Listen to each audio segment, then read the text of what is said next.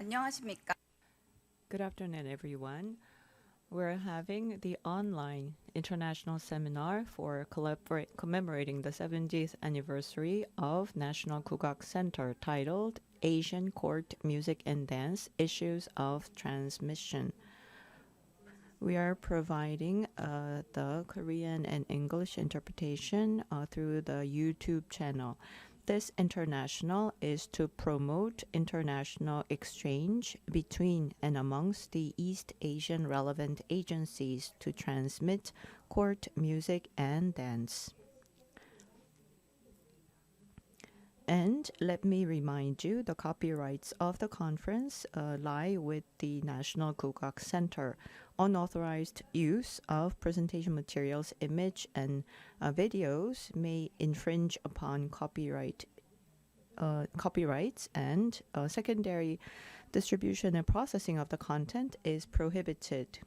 The international seminar of 70th anniversary of National Gugak Center is being held in National Gugak Center, Yeonmaru, and we are abiding by the safety measures for preventing the spread of COVID-19. And now we will begin the National Gugak Center 70th Anniversary International Seminar.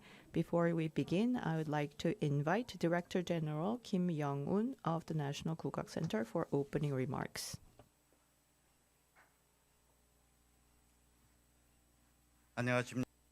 Good afternoon. I am Kim Young-un, the head of the National Gugak Center. It is my great pleasure to open the 70th anniversary of National Gugak Center International Seminar on Asian Court Music and Dance Issues of Transmission. Thank you all for being here with us. Our center plays the role to preserve our royal music and dance, and also we set up a lot of performance and also creative performance, and we continue studying to this area as well. And starting 1996 and until year 2012, we had 10 international seminars in order to foster mutual understanding among Asian countries regarding royal court music. And today we are here to talk about royal court music and dance, so that how we can better preserve our heritage and how to promote this heritage for future cooperation. We hope to increase our network among relevant institutions going forward. Despite the COVID-19 going on around the world, we are still here together, albeit online.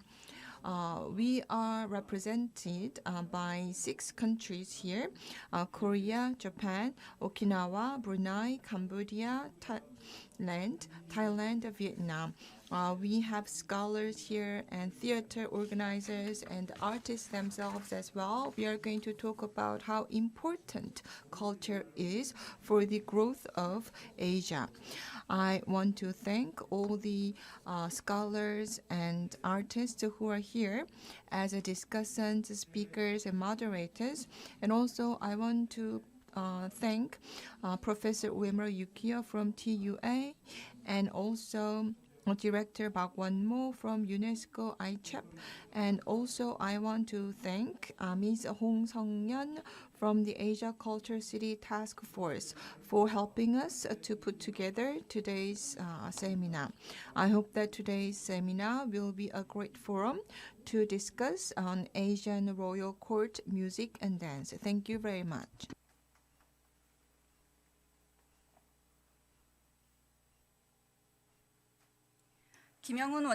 Thank you very much, Director General Kim, for your kind words. We will now begin the National Gugak Center 70th Anniversary International Seminar titled Asia Court Music and Dance.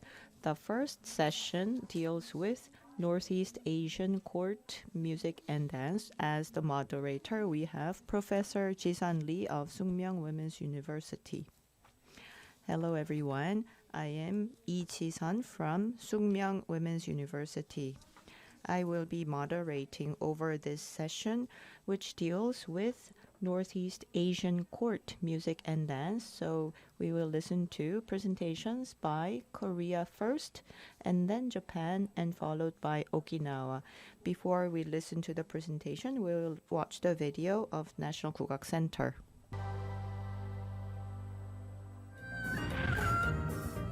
The National Gugak Center is the headquarters for Korean traditional performing arts. Music always has been with us throughout Korea's 5,000-year history.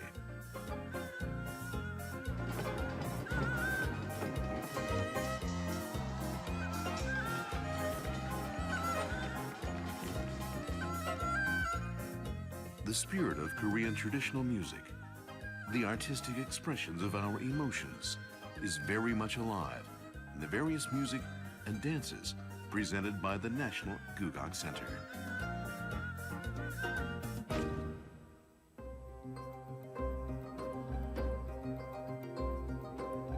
The National Gugak Center maintains a variety of assets, ranging from the long-standing traditions of royal court music and dance, including the court music, dance, and folk music, as well as the contemporary traditional music, which will be the new tradition of our future. Our performing traditions and reinterpretations open a vast new dimension by broadening the scope of music made in here and now, with that has yet to come.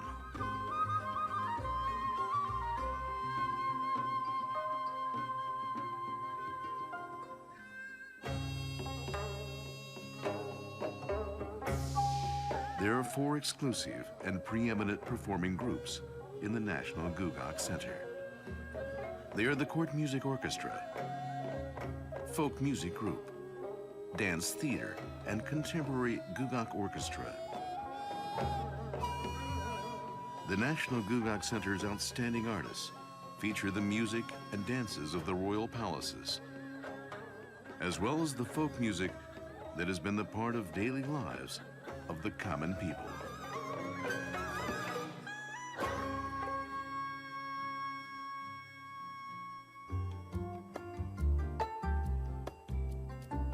Furthermore, by conducting research of long tradition, we not only bolster the preservation and transmission of it, but also elevate these treasures to entirely new heights.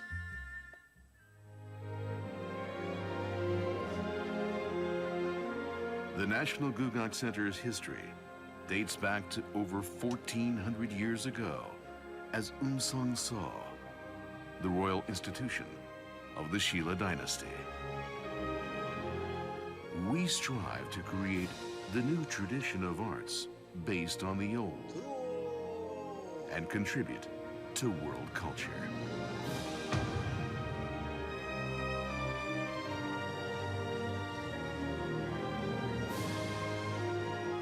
The National Gugak Center, always striving to bring back the traditional arts into our daily lives and promote them further to the rest of the world.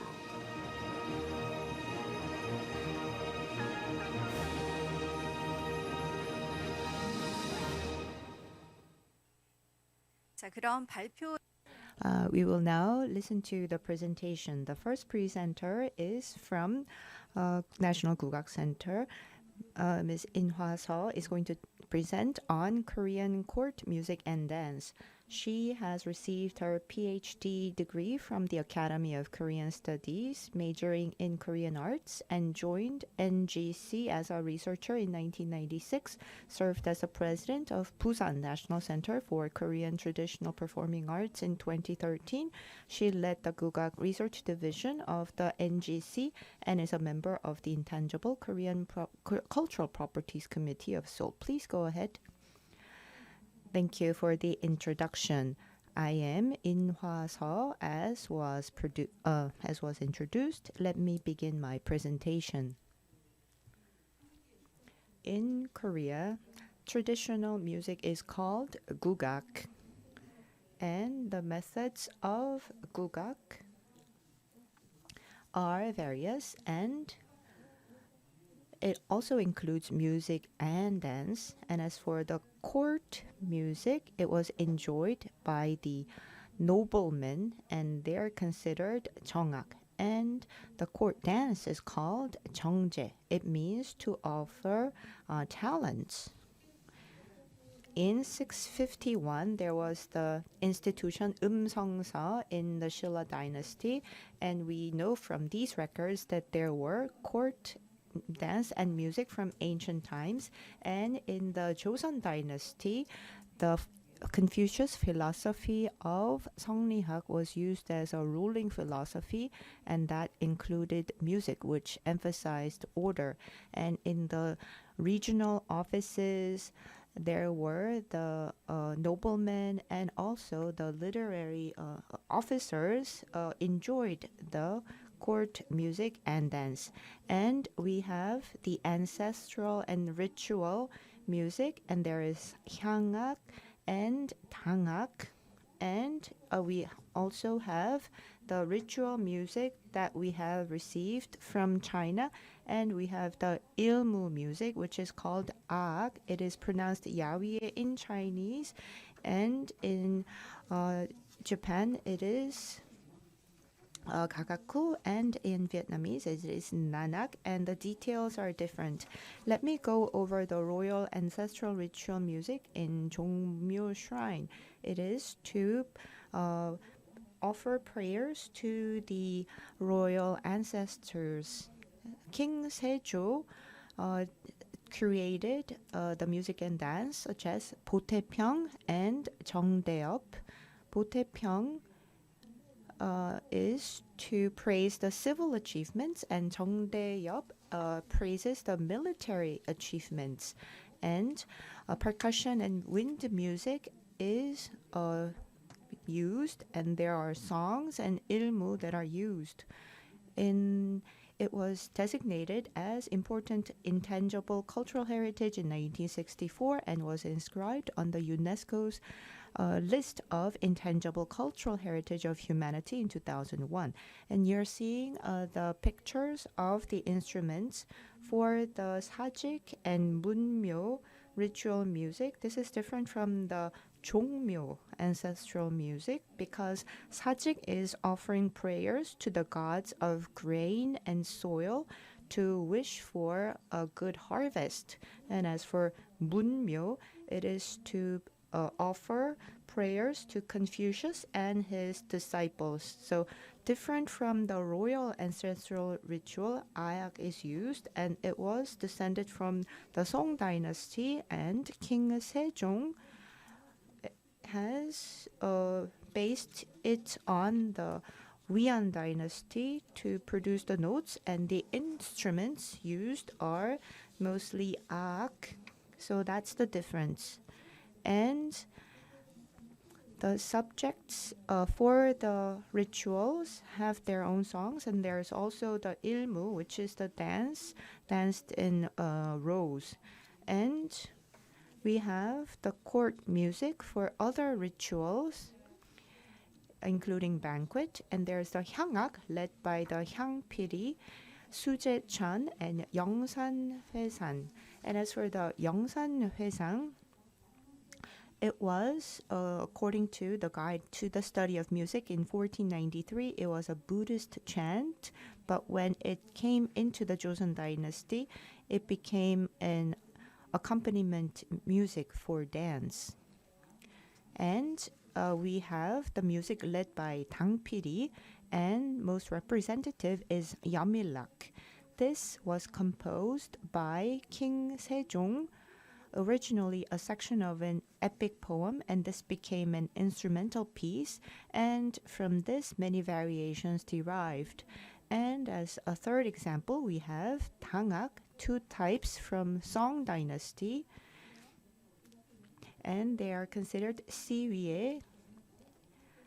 We have Nakyangcheon and Bohoja. Nakyangcheon is used for rituals, and Bohoja was used for rituals, but it was also accompaniment music for dance, and this has produced many variations, and the common folks also played this The difference between hyangak and thangak is the hyangak has the first pitch in 12-tone system, which is EB, and in thangak it is hwangjong or C. I'd like to introduce to you the piri because it is the leading instrument, but it's very small, but has produced a large sound. It has been it had come in from the Western countries, and we have 3 types of piri: hyang piri, thang piri, and sep piri. And lastly, I would like to mention daechita, which is the military processional music. It was played during marches.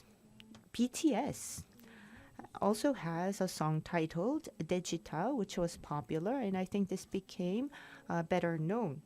On the left-hand side, you're looking at a painting, and this shows a scene from Daechita, and on the right-hand side is a picture from 2015. Our NGC had performed in Japan. And now I'd like to talk about court dance. There is hyangak 정제 and thangak 정제. 정제 presented to the king elegantly with songs often lauding the king's accomplishments. And the lyrics are about the beautiful season, and the dancers wear hansam, which cover up their hands. And the hansam are very long, and it makes the arm movements very elegant. And the beauty of the court dance is movement in stillness with a subtle smile on the dancer's face. And first, the hyangak 정제, it had come down from the Three Kingdoms period in the ancient times and was performed throughout Joseon Dynasty. One representative dance is Cheongmu. This is a dance based on a myth, and it's used to dispel evil spirits. It's a mask dance. And in 2009, it was inscribed on the UNESCO's representative list of intangible cultural heritages of humanity, and it is the only court dance performed wearing a mask. And the other one is Chunyeongjeon, and this was created toward the end of Joseon Dynasty. The dance takes place in a limited space of an embroidered mat, and it's a solo dance. Most of the other court dances are group dances, but Chunyeongjeon is a solo dance. This picture on the right hand is showing the Chunyeongjeon, and the left-hand side is showing the Cheongmu. We have the royal records of protocols, and it has the description about the Chunyeongjeon. And moving on to thangak 정제, there was a great cold. There were historical records about thangak 정제 during King Munjong, and we have 허선도, 오양선, and 포구락. The difference between thangak and hyangak 정제 is, as you can see from the right-hand side, the dance formations are different. There is the special tool called 죽간자, or the wooden pool, and the 2 female dancers hold up the wooden poles to mark the beginning and the end of the dance in thangak 정제. And in hyangak 정제, this is not seen. In thangak 정제 and hyangak 정제, the differences become blurred, and we see a merge or convergence of the 2 different dances. And you're looking at the objects used in these 2 dances. I gave you a very brief introduction of the court music and dance. Korea has its own court music and dance, and yet at the same time we share common culture and history with the other Asian countries, and that's why this is a very good reason to cooperate with one another. Thank you very much for your attention. Thank you very much. That was Director Seo In-hwa. She talked about Korean court music and dance, about the history, the different music and dance, and the instruments used. Thank you for your answer. And now moving on to the second speaker, Mr. Myeong Suk. He is going to talk about the center, National Gugak Center. He has majored in theory and composition at Seoul National University and served as the director at NGC and Busan NGC, and he's currently working as a researcher at the research division of National Gugak Center. Please go ahead. 네, 안녕하십니까. Good afternoon. As introduced, I'm Myeong Suk from NGC. I'd like to talk about NGC's role in terms of preserving the royal court music and dance. So, National Gugak Center, NGC, has the heritage of 1,000 years as a national music institute. We began to use our current name starting 1950, and in 1951 in Busan we opened, and we had a mission to preserve and transmit the royal court music and dance. And now we are truly a national art institute that oversees the overall traditional Korean art. Currently, our locations include Seoul, Namwon, Busan, and Jindo. And next, I want to talk about NGC's role and history. We can think of three big roles. First is to put the national music performance. We develop repertoire as well. And the second, we want to disseminate Gugak culture. So we create many content, and we also train artists. And third, we promote academic research into Gugak as well. And second, I want to talk about how we develop talent. So we have a Gugaksa Yangsongso, meaning it is a national training center for Gugak artists. So it was established in 1954 October, and it opened first in April 1955. And in 58, we began our 6-year curriculum for secondary education system. And the class size expanded into 60 people in 1963. But later, we currently have not just high school and middle school for Gugak, but also we have a university to preserve music and dance, and also we have intangible cultural heritage preservation society as well. And we have organization including academic research division and Jangak division, promotion division, stage division, planning and management division. So the research division publishes various materials for royal court music and dance, and also we promote academic exchange with overseas institutions as well.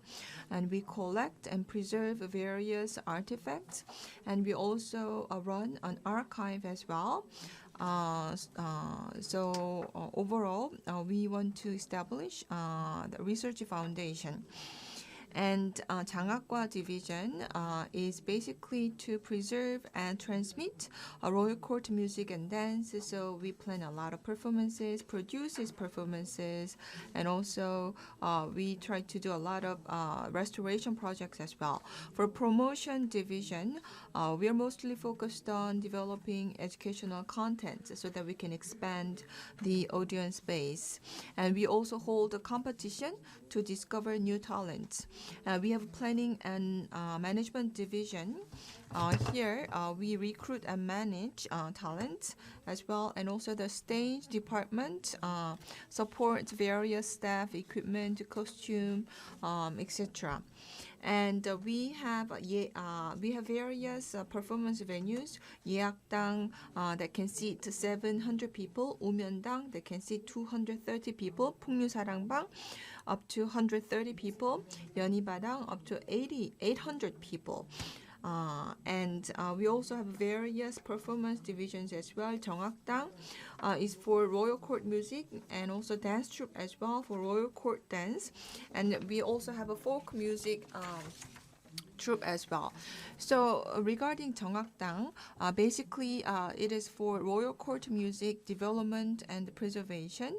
So we perform and train royal court music here. And we had a regular performance as well. And since 2000, we try to restore the original dance and music from the old court system. And we're also trying to expand instrumental repertoire as well. And we have dance troupe established in 1962. So we try to preserve and disseminate traditional Korean dance, not just the royal court dance, but folk dance as well. And also we have the court dance notation that dates back to the Goryeo Dynasty. So based on that, we try to recreate the royal court dance. And also in the 1980s, such recreation efforts were active. And now we have total 56 kinds of royal court dance recreated. And now I want to talk about our center's role for transmission.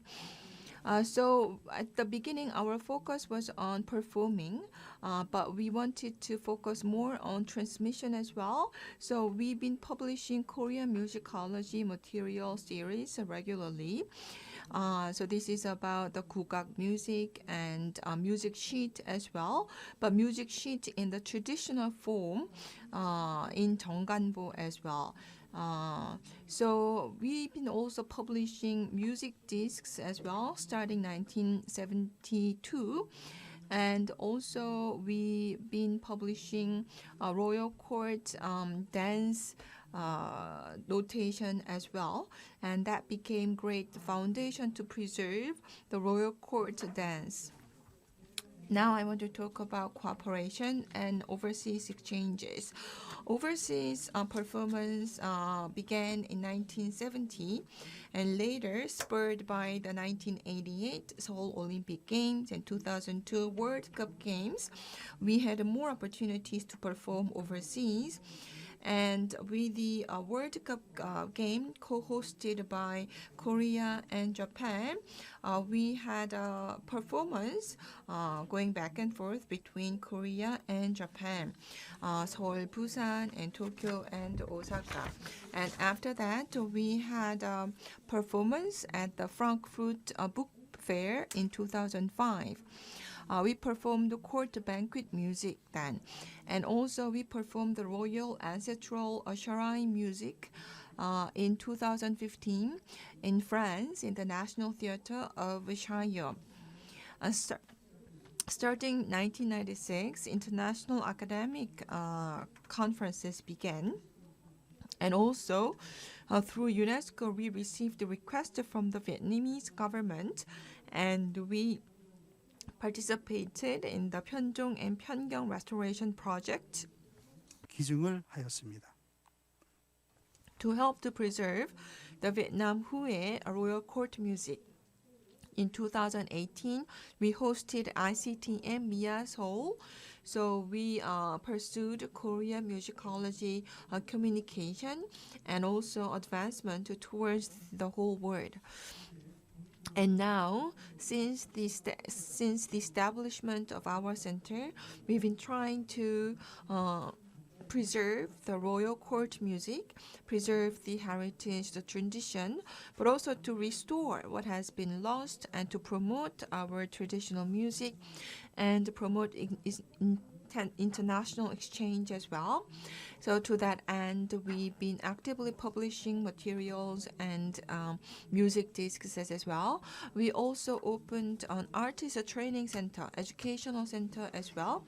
And now we also actively engaged with other countries as well. For example, Vietnam Nyanyak, Pinpil in Cambodia, Kakao in Japan, and Kumi Odori in Japan, Okinawa, and Donturi Prada Chipati in Thailand, and Naubat Jirija in Brunei. So we are all well aware of these traditional court music in other Asian countries as well. So we hope to see more proactive exchange with other East Asian countries as well. Thank you very much for your presentation. So that was a brief overview of the National Gugak Center, its history and its roles and its efforts in international exchange and academic promotion as well. So I think that was a very good introduction for the center. Thank you very much. 국립국악원 And now I would like to invite Mr. Lee Sang-won, who is going to talk about the leader of transmitting Korea's Royal Court Music Orchestra of NGC. He has graduated from Seoul National University, got his master's degree in Hanyang University. He joined the National Gugak Center Company in 1991, serving as an artistic director, and he's the recipient of #1 종묘 제대학, a national intangible cultural property. Hello everyone, I am Lee Sang-won, art director of Court Music Orchestra of National Gugak Center. I'd like to talk about the orchestra. Has a 1400-year-long history and has been transmitting the authority of Korean traditional music, preserving it until today. It was opened, the NGC has opened in April 1951, and only 13 musicians were appointed as the member of orchestra who had majored in art, and they were able to preserve the authority. Later, in 1955, an affiliated institution of NGC, Gugak Musician Training Institution, began to train new students. In 1961, the first graduates were produced, and of the 17 graduates, 11 joined the orchestra. And after that, the players who graduated from the Gugak Musician Training Institution joined the orchestra to try to preserve and transmit the traditional music. We have, under the art director, 70 members in the orchestra playing piri, 대금, 해금, 가야금, 거문고, 아쟁, and also percussionists and vocalists. And they are performing and transmitting the tradition. Let's look at the age distribution of the 70 members, 30s and 40s. They make up 61% of the members. And as for the academic achievements of the 70 members, 87% or 61 musicians have either bachelor's or master's degree. And looking at the gender of the 70 musicians, there are 42 males and 28 females. 60% of the orchestra are males. And looking at the qualifications of the people who have age 18 and above, males have to have completed their military services. They graduated from the high school of the field, and they have to go through the first and second auditions, and they have to play 정악 pieces, and then they go through the interview and they undergo final acceptance, and then there's the evaluating audition biannually.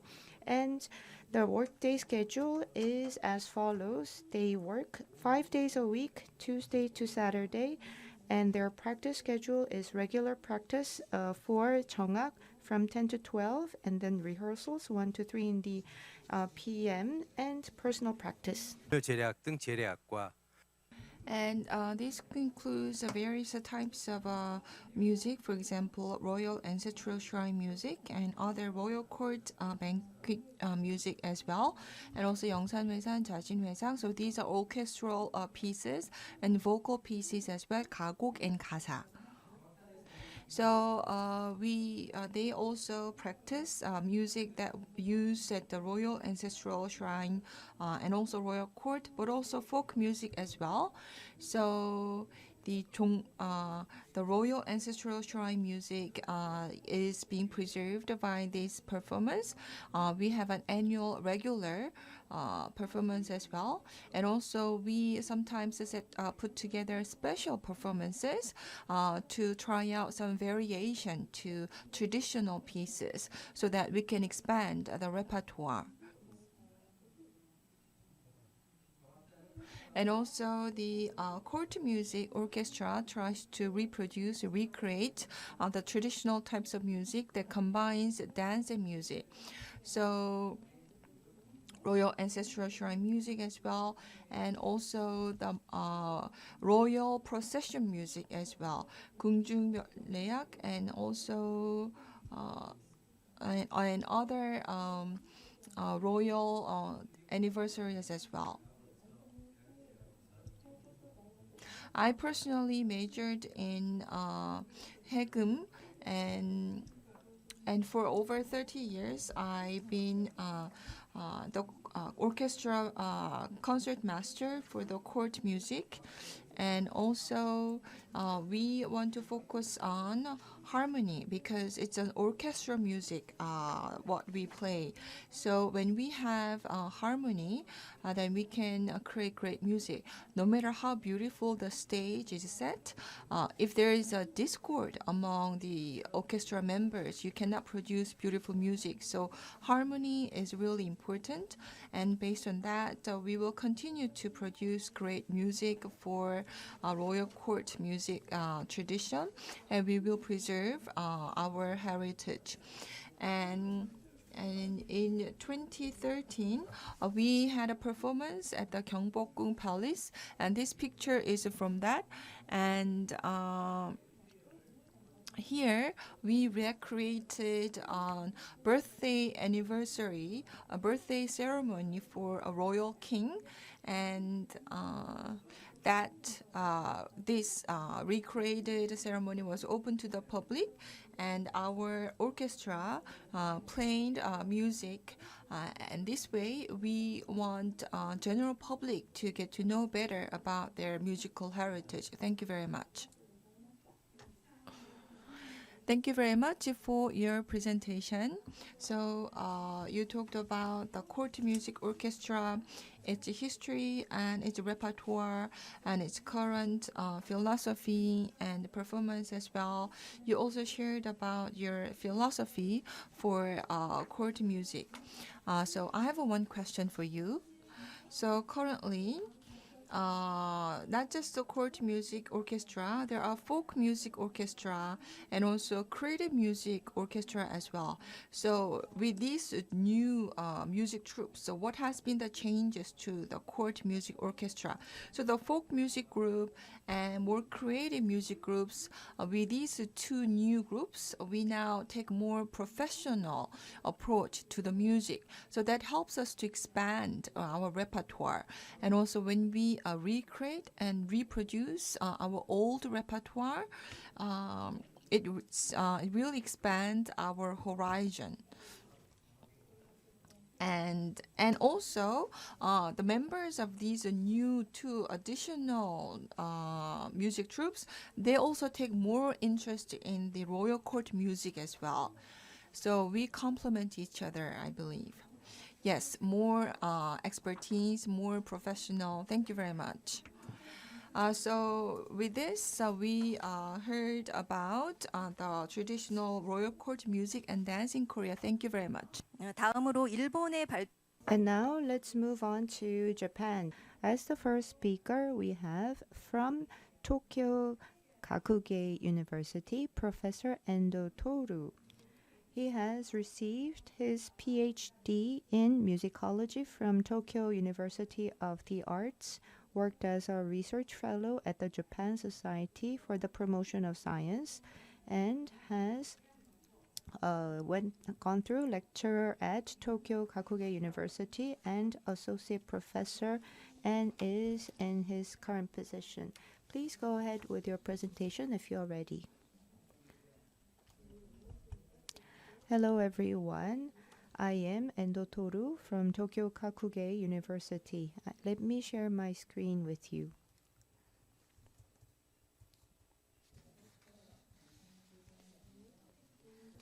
I would like to talk about the brief history and current situation of Gagaku, which is the Japanese court music. There is the dance and music having come from the ancient Asia from the 5th century and from the Heian period, late 8th century up to late 12th century. Gagaku etymologically means elegant and proper music, and it's different from sokugaku, which means secular and popular music. It was first institutionalized in 701 when the Office of Court Music was established, and Confucian ritual music, or yayue, was not introduced into Japan. The music had come from the Three Kingdoms period and from the Tang Dynasty in China, and they were played in court and in Buddhist rituals. The etymology of Gagaku can come from ancient China. Of course, ag existed in China and Korea, but as I mentioned before, yayue, or Confucian ritual music, was not introduced in Japan. In Heian period, there were foreign music delivered, and this had taken on the characteristics of Japanese culture. As for the foreign music and dance, the Chinese style was characterized as left side or saho, and Korean music was termed uho or right side. Balhae had introduced music which was to the northeast of the Korean peninsula, and that was categorized as uho. And there was an establishment of kangen, which was instrumental ensemble, and there were establishment of court songs, and there were rituals, and beauty of nature was celebrated in Kyoryu and Saibara. These were some of the court songs that were performed. And in the 10th century, the government system changed, and Gagaku ryo became extinct, and Gakuso had taken on the role of its president. And Gakuso was established not only in the Kyoto courts but also in Nara, and also Tennoji in Osaka. And the musicians who worked in Gakuso, it became hereditary, and there were musicians' families or guilds built. And Akka formed around Kyoto, Nara, Tennoji. There was Ono, Toyohara families in Kyoto, Koma family in Nara, and Hata family in Tennoji. There were dance, piri or senghwang, the brass, professionalized in Akka, and Gagaku could be transmitted for over 1,000 years because of this inheritance in the family. And there was Onin Civil War in the 15th century that led to the collapse of Gagaku. It was hard hit because of the war, but Gagaku could still be sustained despite the crisis because there were small-scale events, and the center of Gagaku was 3 cities, including Kyoto, Tennoji, and Nara. Tennoji was least hit, and it was the main area for revival of Kagaku. And Tokugawa the Tokugawa regime also protected Kagaku, and Kagaku could be revived. And many of the scores that were lost due to the war were revitalized. Many music genres were born in the Edo period, and the Kagaku was restored. It was evaluated as very valuable music by the historians. In the Edo period, there were scholars and also even the military leaders who were fond of Kagaku. And then a transition took place during the Meiji period.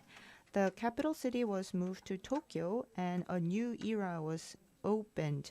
You needed to perform in Tokyo. In 1870, Kagaku Kyoku office was established, and Akka musicians relocated to Tokyo as well. And there were standard scores built, and they were called Meiji Sentai Fu, and they became the standard for the transmission.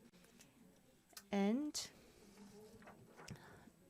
at the same time, because of the relocation to the Tokyo, musicians in Kyoto, Nara, and Osaka were reorganized into non-governmental voluntary groups. They are not professionals.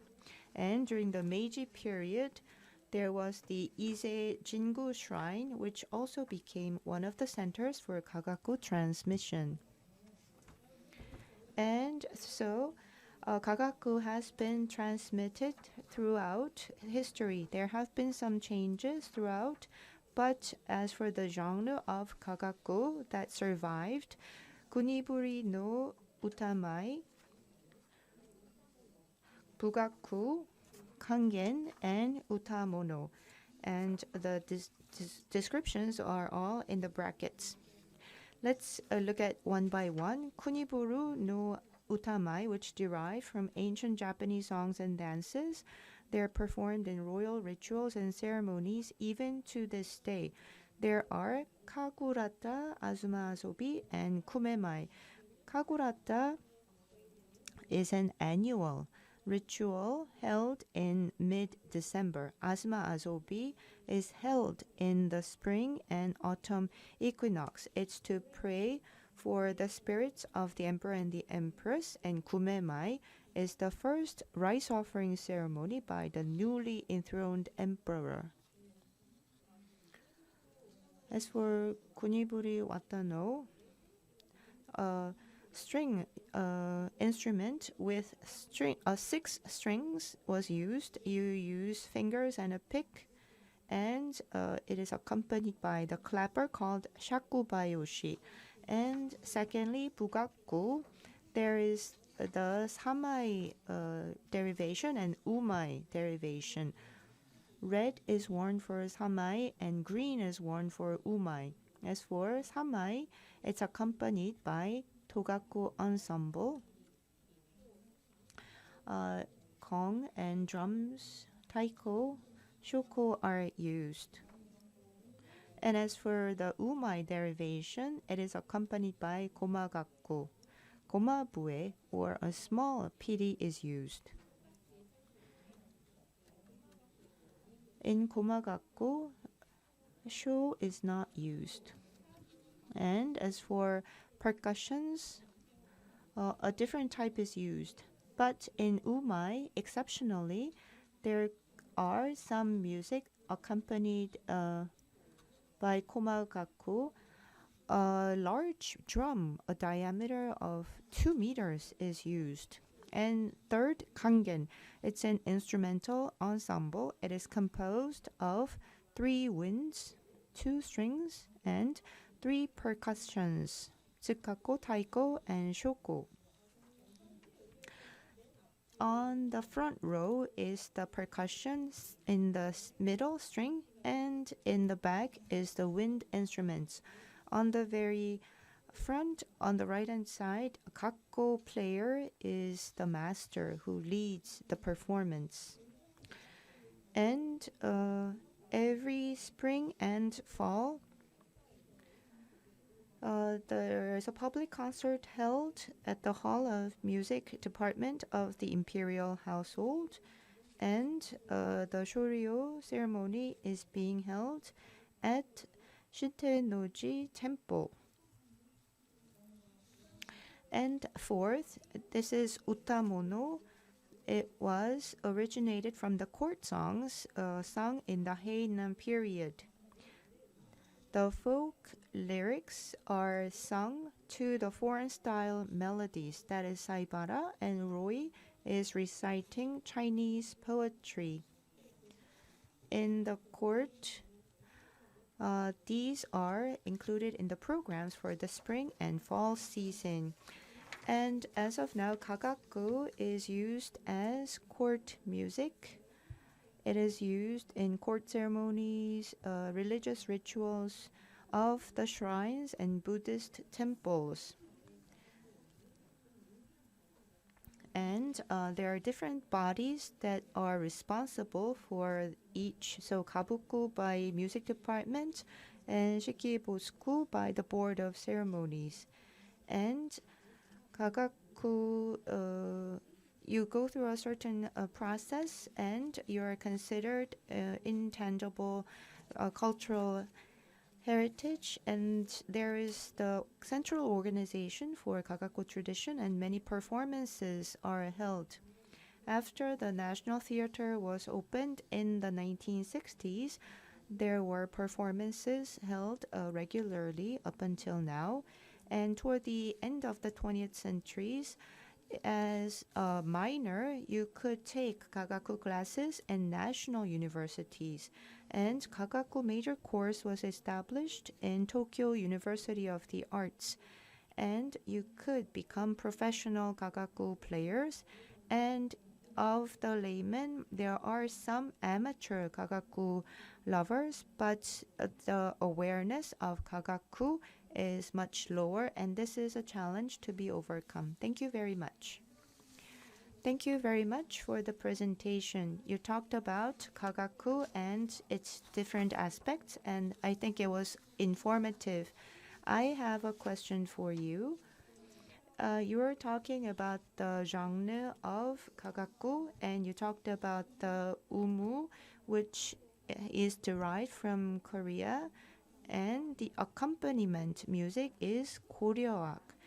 And of course, there must have been many changes, but nonetheless, Korean music or umu that uses Korean music as accompaniment, what are some of the similarities to the Korean music and dance? As a Korean, I am very curious.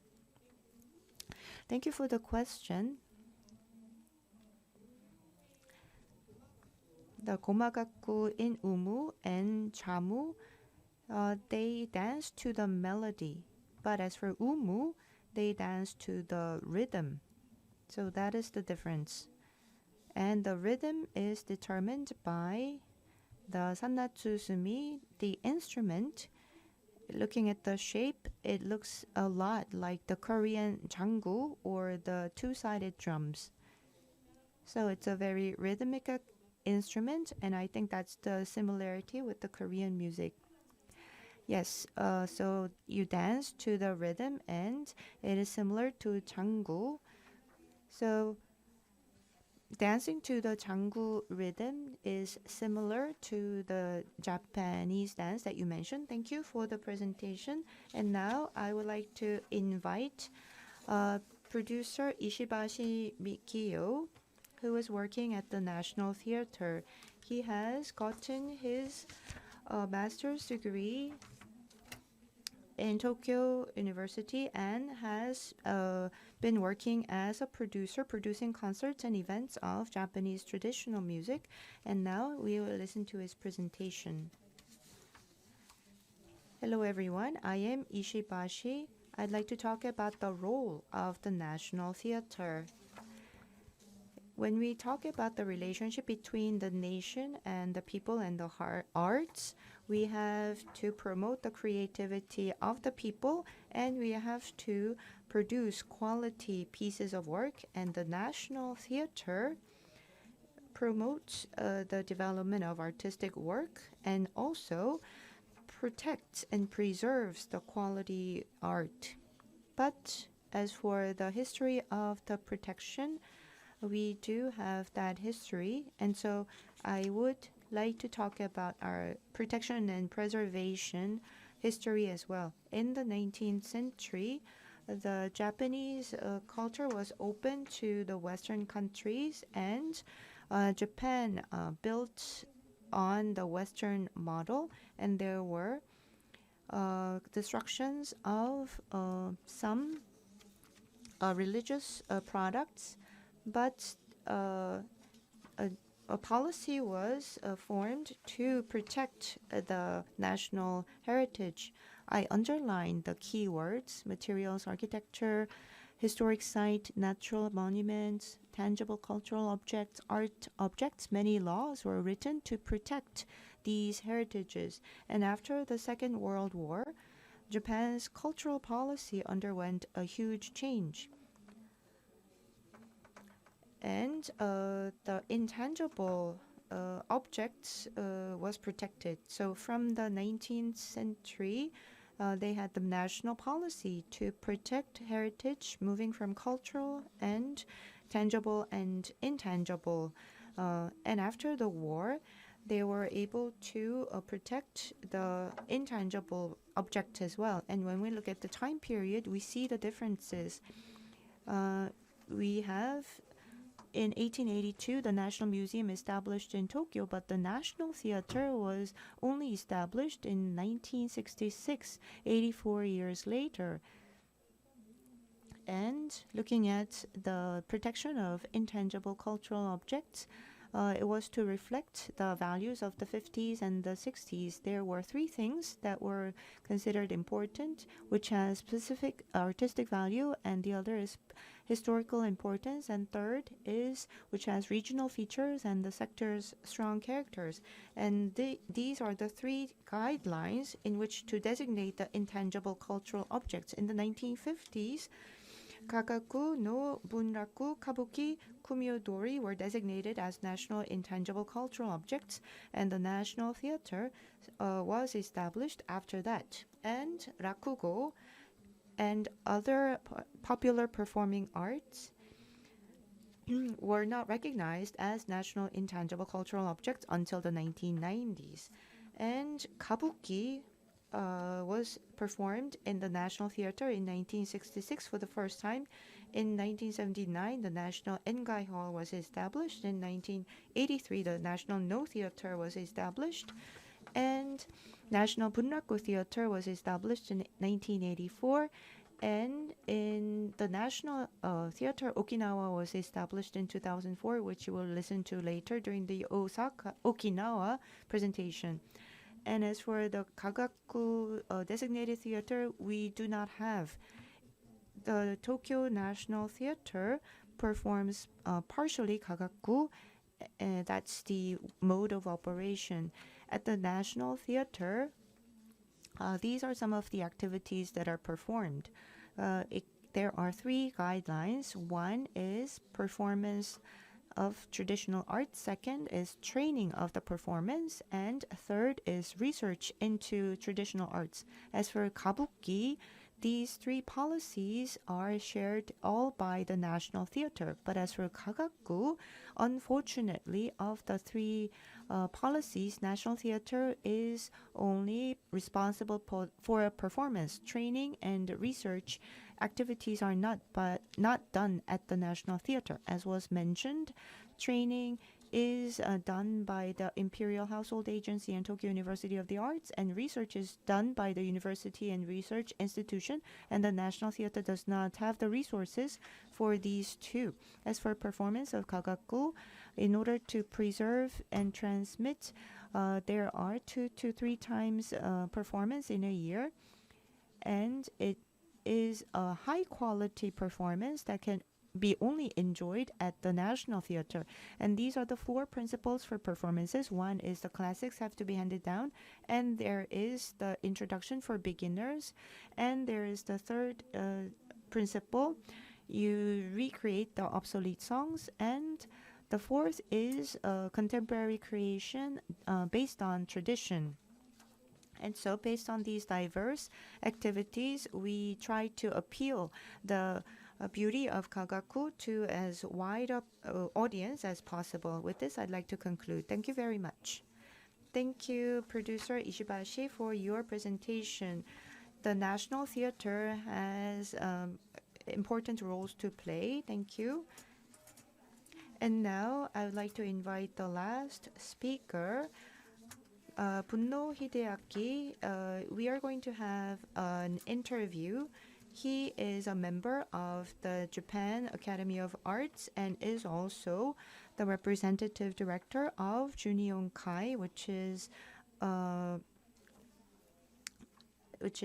group representing the players in Japan. If you're ready, I'd like to ask you a question. So you were born into a music family. So which instrument do you play? And so what generation does your family belong to?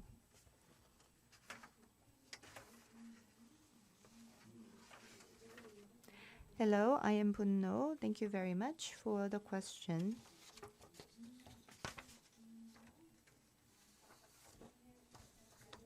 Should I repeat the questions? Yes.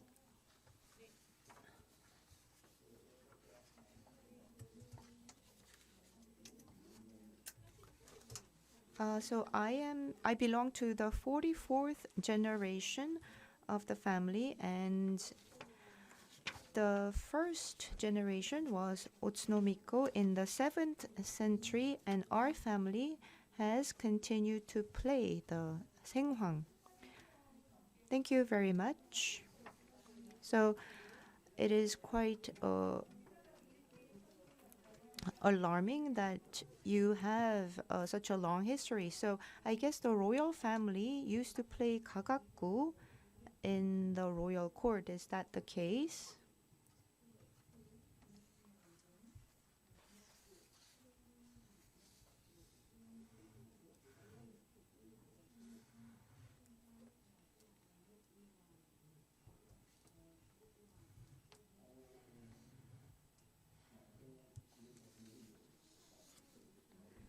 Yes, Kagaku has been transmitted over a period of 1400 years.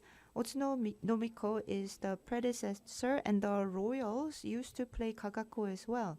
The imperial emperor played the instrument Hogo, and it's written in the records. The royals and the noblemen learned to perform Kagaku, and that's the way of transmission. You were born into a hereditary musician's family, so you are familiar with the Kagaku environment. So who was your teacher and when did you start learning?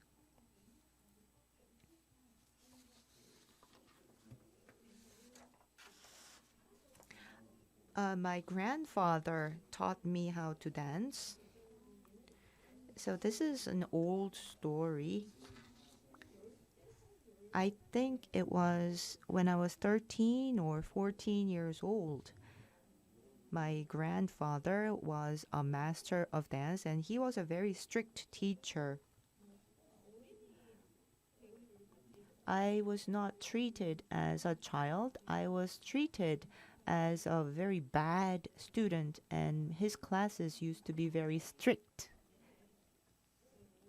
And I think that made me who I am today. So he was a grandfather, but at the same time, a very strict teacher. And in your family, you learn the dance, and you learn to play the musical instrument, and you joined the National Academy. And what did you learn in that institution? Well, Gagaku has the wind instrument, string instrument, and vocals. I first learned singing, and dancing is also very important. So from the very beginning, I had a lot of lessons for singing and dancing. And there are no practice music for Gagaku. It's only taught through mouth. There are no scores or notes written. So I watched my teacher's mouth. So you relied on your teacher watching his mouth without any notes or scores. Is it possible for you to maybe demonstrate some parts of the songs?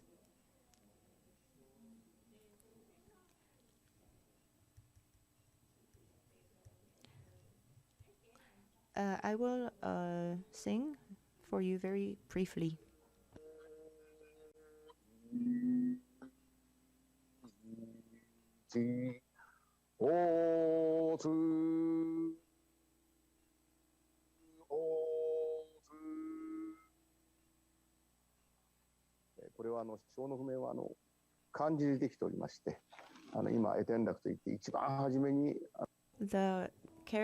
It's the Chinese characters that are written in the scores, and this was the first song that I learned. Yes, so you mimic the notes of the instrument by singing, and then you actually learned how to play. You talked about show, and are the notes or the singing practices different for every type of instrument? And so we have the notes written in katakana instead of Chinese for other instruments. So if you become a player, you play the instrument show, and you also have to dance. You have to sing. So you have to be very talented, and I think this is going to be hard work. What was most challenging?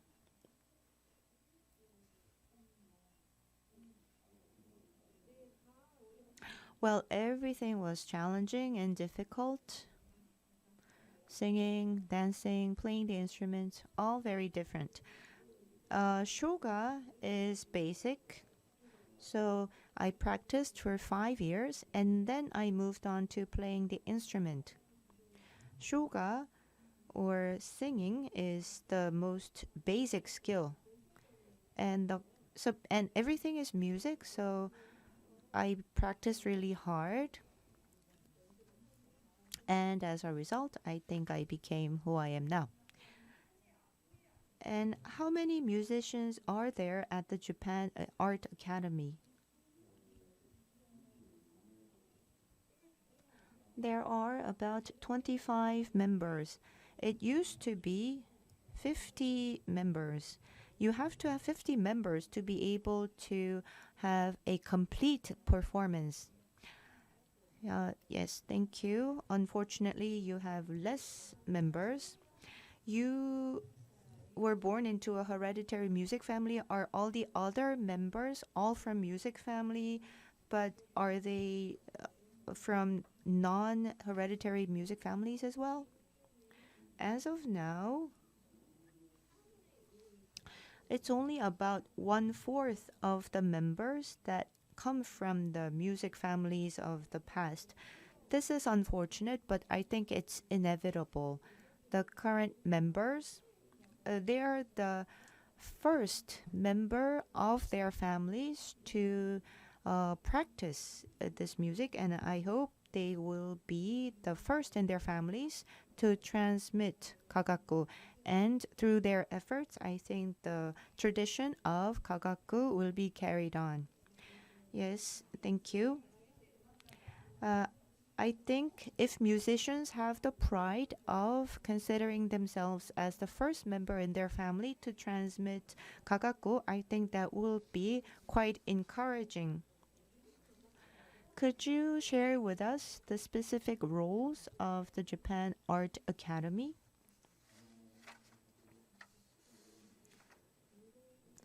As was mentioned by Professor Endo,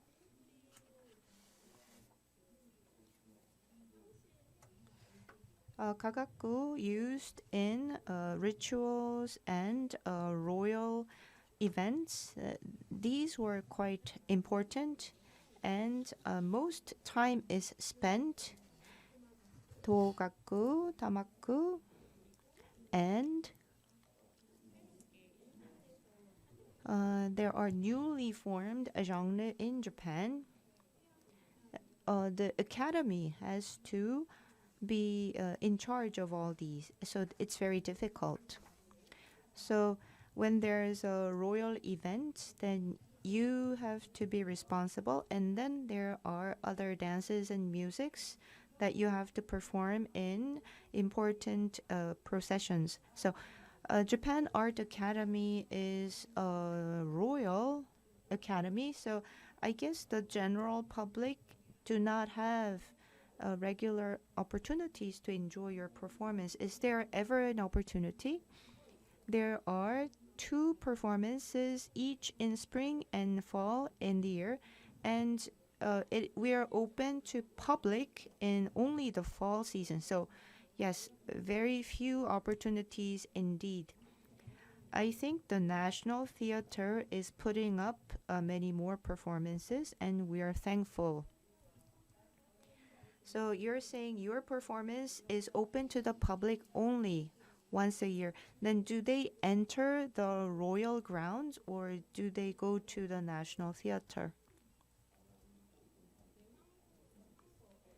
Yes, they enter the royal grounds in the royal palace. It is composed of a small stage, and we perform for the public. Thank you for the detailed responses, and we're able to better understand the Japanese royal court music and dance. I would like to thank all the presenters for your explanation and enlightening knowledge. Thank you very much. We listened to Korea and Japan, Northeast Asian court music and dance, and now we will listen lastly to Okinawa in session 1. 발표에 앞서 Before we'd like to show you a video to introduce the National Theatre Okinawa.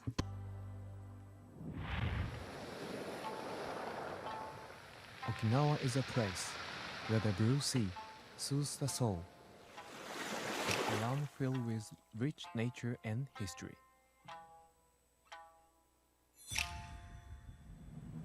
Welcome to Japan. Welcome to Okinawa. Once known as the Ryukyu Kingdom, Okinawa developed through active trade with China, Japan, and Southeast Asia. During that time, many forms of court entertainment, such as kumiodori, ryukyuan dance, and sanshin music, were born. In particular, kumiodori, a performance art consisting of words, music, and dance, was created about 300 years ago. It has been preserved and passed down to the present by the people of Okinawa. Kumiodori is a UNESCO-certified intangible cultural heritage and valued highly worldwide.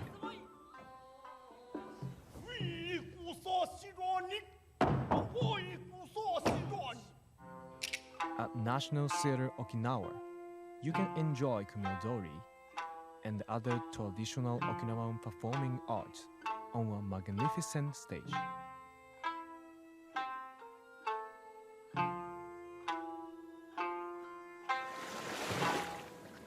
We hope you'll join us on your next visit.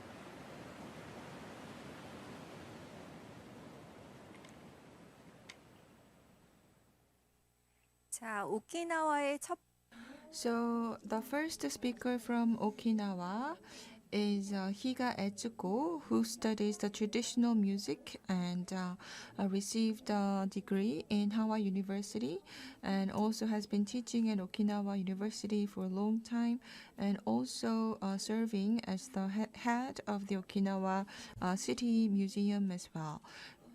So let me invite HIGA Etsuko. Good afternoon. My name is HIGA Etsuko. So today, I'm very honored to be here to participate in the 70th anniversary seminar. My warmest congratulations on the anniversary. Today, I want to talk about the core tradition of the performing arts in Okinawa. Okinawa is the southernmost of the 47 prefectures of Japan, and it became the 47th prefecture in Japan. Prior, it was an independent kingdom called Ryukyuan. But now, the traditional music and the performance are preserved, and the Emperor Myeong, and also in 1372, the Ryukyuan kingdom had received the investiture from the Ming Emperor, and engaged in a formal tributary relationship with China. And after that, a lot of Chinese culture came into the Okinawa, impacting the royal court culture and everyday life culture as well. And if you look at the first history book here, the Myeong Emperor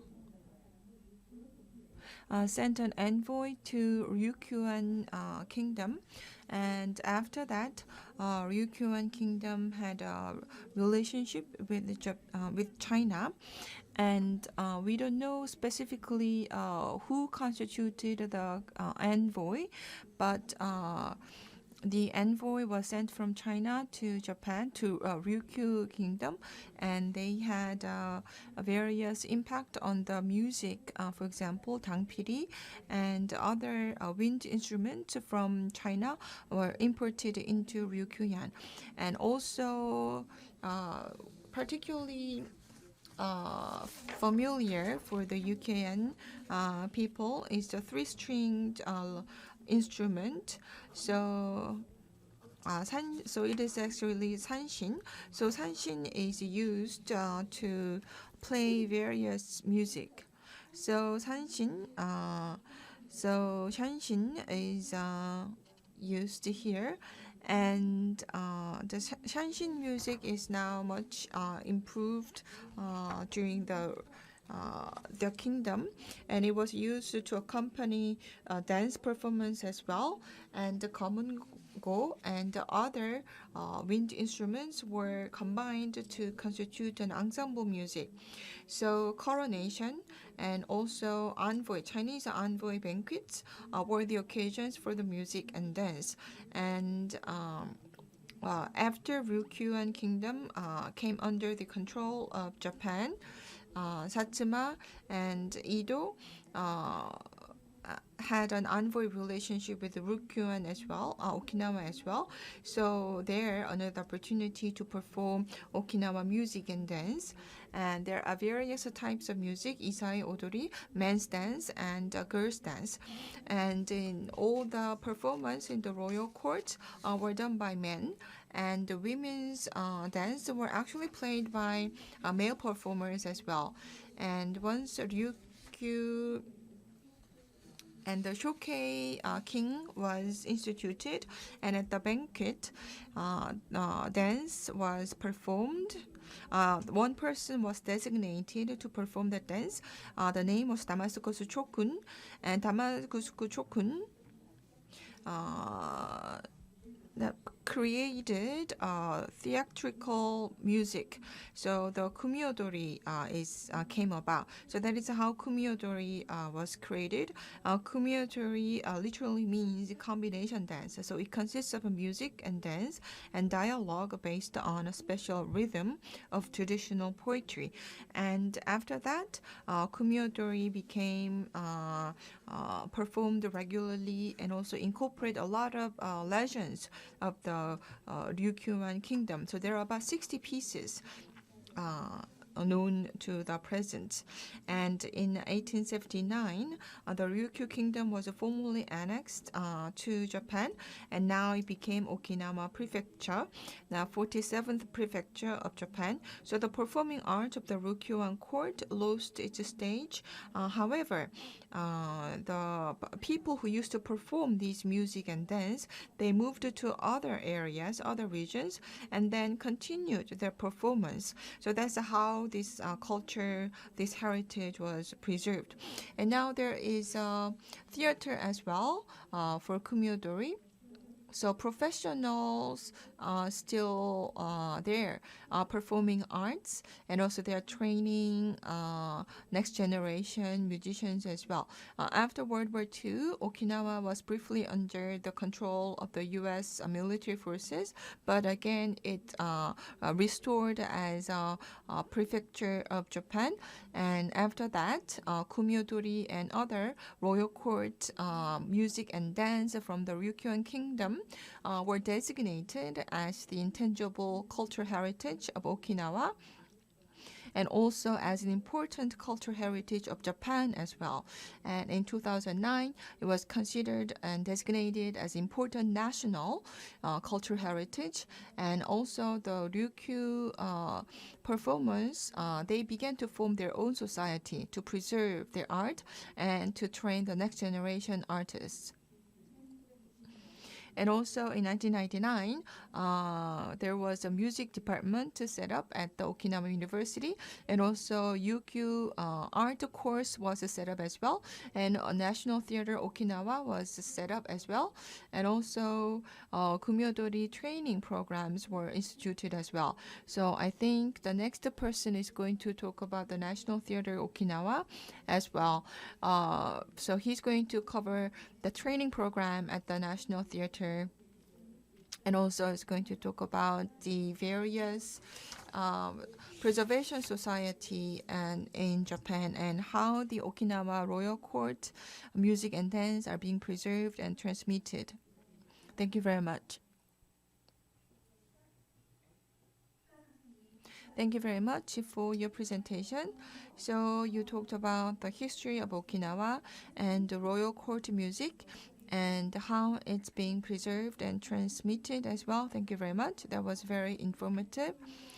At the end of all three presentations, I'd like to ask a question to Ms. HIGA Etsuko.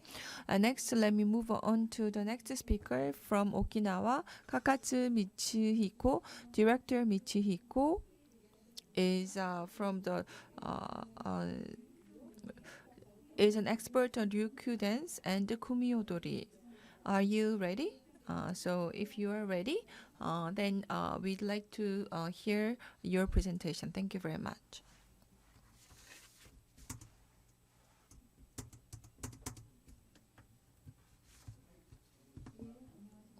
Good afternoon. I am KAKAZU. Can you hear me well?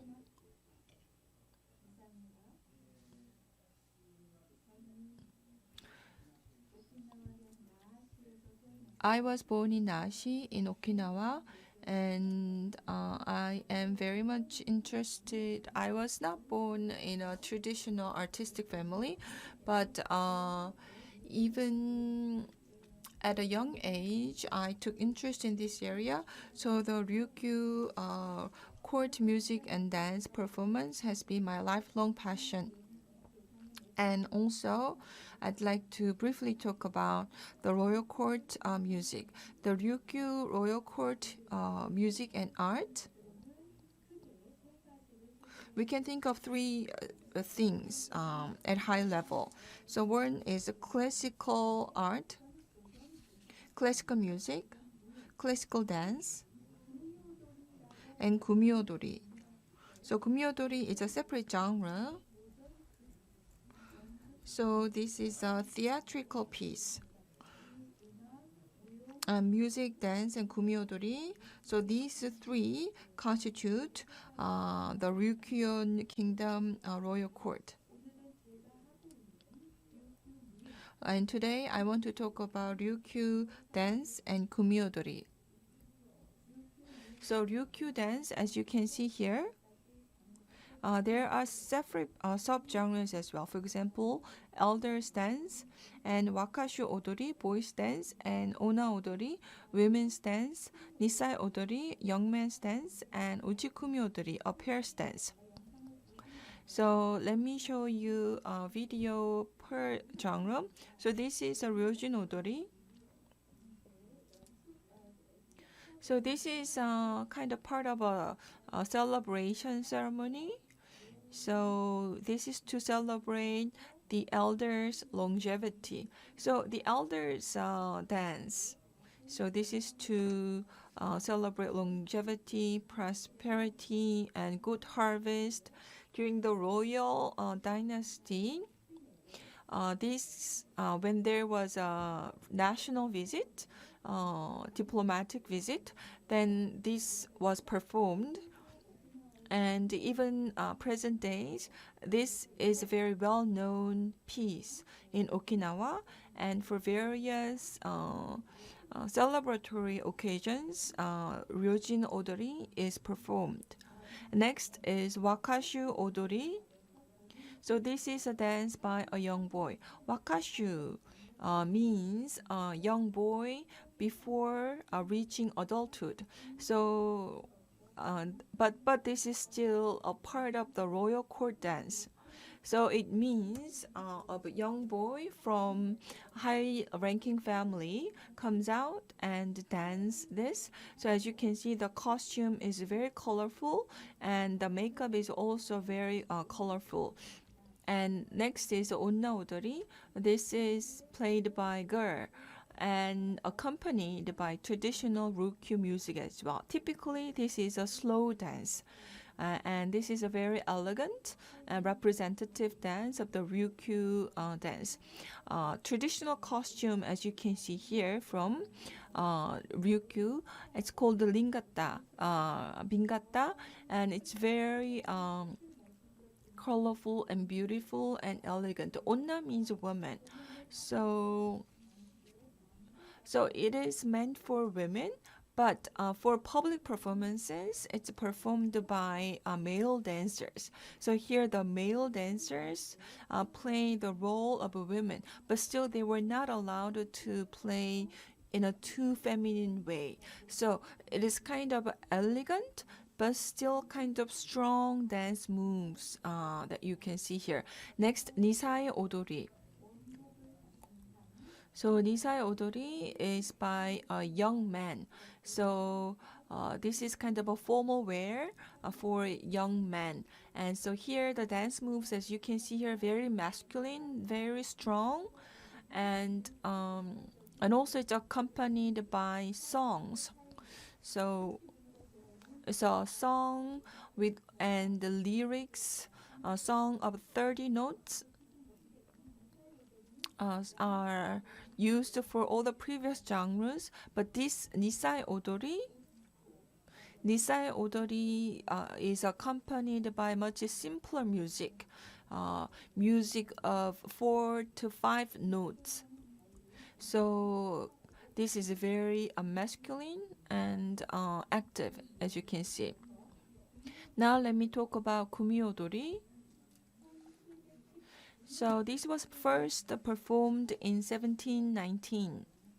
At that time, when the Chinese envoy came to Japan, a banquet was put together. So at that banquet, Damaskochu Kochun showed this performance. So at that time, this was an original piece to greet the Chinese envoy. And this piece is made up of 3 elements. 1, text, speech, so lyrics. and music and dance. So these three elements constitute kumiodori. So the text was actually written in the original language of the Ryukyu kingdom. So so the performer speaks the text as if singing, although it's slightly different from singing, and there's a music. So music is to listen to, right? Music is for hearing. So here, music is very important. Music in this piece represents the character's emotions. So that's why music is necessary here, and dance. Dance is an important element as well, because dance shows the character's moves. So how the character moves and what kind of gestures the character makes, that become the dance of the piece. So dance is characteristics of that particular role. So when the Chinese envoy came to Ryukyuan, a banquet was put together by the Ryukyuan king, and that in that banquet, this piece was performed. So that's when kumiyotori was performed. So as you can imagine, the themes of the kumiyotori pieces were quite Chinese. Confucius, for example, loyalty, and feel piety to your parents.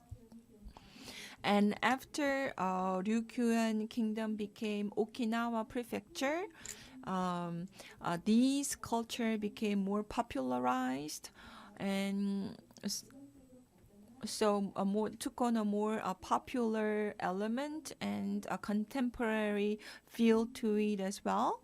But still, the royal court music and dance are still preserved intact, almost intact. But based on that, we are also creating new pieces as well. So we kind of call them classical art, classical music, classical dance in Okinawa. So this has been a quick introduction and quick presentation that I prepared. Thank you very much. Thank you very much for your presentation. So the Royal Court Music and Dance Okinawa, Kumiodori, along with really great pictures, it was easy to understand. Thank you very much. And last, I'd like to invite MOGI Hitoshi. MOGI Hitoshi is was a producer at the Tokyo National Theater and is currently manager at the Research and Training Department at National Theater Okinawa. So please go ahead with your presentation. Good afternoon. I am MOGI Hitoshi. I work as a manager at the Research and Training Department at National Theater Okinawa. So I've been working there for almost 31 years, and I've been working in the area of planning, traditional pieces as well, traditional art. I moved to Okinawa 9 years ago, and I do a lot of research and training, as you can see, and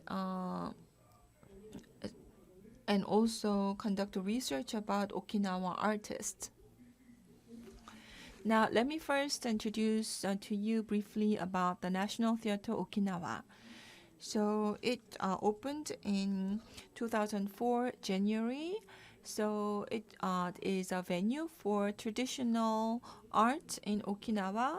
We also want to collect data and materials for classical art in Okinawa. And of course, we function as a performing art venue. So as a national theater, we have various facilities. So here are some pictures of our theater. So this is what it looks like from the front side.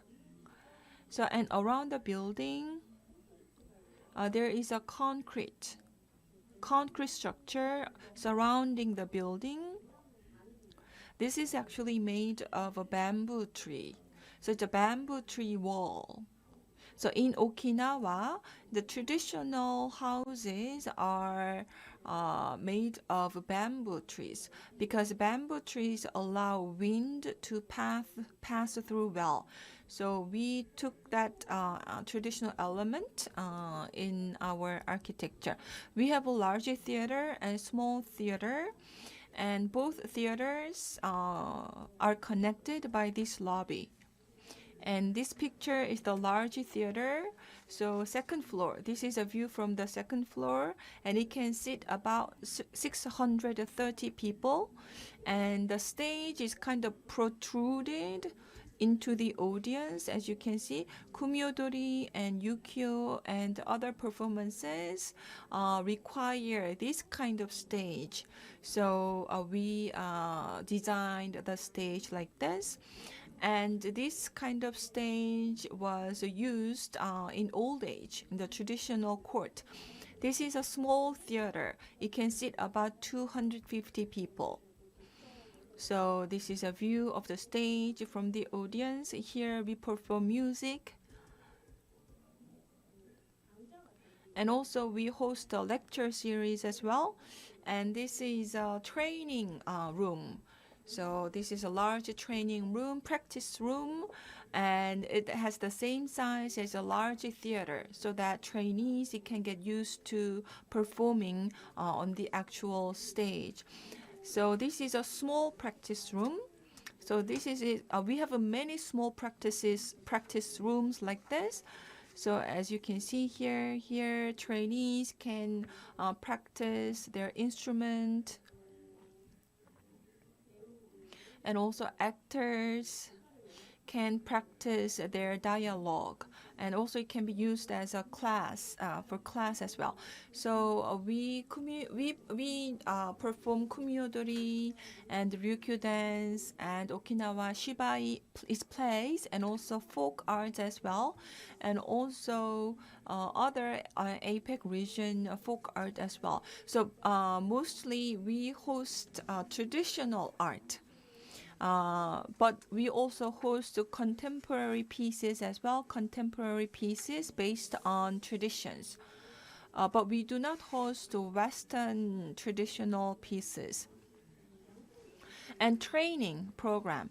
We have a Kumyodori training program. So as you can see here, I want to talk about this in more details later on. Next, the research. So we collect archive.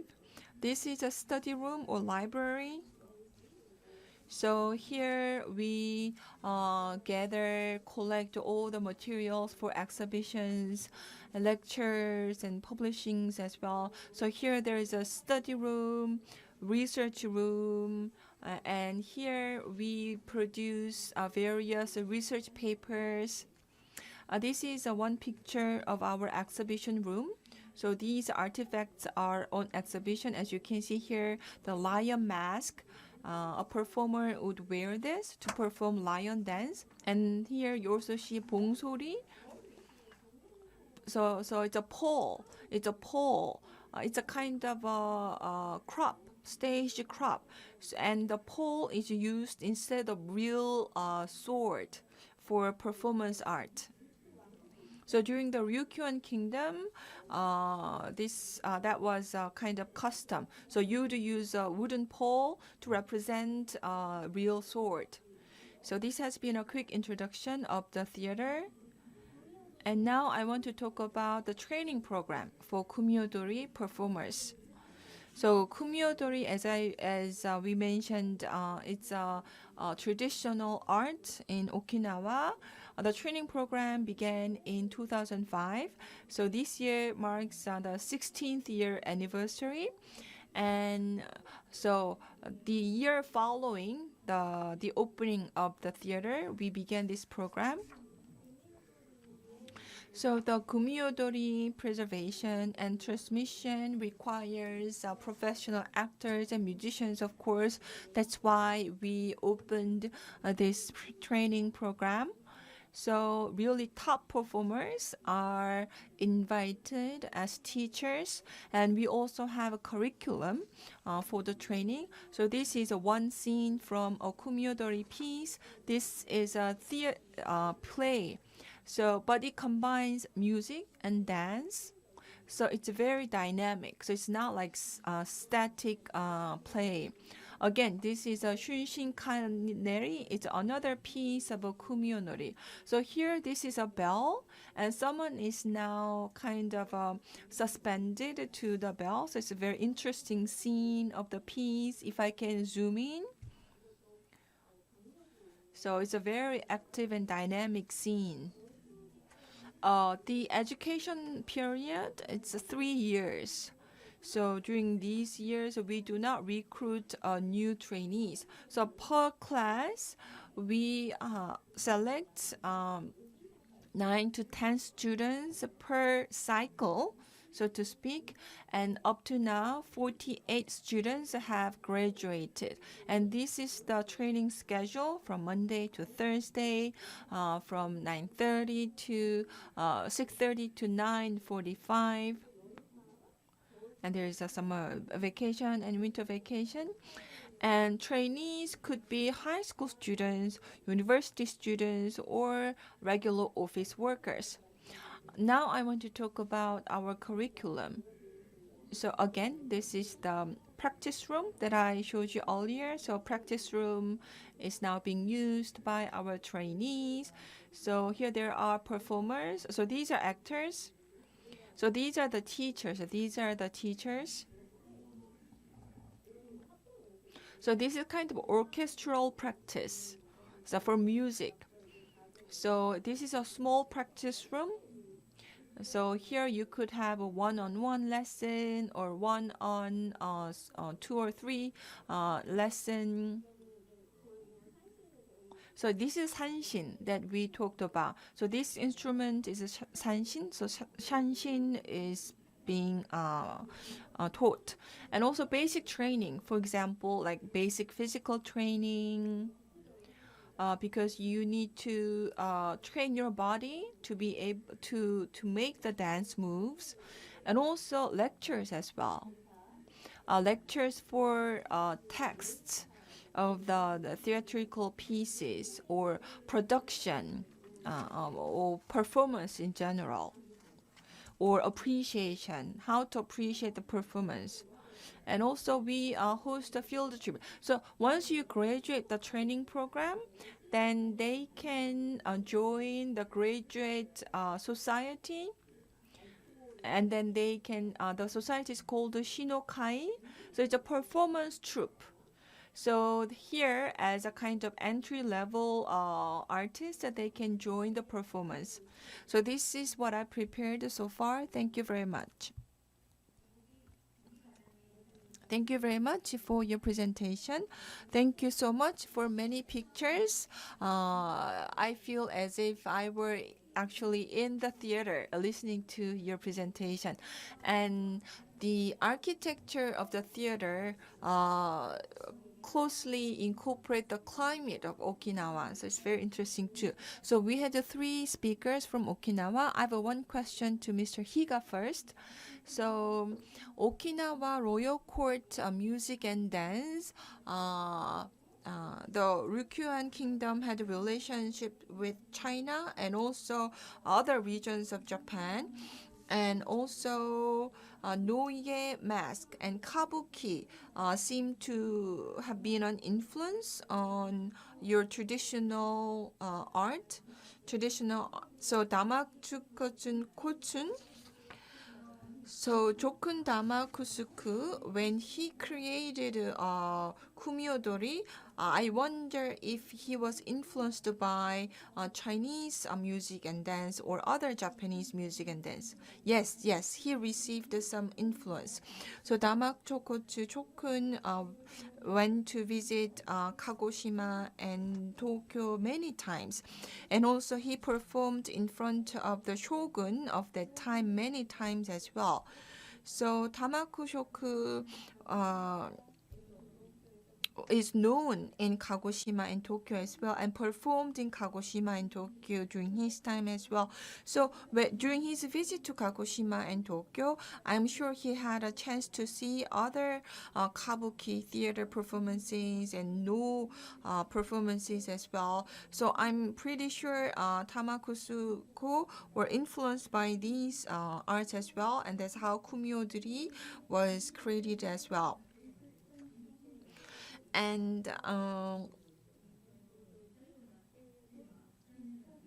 so when Tamakosuku was creating kumyo-duri, there were other types of performing arts in other broader region of Japan dealing with the similar themes as well. But still, Okinawa at the time was a distinct kingdom. So as a distinct kingdom, they had their own language, they had their own legends and myths. So Tamakusuko incorporated that. So he learned he learned a broader Japanese art, but incorporated a uniquely Okinawa element. Thank you very much for your answer. So now we've listened to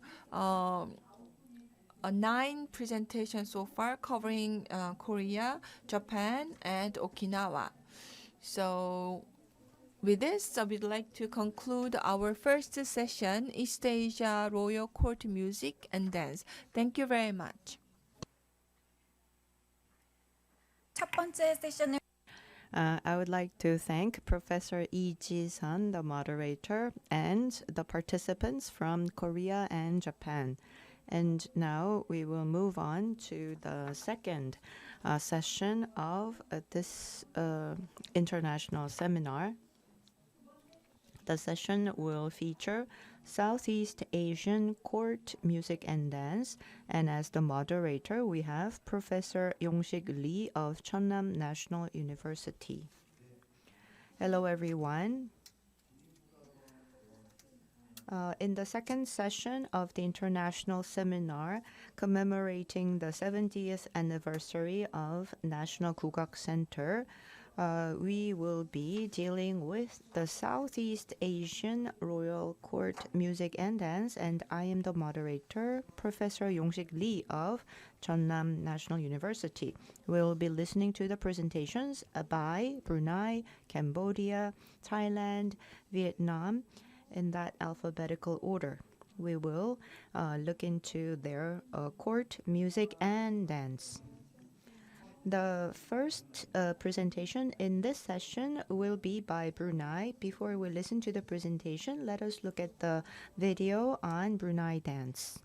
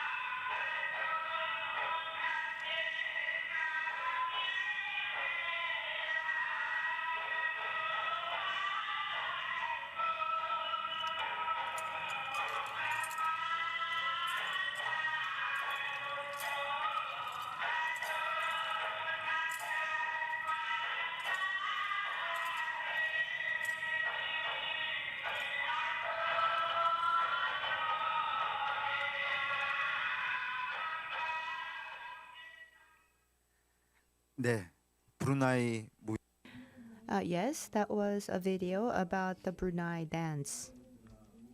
There is the Ministry of Culture, Youth and Sports in Brunei, and we have with us Mr. Mohammed Abdul Damit, who's the Director of Culture and Arts at the Ministry. As the acting director of Culture and Arts at the Ministry, he is in charge of all the major national events and is responsible for music training and cultural exchange. He is going to talk about Naubat and Alai Ashik, which is royal music and court. Are you ready? If you're ready, please go ahead with your presentation. Bismillahirrahmanirrahim. Thank you, 안녕하세요, Professor Lim and the panelists and speakers, ladies and gentlemen from the public general audience. Very good afternoon. I'll be talking about the Brunei. There's two art forms which is related to the courts of Brunei. Number one is the Naubat and number two is the Alai Ashik. Naubat is the music, one different art form, and the other one is Alai Ashik. Why I call this a dichotomy of court art forms, because one is still preserved, but the other one is now as a heritage. I will begin by a theory that I postulated back in 2018, that everything must start from creation. If you remember, when our last 9 speakers were talking about these art forms, I hear lots of words stating that it was created from, it was created from, it was inherited from. So every art form, it must be a creation of something. But when we create these art forms, it must have a relationship with our system of belief, and also it has to be related to the needs at that time. Whether there's a need to celebrate, whether there is a need to entertain, whereas there's a need to ensuring that such activities are being used. So we then start to create meanings from this. So such creation, we create meanings, and it's based on our systems of belief, be it a religious belief or belief of natural belief. It will obviously be looked at by other people, and it will create a trend. Some people now start looking at it as aesthetically beautiful. Some might say it's not beautiful, but it's important for us because it has a meaning. So when it involves meaning, so we're talking about few people liking the creation. So when you create, some people liked it and it becomes a trend. But then we start giving meanings and more meanings. We also have identified that there is also importance of it to become part of our daily life, part of our normal life, and this creation obviously will become part of a social norm, be it folkway, be it mores, be it taboo. One particular example is that such creation of a court music can only be performed in the courts. But if it is not performed in the courts, it will become a taboo. So you're not allowed to perform it outside of the courts.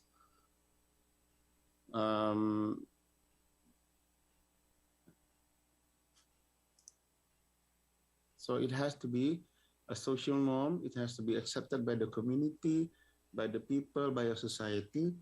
But then there are also areas that we call, which is not accepted by this type of people. So it will become a subculture. One particular example is when they talk about modern cultural development, things like the hippies and the rock, which has become a subculture in our now modern society. Then it becomes a practice every now and then When it's become practice, it becomes culture. So we have to look at that this cultural practice must be this cultural art forms or cultural products or anything related to whatever which is being interpreted or whichever which is being given from generation to generation as something being practiced, we can call it culture. But at times we also legalize our norms.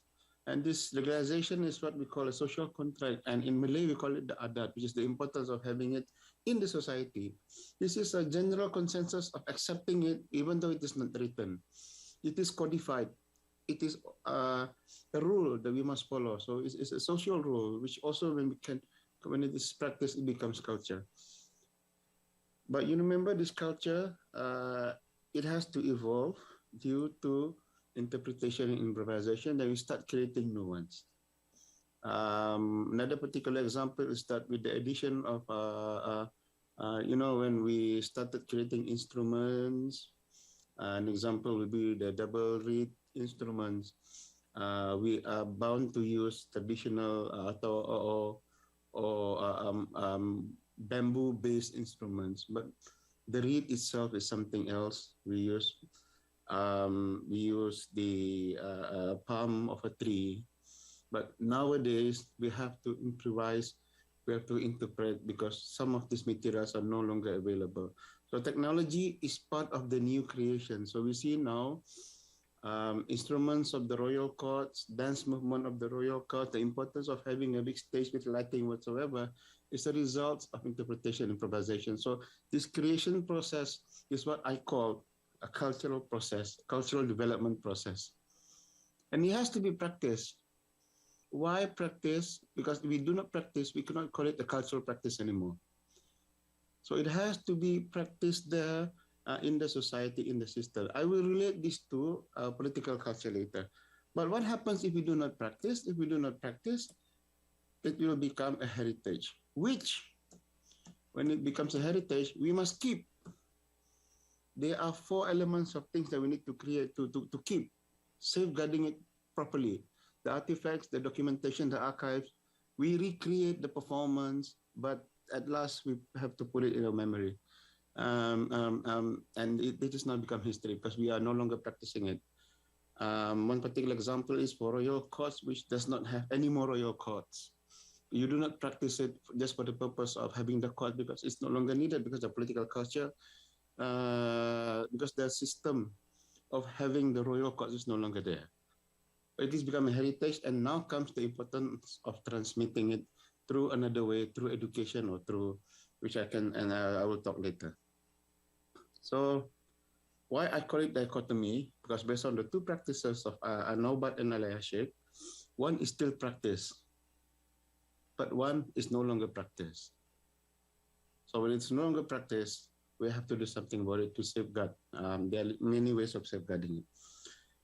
Coming back to Brunei, before the 13th century, the pre-Islamic Brunei, a lot of references have been given to the coming of the relationship with Chinese. Yes, this important relationship with Chinese, but as far as our royal courts are concerned, the strongest connection is the Indian diaspora coming to Brunei, the Hindu-Buddhist culture coming to Brunei, which the role of the Devaraja itself involves in cosmic rites and customs, the Brahmanic and the Jambudvipa and the Chakravala, the importance of the mandala system, things we still have theirs. The king plus its 4 viziers, and the other system which is based on factors of 4, 8, 16, 32, which is still there, which also gave rise to a particular dance based on the courts, based on the people of the courts. So the 32 people outside of the royal palace have their own group. The 16 will have their own group. The 8 will have their own dance group. The 4 will have a dance group, and the king will also have his own group. It is called the Alai Ashik. It is a Brunei classical dance. We call it royal court dance. It is more than a century. Alai means dance, and Ashik means to fascinate, and it is only performed by women. Very intricate design. Even the preparation is very, the ritual pre-performance is also very intricate. Body has to be whipped with fine powder, the water with roses water and pandan leaves. the face has to be washed. That has long dress, using a long dress, and also the orchestra accompanying. The richer ones, the higher order in the society, the eights and the four will have a large ensemble of music, but the smaller ones outside of the circle will have a small ensemble consisting of drums. That is when we have the importance of the coming of the Indian diaspora, the Hindu Buddhism effects of diaspora to our culture. The second one is the coming of Islam in the 14th century. It started when the first ruler went to Johor and conversion to Islam, married to a Temasek princess, and he was granted, the first Sultan of Brunei was granted the royal regalia and also the court music of the Nobat. The Nobat Diraja, the royal court music, is a symbol of royalty, consists of instruments of the nakara, small timpani like drum, gendang labik, serunai, the oboe, a pair of gongs, and chanang and tin gongs. You see the importance of this in our political culture of being a Malay Islamic Sultanate, and the importance of transmitting. You see in my diagram before, because we need to protect, and it is being practiced since the 13th century. I will show you a video.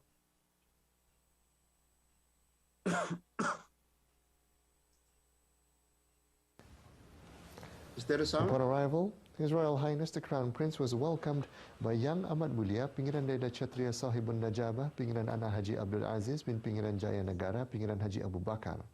Also present were His Royal Highness Prince Abdul Malik and His Royal Highness Prince Abdul Mateen.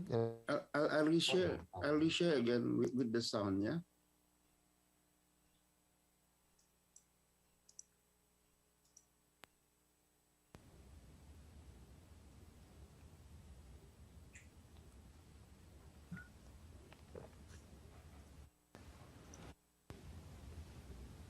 So the rituals. Soon after His Royal Highness the Crown Prince was seated, the Juru Laki Awang Haji Johan Arifin bin Hassan, accompanied by other musicians, entered, bearing traditional musical instruments such as a serudai or flutes and gendang labek or a type of drum, and took their seats at a specially allocated position.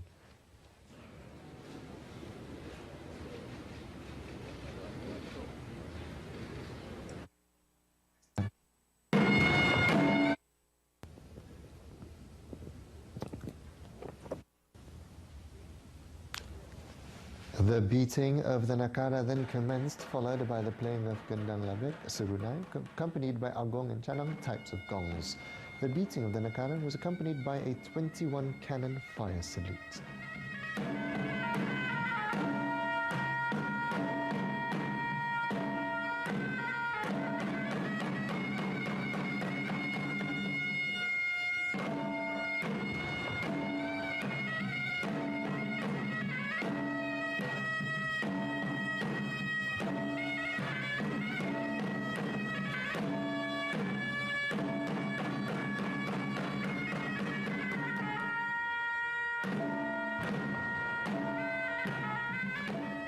Was followed by the beatings of gendang ali-alihan tengah and gendang ali-alihan hujung, until finally reaching the gendang pelango war drum. You can watch this on YouTube. It's really available. Just connect to Nobat Diraja. Just search for Nobat Diraja and the Silver Jubilee of His Majesty the Sultan. So it's the importance of practicing, using, importance of in the political culture in our the system of government. We still use this, and so the issue of transmission is still there, but then it's a matter of still being used, practice or not practice. If you see from my diagram here, I call it dichotomy. because one is being practiced, one is not practiced. So the alai ashik is the one is not practiced, and the Naubat or Gendang Jaga is still practice. So let's look at this, the practice thing. 모하메드 압도다미 국장님. Mr. Mohammed, we cannot see the full screen, and it was very difficult for us to watch the video. Could you, thank you for showing us the full screen. Yes. Okay. So let's move on to this practice thing. The moment it is practiced, Nombat Diraja is still practiced, and it is part of our political cultural system, and we still have the usage in our government, in our national development, and it is very strongly protected because it is used every now and then in royal events. But when I talk about alai ashik, it is no longer being practiced. So what we do now is we need to keep the artifacts.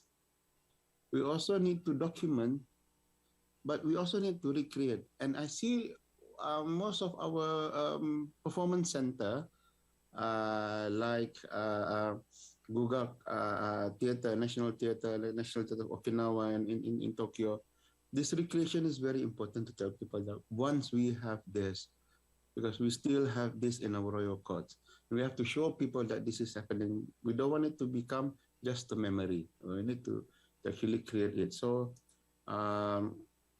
if it's no longer practiced, the national ideology is still important. We need to maintain artifacts, safeguard the records and archives. The performance and recordings is also very important, and reminiscing the memories. So I want to talk about the issue of transmission. Whether it's being practiced or not practiced.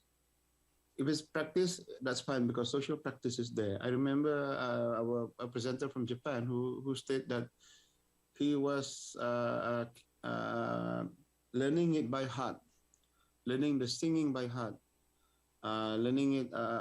He was not being looked at as a grandson, but looked at as some student. So it is very important that this social practice is being taught to our younger generation. And acculturation is still important because we need to also ensure that it happens in our society. But then comes formal education.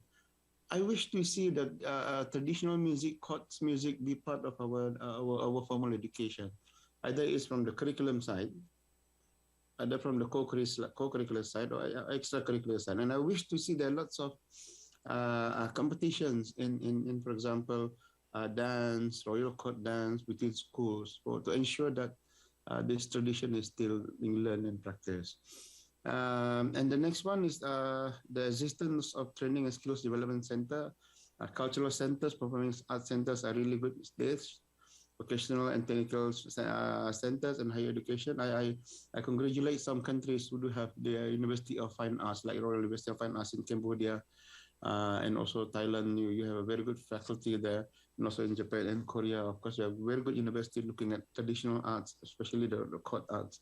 But last but not least, it is important for us to keep our artifacts, documentations, and to recreate the memories. And I would like to conclude by saying that the music and dance of the royal courts are a manifestation of our political culture.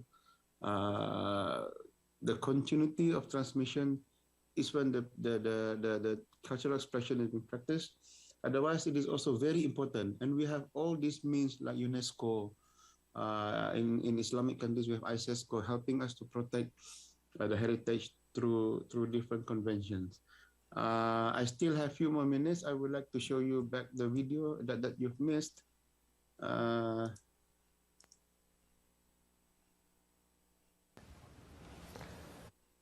Informed His Royal Highness the Crown Prince that the ceremony was in place to proceed.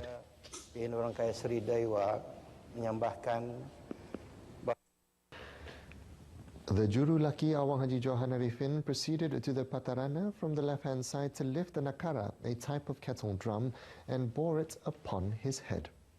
Nakara is one of the royal regalia used in an istiadat, such as the Golden Jubilee celebration of His Majesty the Sultan and Yang di-Pertuan of Brunei Darussalam's accession to the throne. The nakara is the top among the traditional items, or the naubat. Now, due to these, it is located higher compared to the other naubat items and is carried by the juru. It is also placed in a special position on top of the crown box. It is said that the nakara sahab is made from tuma's skin.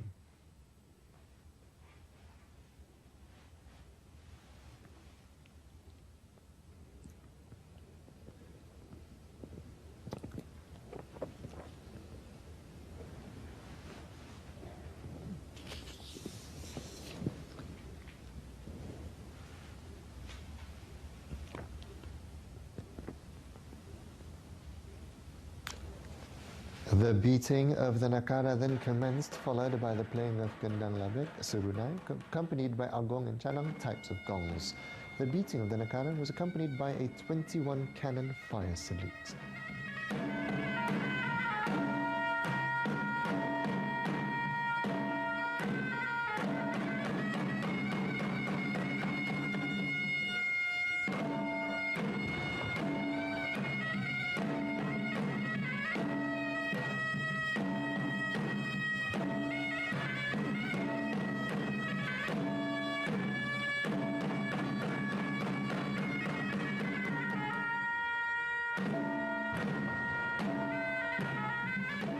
It was followed by the beatings of Gendang Ali-Alihan Tengah and Gendang Ali-Alihan Hujung until finally reaching the Gendang Pelango war drum beats.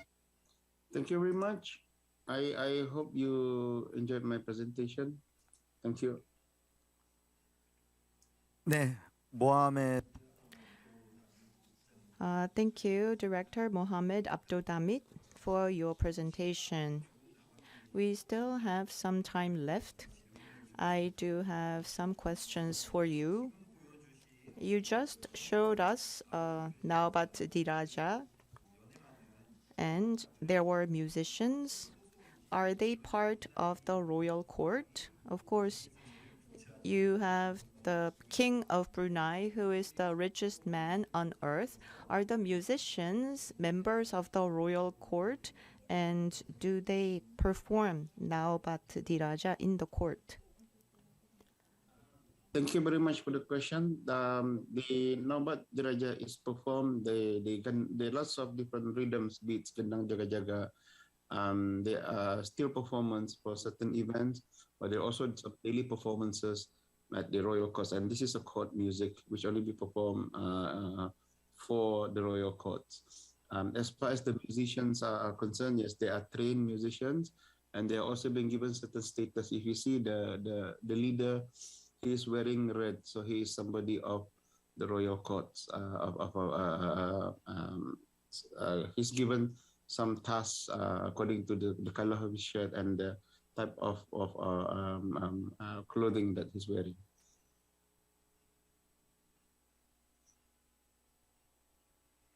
네,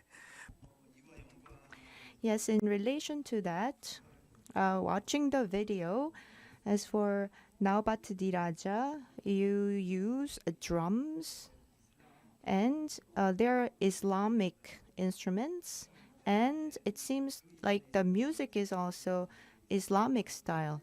But as for Alai Ashik, the dance, before the Islam period, they were influenced by the Hindu culture. Polintang, Gambang, Indonesia and the Philippines, the Pacific Islands, have their own instruments, and it seems like there's a bit of a similarity. But Alai Ashik, you are not practicing anymore. Is it because they're not from Islamic culture?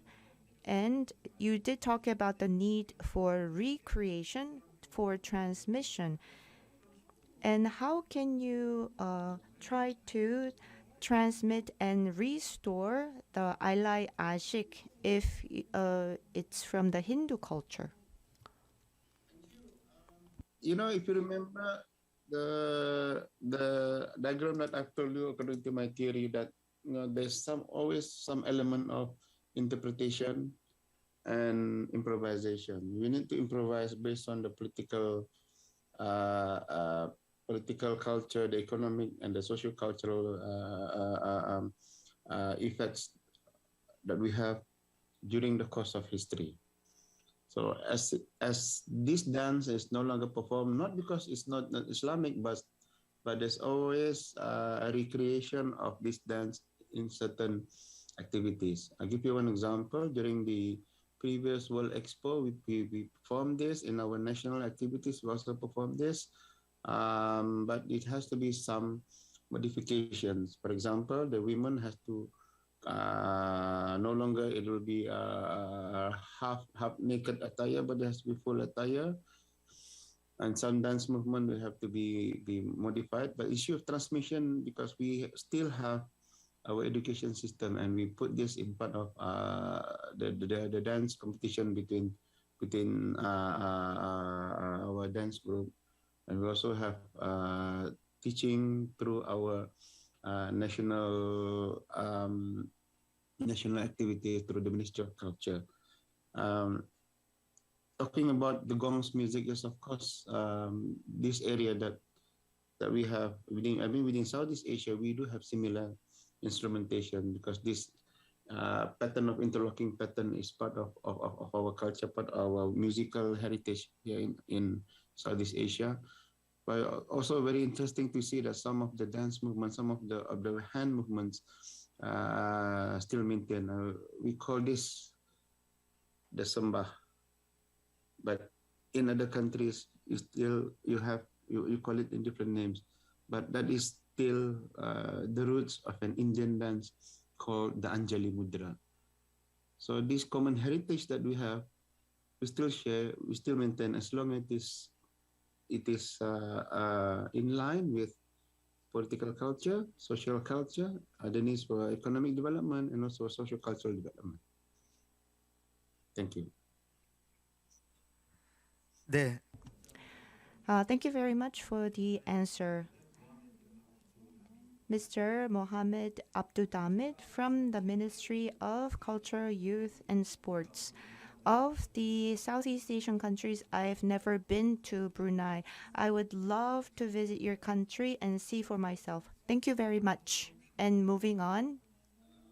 Mr. Chairman, to congratulate the Gugak Center for the 70th anniversary. Some of us was there. I was there watching some of the performances. It's a great venue, great activities that you have. And I really appreciate having been there, and would like to really congratulate on the 70th anniversary. Thank you very much. 네, 감사합니다. 이렇게 덕담까지 Thank you very much for your congratulations. You make our party all the more richer. And next, we are going to invite our Cambodian guests. But before their presentation, let me introduce you to their video.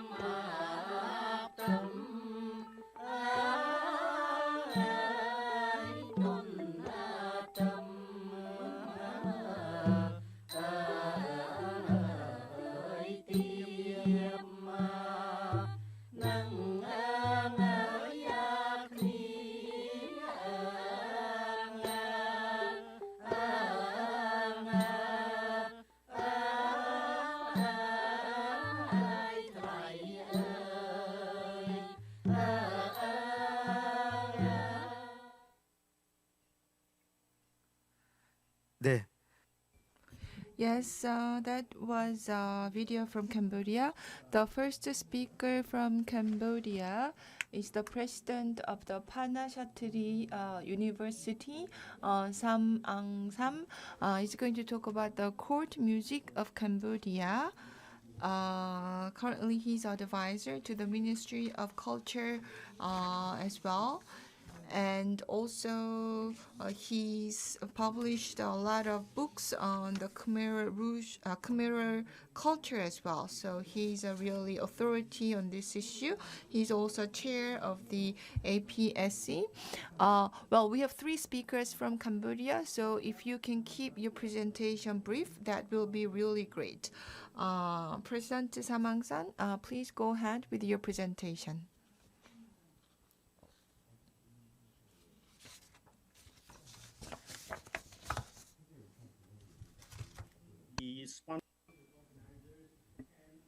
To join in the felicitation of the 70th anniversary of the Gugak Center. And just like Mr. Abodh, we have been there. I have been there several times myself, and I really enjoy the opportunities for the showcases put together by the Gugak Center. Now, for me, because I'm going to talk about court music of Cambodia, I will use only 1/3 of the time, and then the other 2/3 will be shared by my co-presenters. By way of court music of Cambodia, I would like to start, first of all, with the history and development of the court ensemble and court music, and I will allude a little further what I mean by court music.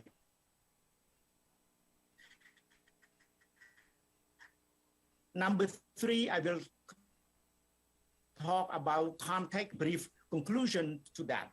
Now, the court ensemble is no different from the Pinpit ensemble. Pinpit ensemble is the name of the court ensemble. And it would be interesting if we look at Brunei and other tradition. The Cambodian court, I'm talking about the origin of the court. But using up those words about their heritage, and the Pinpit is in the current practice. In order for that tradition to live on, we have to practice that thing. And for that reason, the Pinpit ensemble is now used and practiced by both the court and also villagers. Okay, so this one is rooted in the millennium-old sacred court tradition of Cambodia, going back to the sacred worship of ancestors and also the insurance of the God King power then. So the role and function, I'm going to talk about that later. And also the music as accompaniment. Now, on the stone wall of the 12th century monument in Cambodia, and by the way, we have more than 1,000 stone monuments there, during the Angkor period, which is the most glorious period of Cambodian history, 9th to 15th century. And there were scores of carving, mythology, epic, dance, musical instrument, and ensemble. Now, to say in short, we believe that the court ensemble or the Pinpit ensemble is the continuation of the Angkor period, if not earlier, with further development and enlargement. The Pinpit ensemble actually comes in 2 forms, the small form and the large form. And if you look at this one, harp, pin. Pin is an instrument, a string instrument that was carved prominently on the wall of the Angkor Wat temple, which gave the name to the pin, piet. Pin means the string instrument that leads the piet, which is ensemble.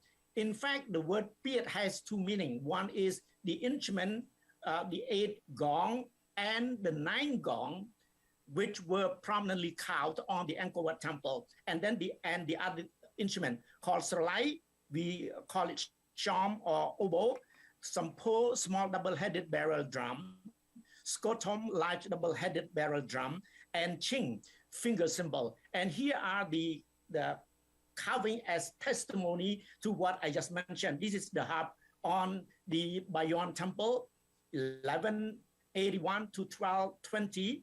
And this is there are two forms. One is 8 gong, the other one is 9 gong. And the oboe also was carved there on the same wall, in fact. And then the double-headed drum. And this is the large drum. And this is the finger cymbal.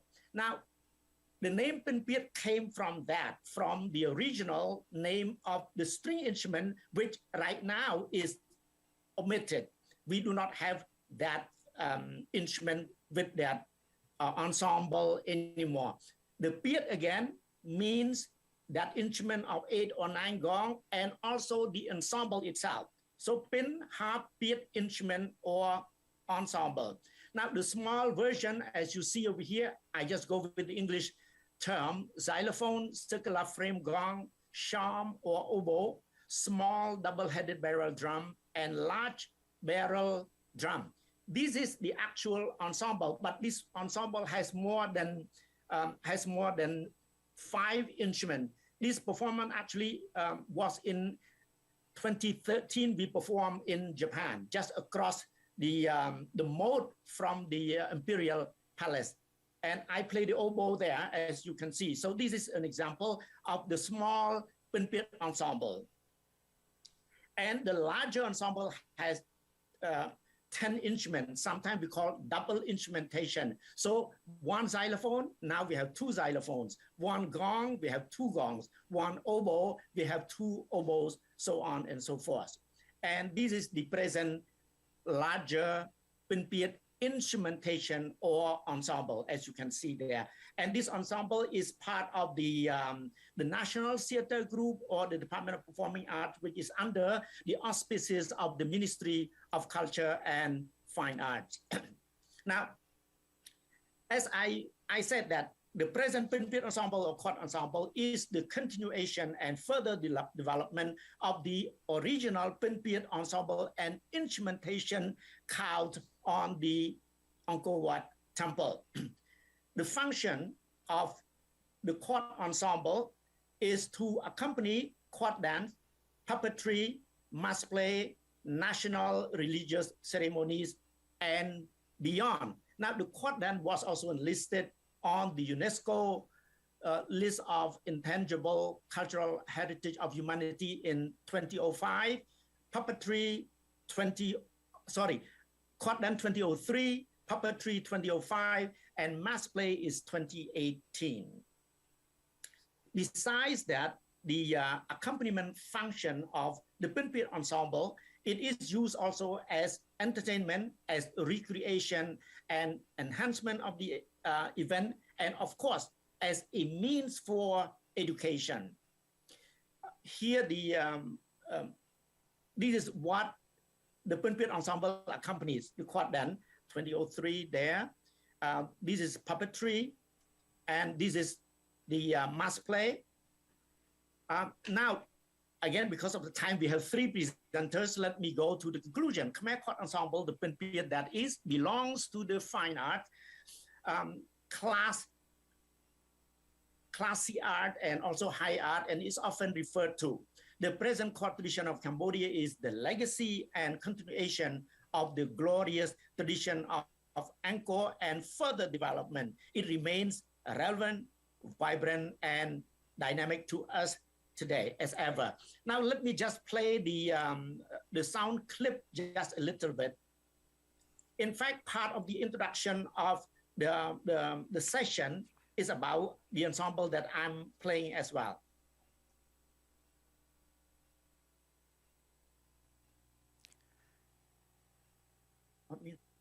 네, 사망삼 총장님 발표 잘 들었습니다. 감사합니다. 네. Thank you very much for your presentation. I thought you were a scholar, but I didn't realize you were a musician as well. I didn't realize you play an instrument. Thank you very much. Next speaker is Chankethya CHEY, He's going to talk about Khmer court dance. Chankethya CHEY graduated from the Royal University of Arts and also received the Most Esteemed Performing Art Awards in 2013. From 2014 to 2018, he served as an artistic director at Amrita Performing Arts. And Chankethya CHEY, please start with your presentation. Thank you.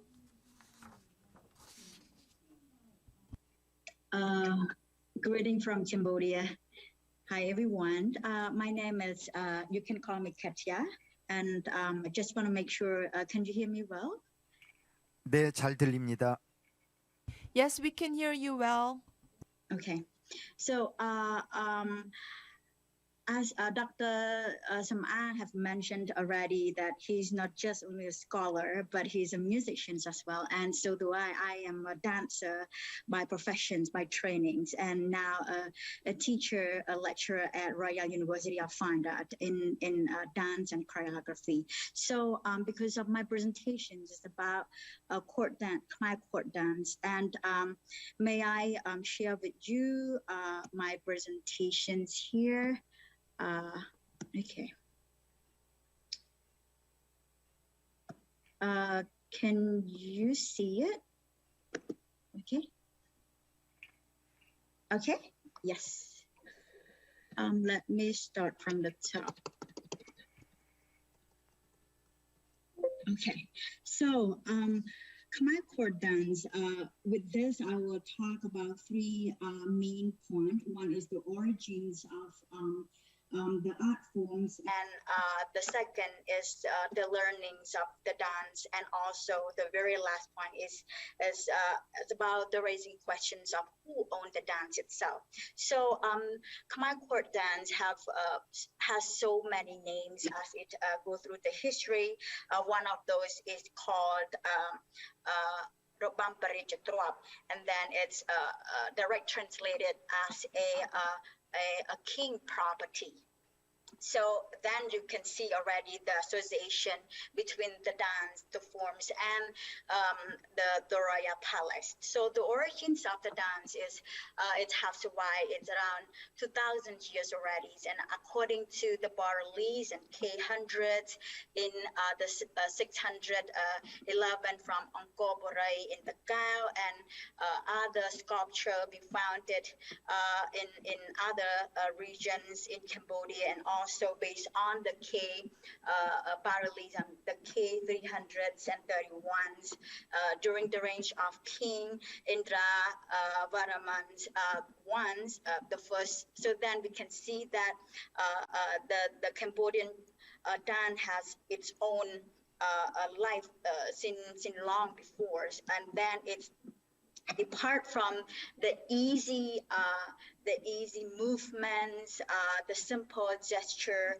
to a codified gestures when there's a involvement and influence from the Indian civilizations.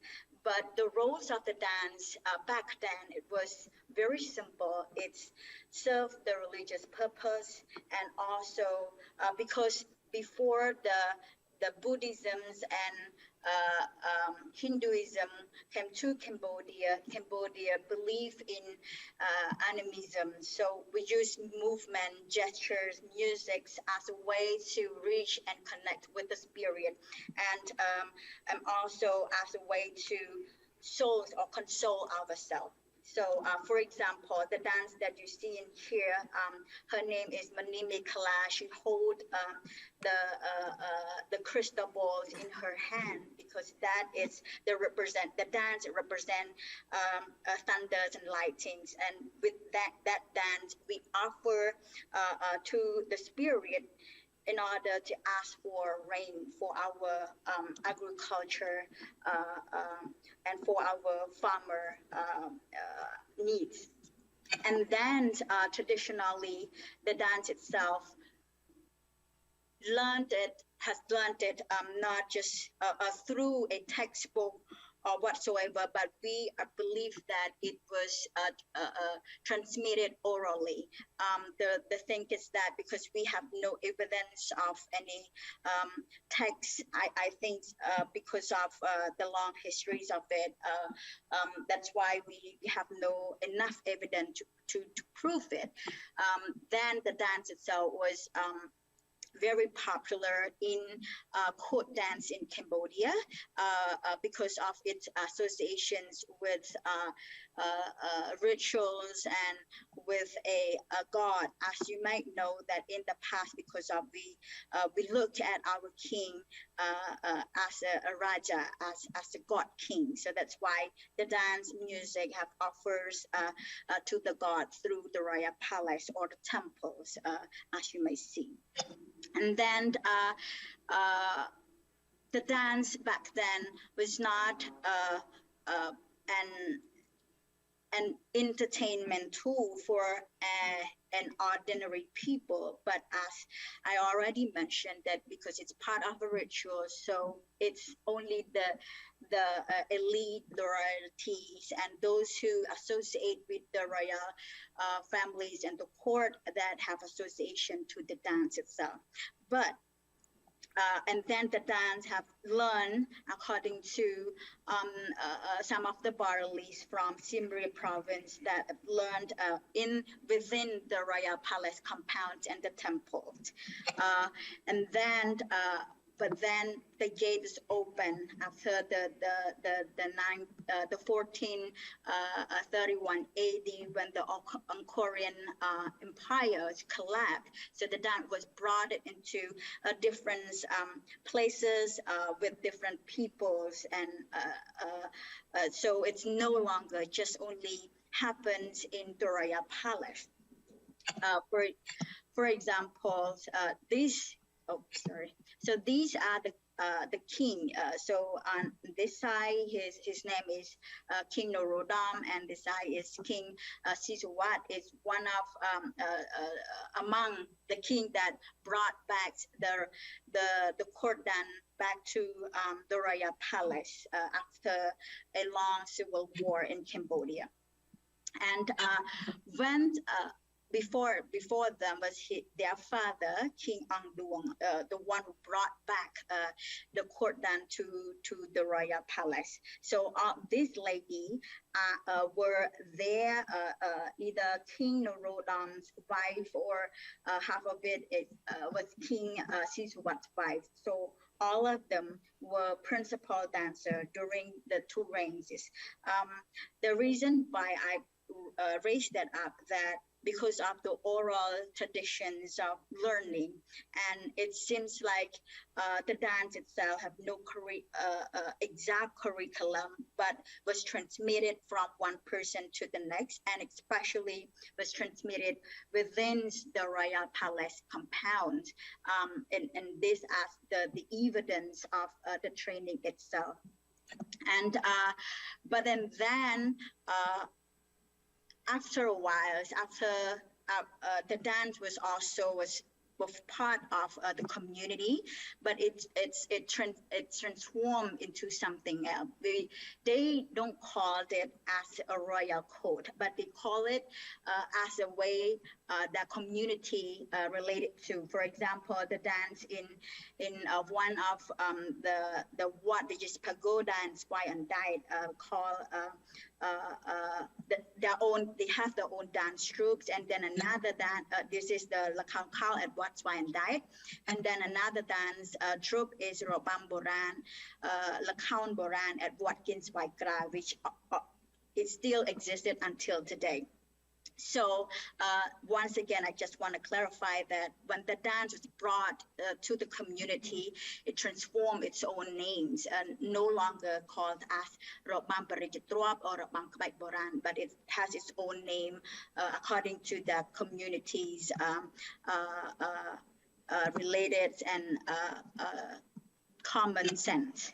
And then back to in the 1990, the ideas of having an art conservatory exists because of a new system, because of the French colonials come to Cambodia and brought with the new systems, and also it's the political environment at that time is also done. It's no longer just only a properties of the royal palace, but it's more become associated with other people, with internationals, guests with international platforms. So in 1927, the L'École des Beaux-Arts, which is the University of the Schools of Fine Art, was created with a curriculum, with a modern curriculum that students can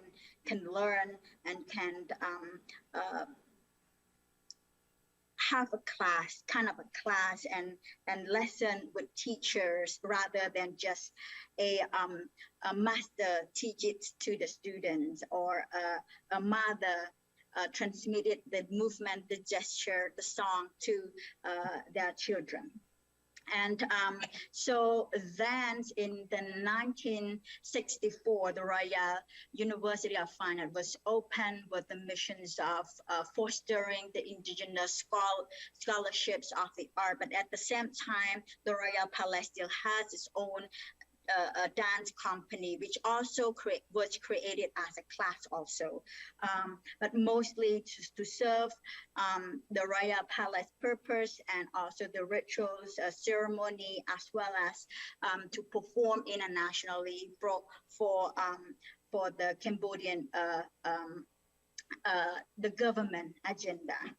So and this is the Royal University of Fine Art right now, and with 5 different faculties, and with more than 1,000 students in there. So the very last question that I would like to pose in here: so who owned the dance itself? So is it belong to the Royal Palace, or the Royal the Cambodian royal government, the Cambodian ourselves, or the world?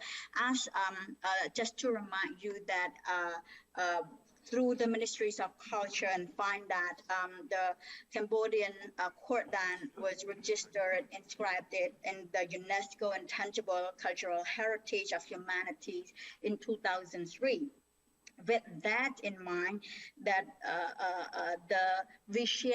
we all share the responsibility in preserving this art form.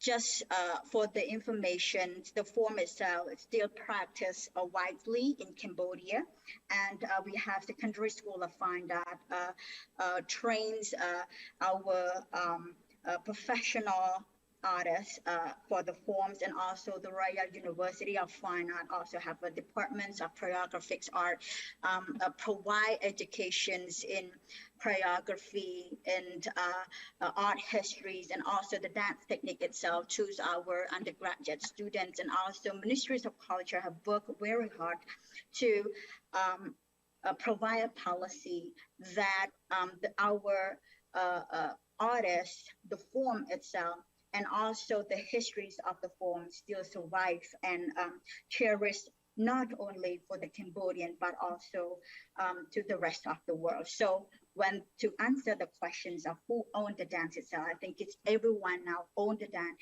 Everyone now have shared the responsibility for to keep this tradition so survive and to cherish as the benefits of what it's called the world's culture itself. And it also represent a human creativity, high arts, and dignity, as well as it's a representations of what so-called a cultural diversities. So this is it for me for now, and thank you so much. And let's move on to my colleagues, Ms. Vuth Chanmoly. So thank you very much.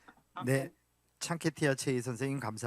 Thank you so much for your wonderful presentation. And the next speaker is Chanmoly Vuth from the National Theatre, from the Performing Arts Department.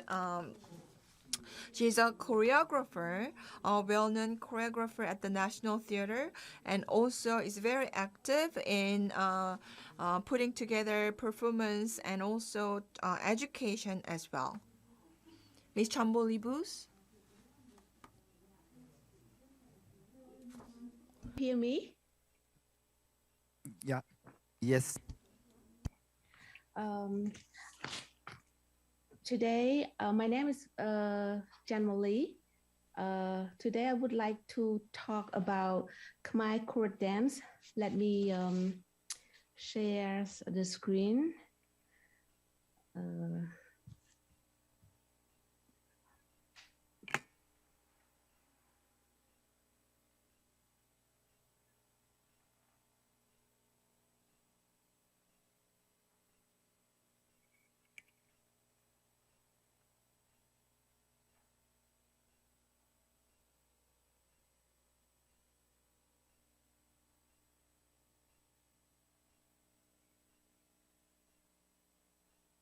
네. 기술적인 문제가 조금 있는 것 같습니다. 지금 참몰리 부스 선생님이 아직 PPT를 올리지 못하고 계신데요. 지금 네, 이제 시작되겠습니다.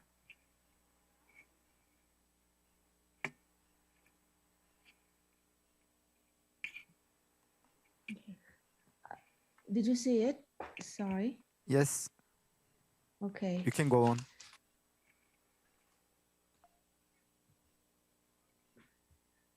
Today I will talk about Khmer court dance. I will talk about Khmer court dance, character in dance, meaning of hand gesture, and collusion. In Cambodia, Khmer court dance was enlisted on the UNESCO World Intangible Culture Heritage of Humanity in 7 November 2003. It has been associated with the Royal Court of Cambodia for over 1,000 years. Khmer court dance has been regarded as female tradition. Women perform the role of the king, queen, princess, prince, and demon, except the role of the monkey, which is played by men. The costumer, headdress, mask, movement, and gesture identify the character. Khmer court dance also trained from 8 or 6 years old for repertory which include romance, myths, poor dance pieces, and regional epic such as Prachinawong, Preh Changruk, and Riamke, or we can call Ramayana. This dance form is traditionally accompanied by the court ensemble known as a quintet of wind and percussion instrument. Khmer court dance today, male and female dancers studying at the Royal University of Fine Arts receive a complete education, and court dance master has been recognized and granted a status that ensure their security. The troupe also now perform all its traditional function, participating in an ancestral ritual ceremony in honor of the protective divinity, welcoming important guests, and performing in the main celebration of the Asian calendar. In addition, tour abroad enhance our knowledge and increase the prestige of our culture. Now I would like to present to you the dance character. This is the female role that we call Niang, wearing a long skirt and with the long gown. And this is the Nirong,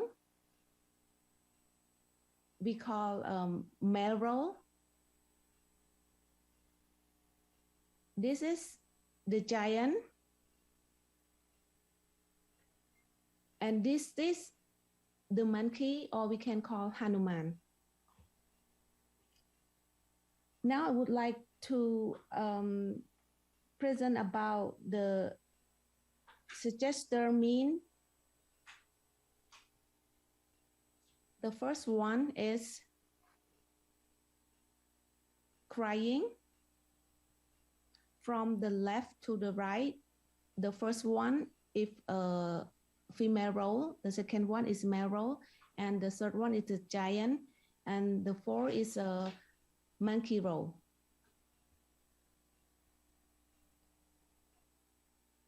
This is the meaning of hand gesture. It means sadness.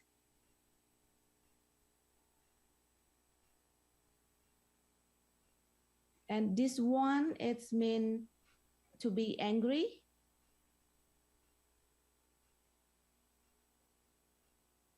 And this one is to laugh.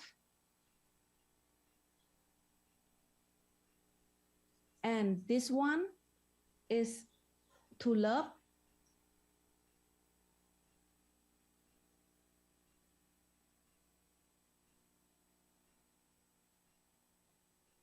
And this one is to see something.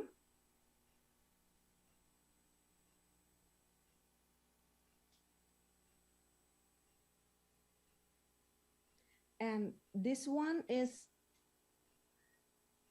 something is beautiful. Okay, so after that, we will show you about the video.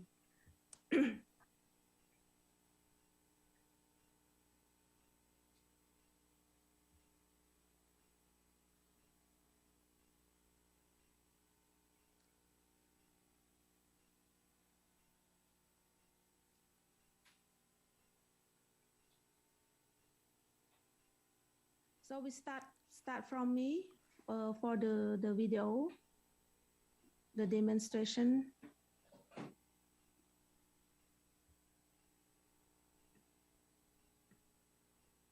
네, 선생님 지금 I'm afraid our network connection is not very good right now. So perhaps maybe we can show your video later, maybe on YouTube channel. Thank you very much for your presentation. I have one question to President Samang-sang. So in the Khmer court music, pinpit, in the pinpit ensemble, it seems pin, the harp, is the most important instrument, and it appears a lot on the walls of the Angkor Wat temples. So do you have a plan to restore pin, or why has it stopped being used? Any particular reason for that? Okay, please, the question is a two-part question. First of all, let me reiterate that the name of Pinpiet is an ensemble which was led by the pin, which is the string instrument. But in terms of historical development and also musical development, the instrument pin was dropped, but the name is still used. Okay, that is the first part. Right now, it's very similar to Achan, the Thai pipat and the Cambodian pinpiet. It's very, very similar. We have the oboe and the ensemble. Now, whether or not the pin has been in a way revived, yes, the answer is yes. Today, 21st century, we have revived that instrument. So it's in the current practice right now. I hope I answer your question. Thank you. 네, 감사합니다. 앙코르 Yes, Angkor Wat is a really world-renowned heritage. So, and when we see so many instruments inscribed on the walls of Angkor Wat, I hope to see them revive and being played the present time. Thank you also very much for our speakers from Cambodia. 태국의 발표에 앞서 We will move to Thailand. Before we listen to the presentations, we will watch the video on Thai court music and dance.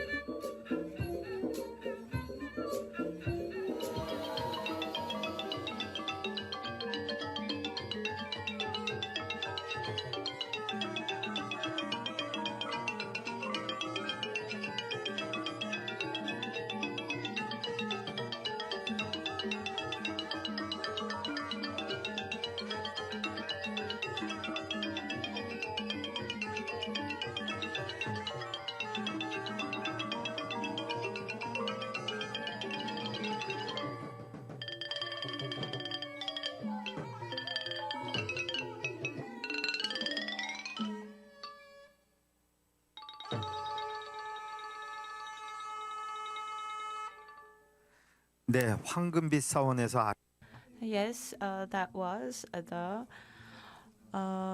Thai music that we heard in the background, the Golden Palaces. We have as the first speaker Professor Anant Narakong from Thai Silpakorn University. He has received his master's degree in ethnomusicology from SOAS in the UK and is the music director of CACN Consonant. Professor Anant Narakong, please go ahead. This paper is about an overview of the Royal Court Music and Dance of Thailand, presented by Anant Narakong from Silpakorn University, Bangkok. Topic 1. Historical and Development Accounts. Historical evidence, the history and the development of Thai Royal Court Music and Dance were clearly mentioned in many important documents found during the Ayutthaya period. The golden socio-economic time of Ayutthaya Kingdom was in the reign of King Narai the Great, where many European diplomats, business persons, and religious missionaries came to visit Ayutthaya, the old capital of Siam. Some foreigners recorded threads of evidence about the Siamese society at that time. They identified several musical instruments, orchestra, and multi-forms of theater found in the royal palace. There was also a large number of Thai literature written by Siamese court poets, referring the royal court music and theater in high eloquence. Moreover, the mural paintings and decorative art objects found in many old temples of Ayutthaya displayed the richness of performing arts which connected to the royal court power and Buddhism. Ayutthaya court music and dance were partly evolved from the earlier Sukhothai court heritage, and has been mutually integrated with various ethnic cultures and neighbors such as Mon, Khmer, Lao, Chinese, Muslim, Indian, Vietnamese, and Javanese, who were highly involved in political and economic exchange. The Indian mythology Ramayana plays important role in establishing Khon marks dance theater tradition, whereas the Indonesia epic Inau was used as the main theme for creating the refined palace dance drama ละครใน valuable musical instruments, bronze drum combined with oboe and gongs were used as sacred sound-making materials connecting humans to supreme gods. Hindu priests and Buddhist monks equally joined all royal events and became inspirational resource for creativity of the royal court composers and choreographers. Visual artists who served the royal court theater productions also found ways of developing their crafts. Concerning the roles and function of the royal court performance found during Ayutthaya Kingdom, there were 1. Music and dance accompany life cycle activities and accompany the religious ceremonies which associated with the king's participation. 2. Special music and dance aside for particular ceremonies. For example, the royal cremation of the king, the royal reception to the foreign ambassadors, the royal plowing ceremony, and the royal procession towards the riverways. 3. Honorary music and dance tribute to the royal family and nobles who is in connection to the king. 4. Music and dance for royal army activities. And 5. Music and dance for general entertainment activities. After the fall of Ayutthaya Kingdom, new capitals and the new center of prosperity, Krung Thonburi and Krung Ratanakosin, were successively born. The artistic wisdom of Ayutthaya's royal court continued to be inherited and expanded. There were many changes in type of musical instrument, new orchestration, new repertoires, creative theatrical costume, new play script, and the formulation of the inheritance of performing arts knowledge. The golden age of Siamese performing arts during the 200 years long of Ratanakosin period was highlighted in the reign of King Wachirawut Rama VI, who notably played royal patronage and the most significant contributor to the creation of new court music and drama. The official agency was responsible for preserving and developing knowledge of court performance was the Department of Royal Performing Arts, Krom Mahorasop, under the direction of the Ministry of the Royal Palace. This organization was led by well-known court artists and great masters who was endorsed by King Wachirawut Rama VI, resulting in the strong establishment of Bangkok royal court traditions. In addition to the conventional art forms, there was also the initiation of European culture applied to the new south and new side of Thailand, such as the adaptation of the military band and Western Symphony Orchestra playing the royal anthem as the national homage to the king's supreme power. Thailand has changed its political system from absolute monarchy to democracy in the year 1932. The status of the royal family and the belief of the king as the national leader, however, remain vital in the hearts of all Thai people until nowadays. There is a continuity of royal ceremonies with the combination of music and dance theater performed within authentic royal court manners. At present, there are still great artists who dedicate their works to the king in terms of quality performance and highly artistic value. Now, the primary agency that serves the royal traditions is the Fine Art Department, Krom Silpakon, in relation to the Department of the Royal Palace, Samnak Pharacha Wang. The appreciation of royal music and drama continues to the new generation through the modern national education access extended to public media. Yet, Thailand's royal court music and dance are still healthy, even though the contemporary world context has socio-cultural challenges. Topic 2. highlights of the Thai Royal Court Music and Dance. As the limitation of time slot on the music side, please allow me to highlight some essential musical instruments. I will also introduce some frequently used court orchestra and their functions. Then on the dance side, please let me only name the commonly found royal dance, drama, and theater works with a very brief description. I apologize for shortening this part. Musical instrument: the aerophone, sanga, conch shell, pi nai, quad double reed conical oboe, pi chwa Malayu oboe, pi chenai, a small shawm, แตรฝรั่ง trumpet แตรงอน horn คอร์ดโดโฟนซ้อสามสาย three stringed fiddle กระจับปี long necked lute เมมบราโนโฟนกลองชนะ marching drum กลองแขกมาลายูดรัมตะโพน barrel shaped drum กลองทัด canton drum เปิงมาง two head drum บันดา similar to damaru tone goblet shaped drum similar to the darabuka ramana framed drum similar to the dove ideophone มโหระทึก bronze drum หุย big gong ของวงกองเสือขึ้นระนาด xylophone ชิง hand cymbal กระพวง clappers. Next for the orchestra and functions.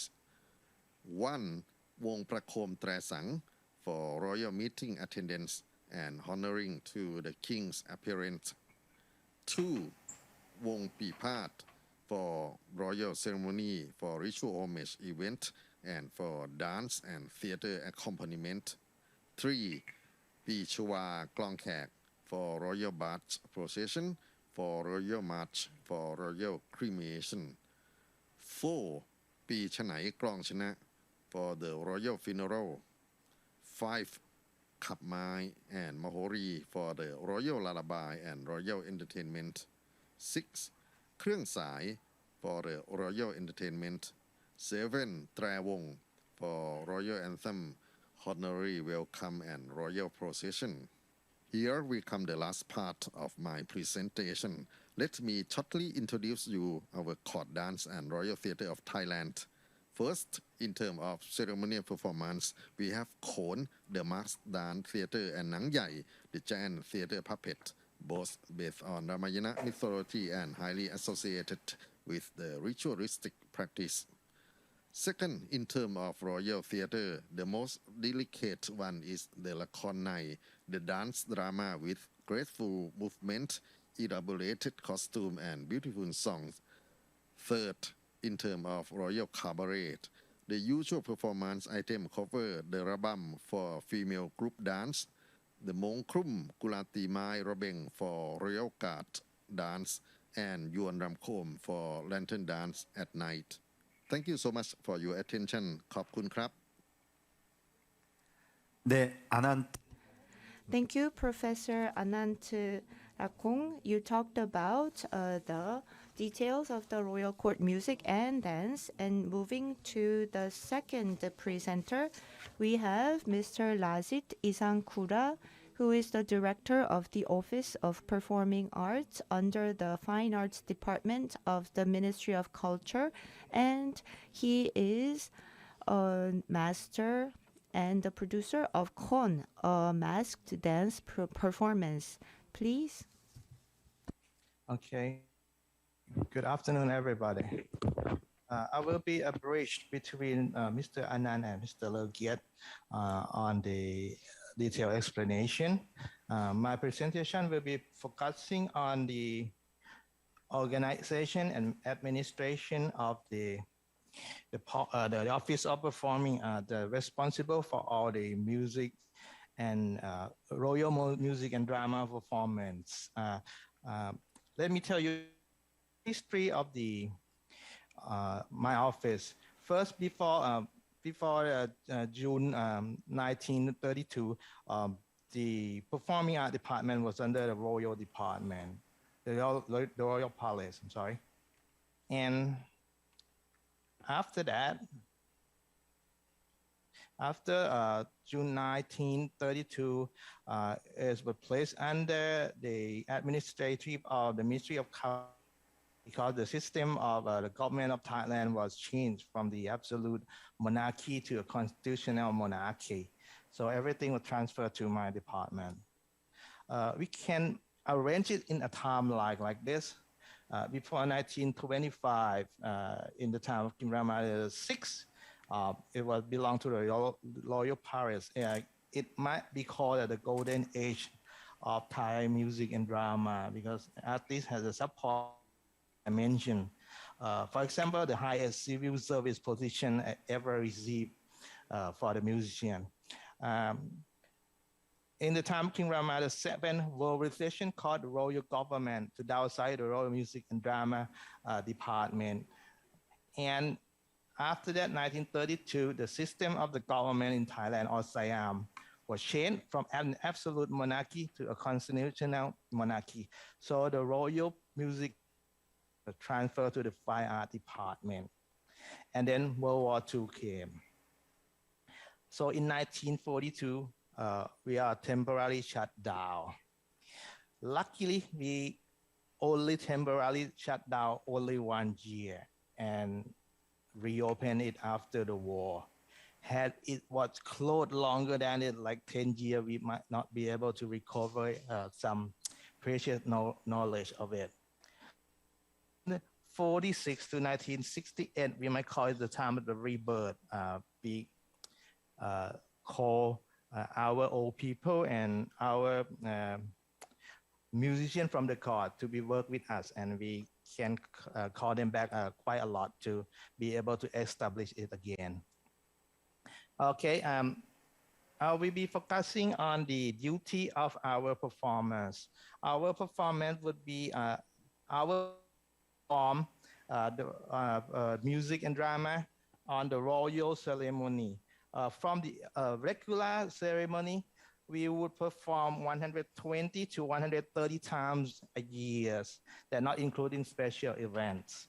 That include all music in religion ceremony and sometimes drama and dance on some occasion. I would be a special one, a big performance. This is the highlight one, the royal crowning ceremony that we perform music during the ritual.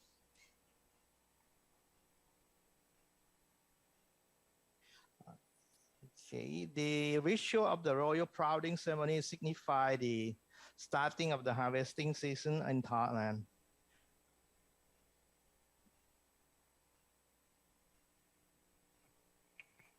There is no sound, I'm sorry. Okay, I try. Maximum.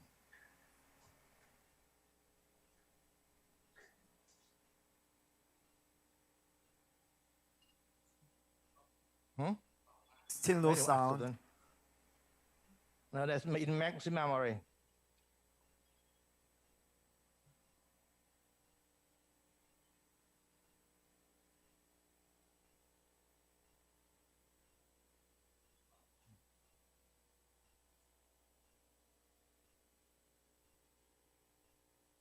That's the music from my department. I'm sorry, but still there's no sound. I'm afraid something, your computer has problem. You don't share the sound. You have to share the sound. Okay.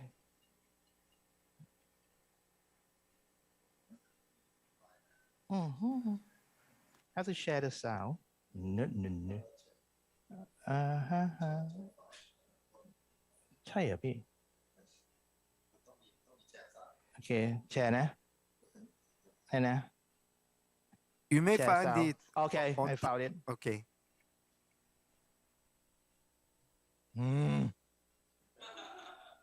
Okay.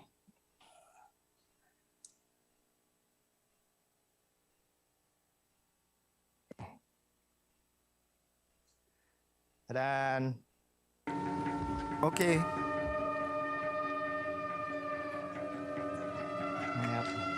Sorry, I have many security. Have to grant exit every sharing.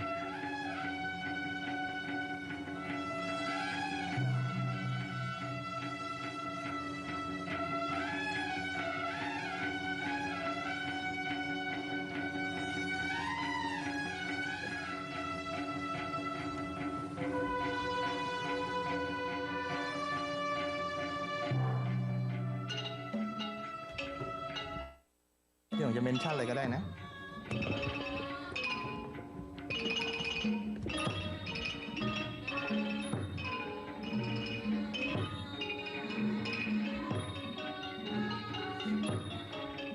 ให้มัน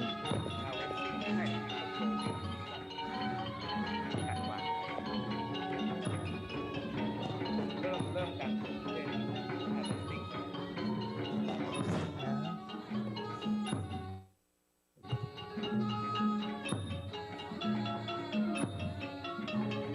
Okay, the visual actually take an hour, so I can give you the highlight first, and we move on to the next sample.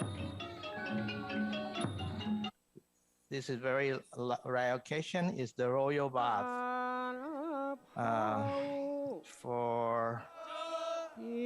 On this picture, we do it on the Asian ceremony. It's part of the ceremony. In this version, you can hear the sound of the reciter very clearly, but not the music itself. You can hear the music version with Mr. Lerkiat, who will be focusing on the music. On this version, they place the microphone on the reciter.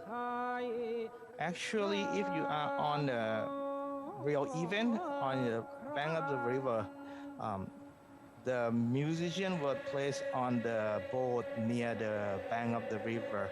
So before you see the barge itself, you can hear the music first, and then the reciter and the silhouette of the barge.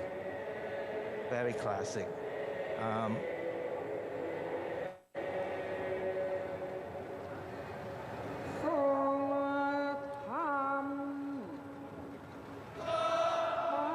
One interesting thing is all the musicians is from our department except the reciter, the one that recited for you. They have to be a Navy, a custom. Even though they are musicians, they have to be under the Royal Navy.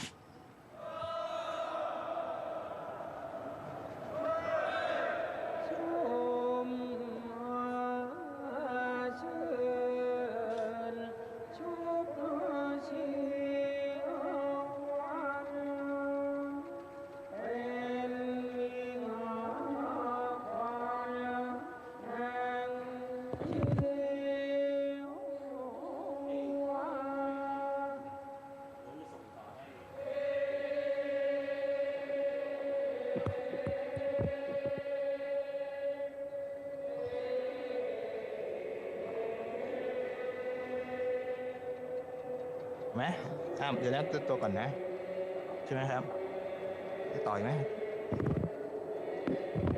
Okay, that would be a brief explanation and highlight of it. I will move it to Mr. Lerkiat to explain more detail about music and both relational and recreation music for the royal court. Thank you very much.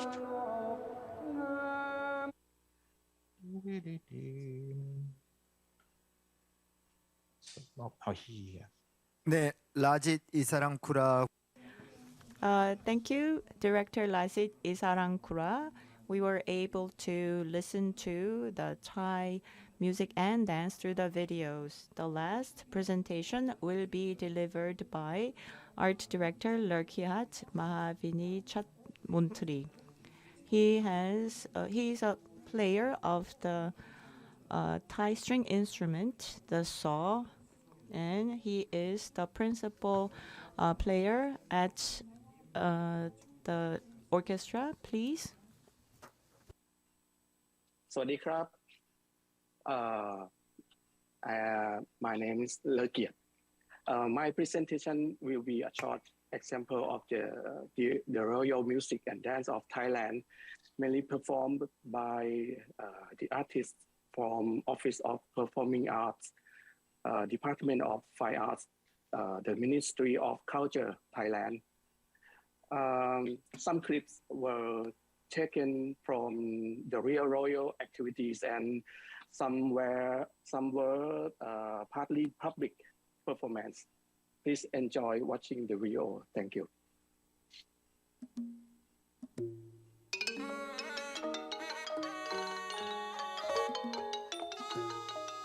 The Royal Ceremonial Music. The Pipat ensemble is the main music component to accompany all religious ceremonies with connection to the royal activities. The set of Pipat songs is considered to be a sacred sound and functions as the audio announcement of the ceremony's process.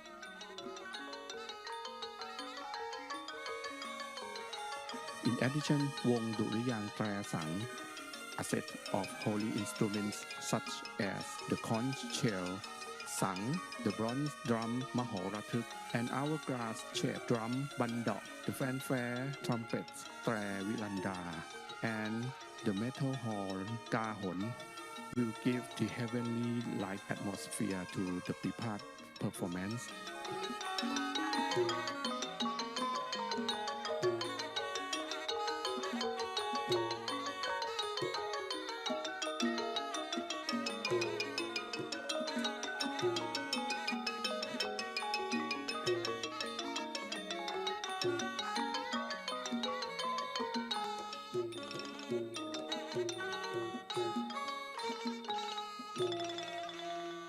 Also, the moon bronze bell Gangsadan is applied to signaling the whole event activity.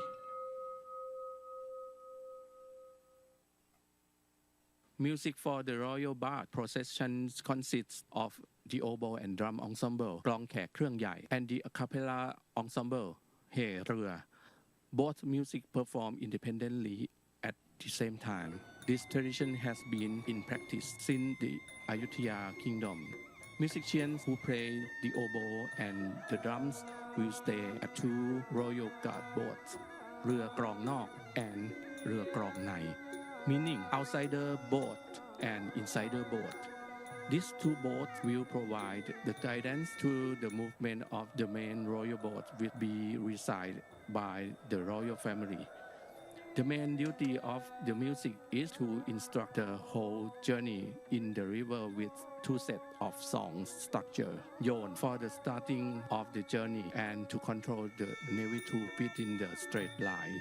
Plang, when the procession meet any river turning point of the river, then the music will announce the whole troop to prepare the rowing pattern to avoid any harms.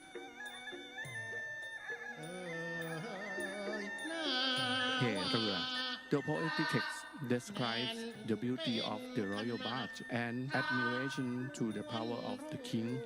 The poem sung by all navies alternating with a leading voice. Moreover, the rhythm of wooden pole at the end of each boat will provide a roaring signal for all navies.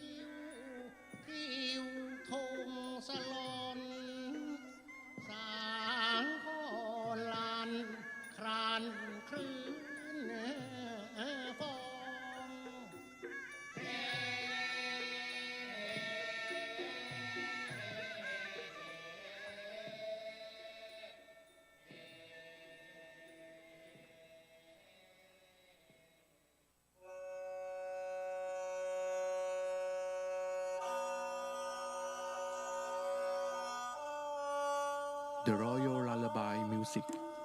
It is a custom to welcome and blessing the newborn prince after 1 month of age by performing the royal lullaby in front of the king and the royal family.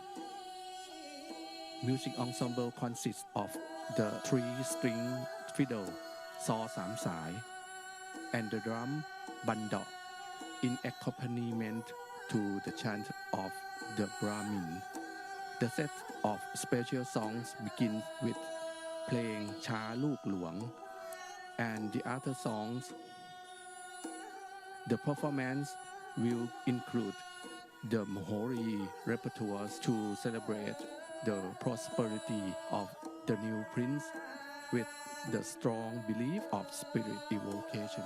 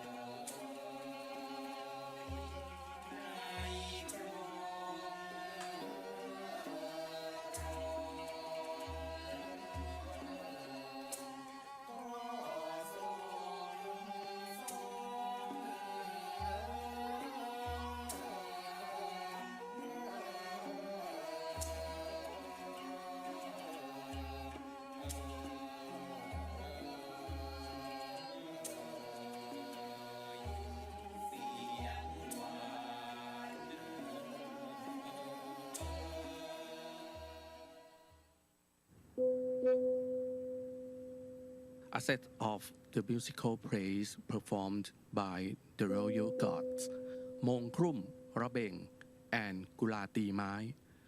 Mong Krum was named after its sound from the gong and the drum. The performers will dance with a short stick in each hand. The movement gestures are according to the leading gong player. The drummers will take turn hitting the drum after each set of words.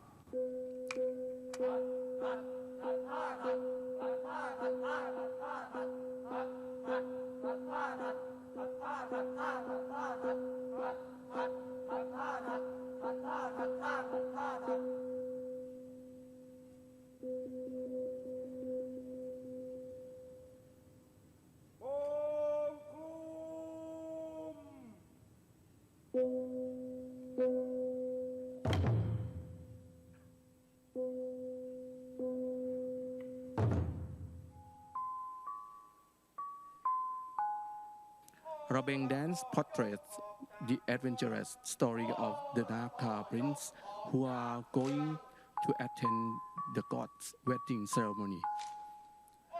The dance accompanied by a set of 3 gongs tuned in different pitches.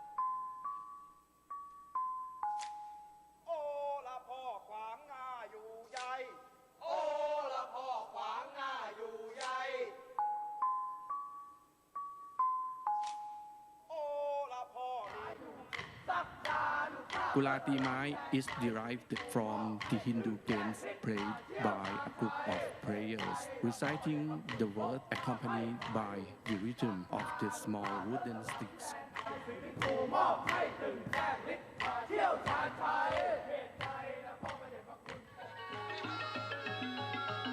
The Royal Mask Dance Drama, Khon, and the Royal Dance Theatre, Lakhon Nai.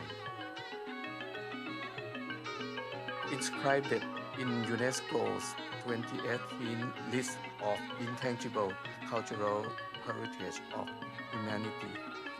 Khon is an exclusive performing art that combines ritual, the adapted Hindu epic Ramayana, the Bipad music, the vocal renditions, graceful dance movements, and handicraft elements. The Khon costumes are elaborated, including decorated crowns and full head masks, which is the most distinctive characteristic of this performance. There are 4 types of the dancers: male, female, demon, and monkey. The storyline of the Khon depicts the glory of Lord Rama, the hero and incarnation of the god Vishnu, who brings order and justice to the world. The Khon represents high art cultivated by Thai courts over centuries.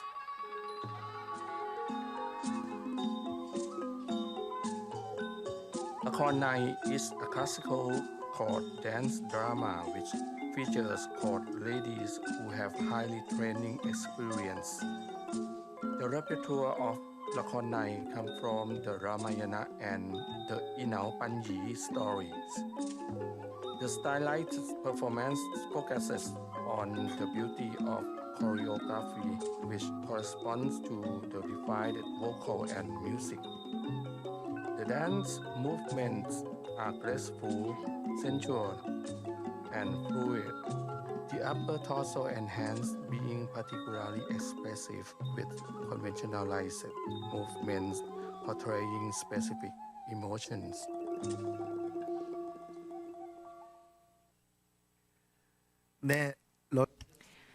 Thank you very much for your presentation, and thank you for showing us the helpful videos. We were able to appreciate Thai court music and dance. We have listened to the 3 presentations, and I would like to ask on their behalf Professor Anand Narkong just one question. Mr. Lasit Isarangkura talked about how 1932 Thai had changed its government, and so the musicians are now, they belong to the Ministry of Culture, and as we saw from Mr. Lerkiat's presentation, most of the musicians are performing on stage, but you still have the king, and as for your former king, they were loved by all the Thai people. As for some of the royal music and dance, is there any performances that are not allowed for public viewing and they're only performed only in the palaces? Do you have that kind of art form? Some exclusive kind of performance that restrict for the royal activity or royal family that not permit even broadcast to be. It's not because it's prohibited or taboo. It's just a very personal activity that we serve, among the royal court tradition and is practiced since long time. But initially, they kind of people want to know more about what's going on inside the royal palace, for some part of the dance. So sometimes the researcher or the academic people, they explain this, but not, of course, not for fully public attendance or not really broadcast country-wise. Some students can learn about the sacred song that preserved inside the royal court, but not really allowed to really perform for the public. 네, 태국은 아직 There is the royal family that still exists in Thailand, and so the music is played at the National Theatre, but there are some dances and musics that are transmitted within the royal palaces, and I think that is the difference between Thailand and Korea, because we don't have the royal palace anymore. Thank you very much, all the Thai speakers. Thank you so much. And we congratulate for the 70th anniversary of the National Gugak Center from our heart, Thailand people. 네, 감사합니다. Thank you very much. 감사합니다. 네, 다음은 So next is going to be our last presentation from Vietnam. So we are going to hear about Vietnam's royal court music and dance. But before I introduce the speakers, let's watch this video.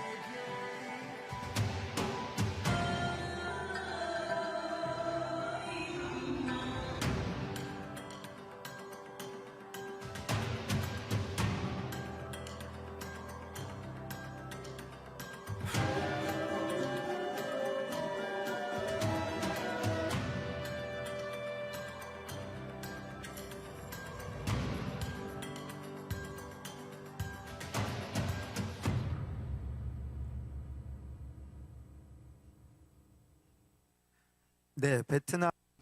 So that was a video, short video of the Vietnamese court music and dance. Brunei is Islamic in terms of culture, and Thailand is Buddhist in terms of culture. Vietnam is kind of similar to Korea in that they adopted Confucianism. So we have some cultural overlaps. So let me first invite the first speaker for Vietnam, Mai Phuong, Director Mai Phuong from the Hue Monuments Conservation Center. Director is very active at preserving the royal court culture, including music and dance, and also is an active translator as well. So translates a lot of materials into Chinese. And Director Mai Phuong, please start your presentation. Thank you. Tôi là Mai Phuong, đến từ nhà hát nghệ thuật truyền thống cung đình Huế. Hello, Mai Phuong. So, as introduced, I'm now working at the Hue Monument Conservation Center. And today I want to talk about nyanyak, the court music and the court dance, and how we are restoring, preserving, and transmitting this cultural heritage.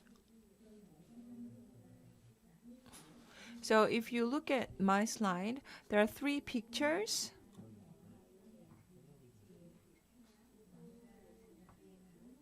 So the Ungwen dynasty. So these are the pictures that represent the Ungwen dynasty. If you look at our history, there were many different dynasties, but the Ungwen dynasty ruled Vietnam for over 4 centuries, and they made great achievements culturally as well. And currently in Vietnam, the Ungwen dynasty is the last dynasty in Vietnam, is now highly regarded by historians. And they also had a highly developed court dance and court music. So court music and court dance were important elements of many ceremonies in the royal palace.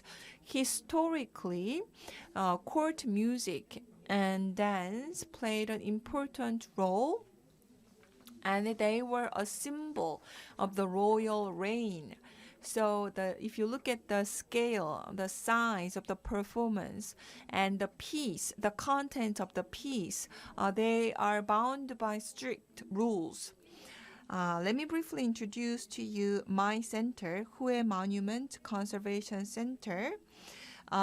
It's part of the National Cultural Heritage Department under the Ministry of Culture, Sports and Tourism. It's located in Thuan Thanh Huế province. And our conversation center was enlisted on the UNESCO Cultural Heritage as well. And also we play a role to preserve, develop, promote, and transmit the Hue heritage. So we have this responsibility, roles and responsibilities given to us and acknowledged by the UNESCO. And it is registered as the UNESCO Cultural Heritage.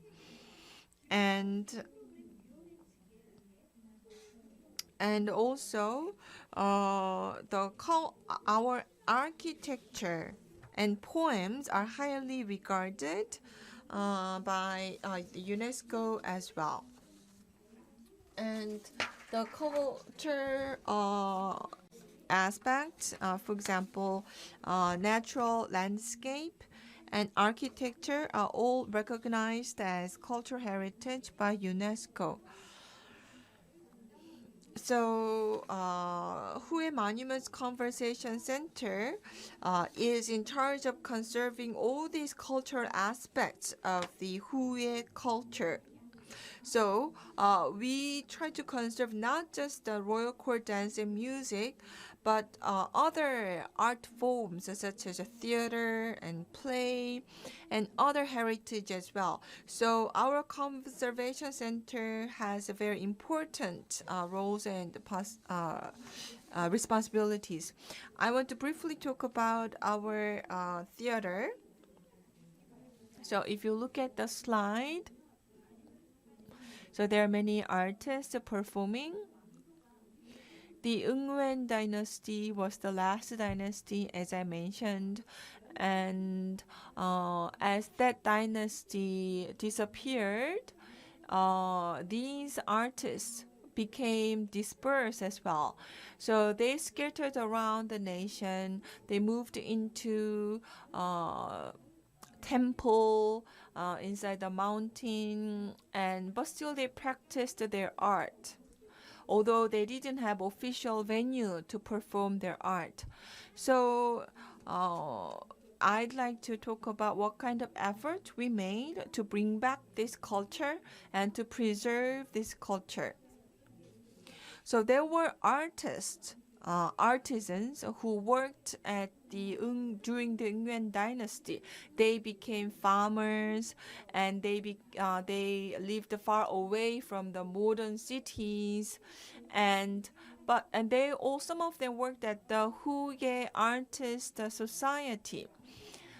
And the royal family, after the dynasty declined, these royal court dance and music no longer practiced inside the royal palace, but instead, these art pieces were performed by the public and also at Buddhist temples as well. And the Eungwen dance music, they require high level of accuracy. So at my conservation center, we try to discover the old materials, old literature about our Eungwen dynasty royal court music and dance.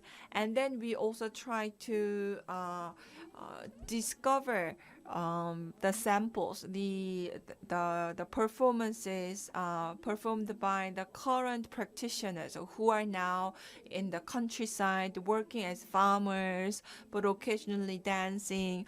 So we collect data, basically, we collect resources, and then we try to revive the court music and dance. Thank you very much. And next, I'd like to invite Hoang Trong, Director Hoang Trong from the Conservation Center as well.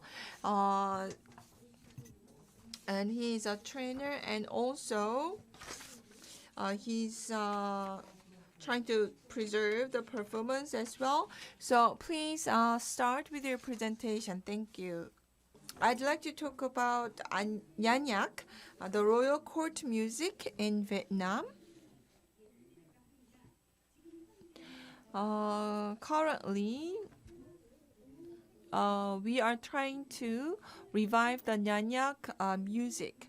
So we identified some descendants of the last generation royal court musicians. So we try to collect information and learn from them. And with these efforts, the Hue Traditional Royal Theatre of Art have revived 8 pieces, and also over 30 pieces of music for sacrificial rituals have been revived. The last speaker is Director Phan Thi Bach Hac from the Hue Monument Conservation Center. He is in charge of running the theater, and also is very active in education program and performance programs as well. Director, please start your presentation. So I'm the last speaker representing Vietnam. So I'd like to talk about our conservation efforts. So how we are going to transmit this cultural heritage for our future generation. So Vietnam has signed an agreement to preserve and transmit our cultural heritage, and Nyanyak, the royal court music and dance, are now a big part of the cultural heritage we want to preserve. And we also have the Hue Traditional Royal Theatre Art set up, and the Royal Theatre is in charge of various programs. And we have a lot of programs, training programs for artists, both for music and dance. And at the Conservation Center, we have training program, education program, and this performance is part of that.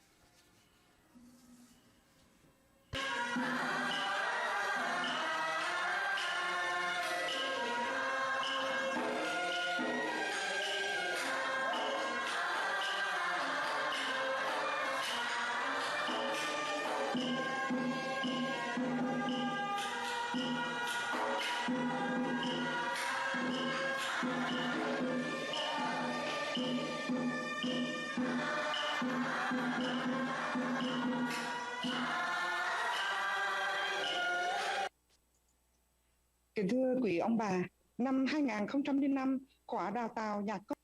Due to the time constraint, I guess we'll look forward to another opportunity to show you the rest of the video.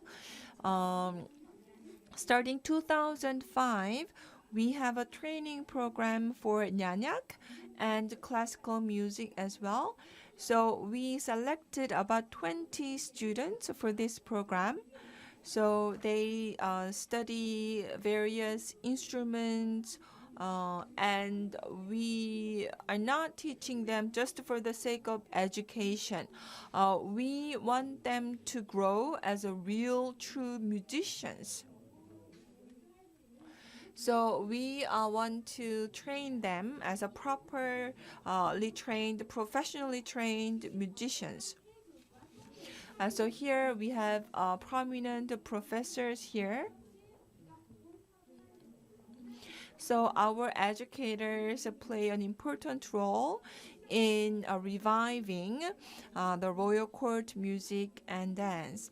We also have many researchers at our center, and they study these cultural heritage, and they also go out and try to discover students, new talent, who could come to our center and receive this professional training.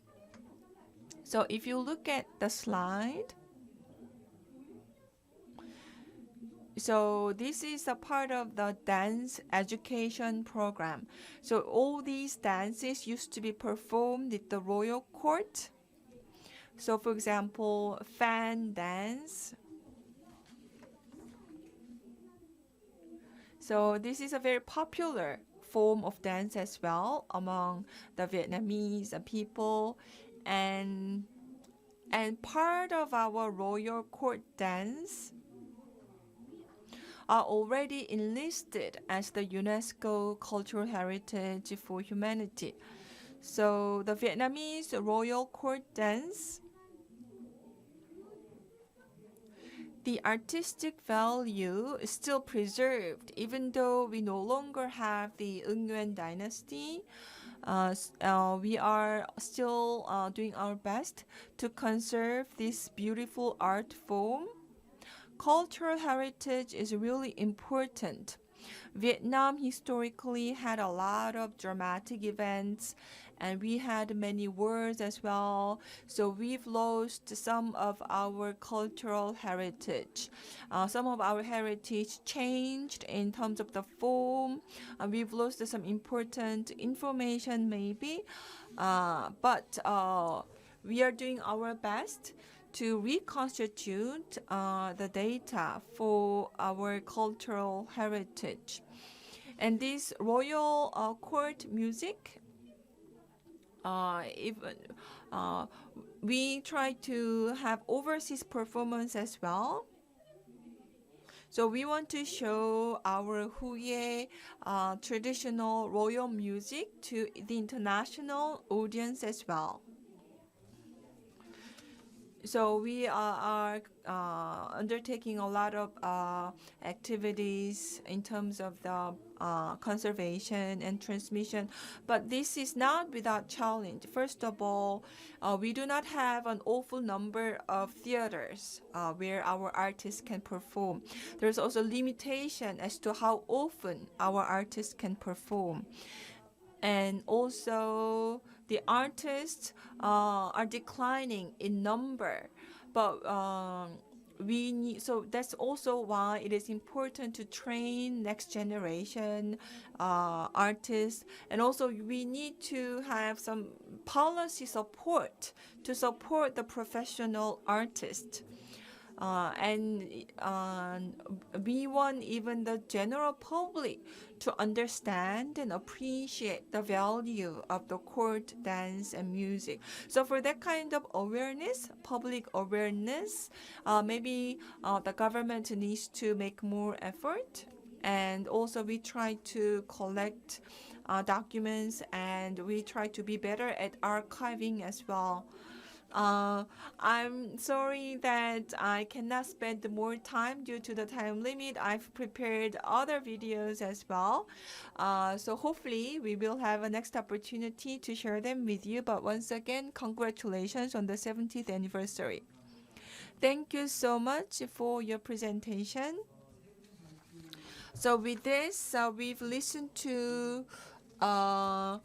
speakers from Vietnam. I have one question to Director Mai Phuong. So Vietnam, we call it Wolnam in Korean sometimes, and Anyak, Nyanyak. If it's written in Chinese character, it's the same Chinese characters that we use to call royal court music. And also,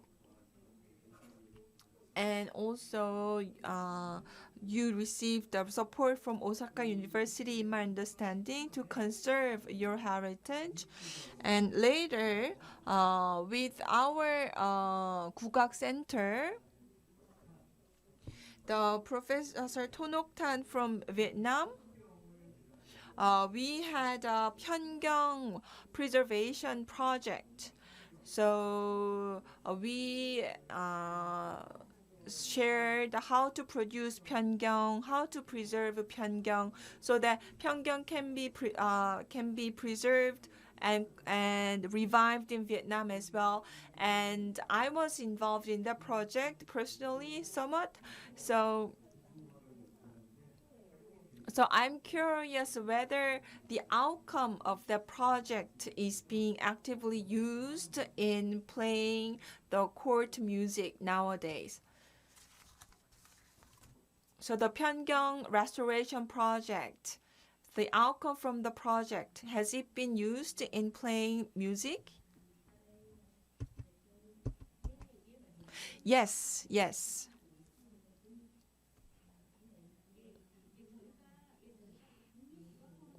So in collaboration with the Gugak Center, the National Gugak Center, with the Pyeonggyong restoration project, and our director as well was very much interested in it and participated in it as well.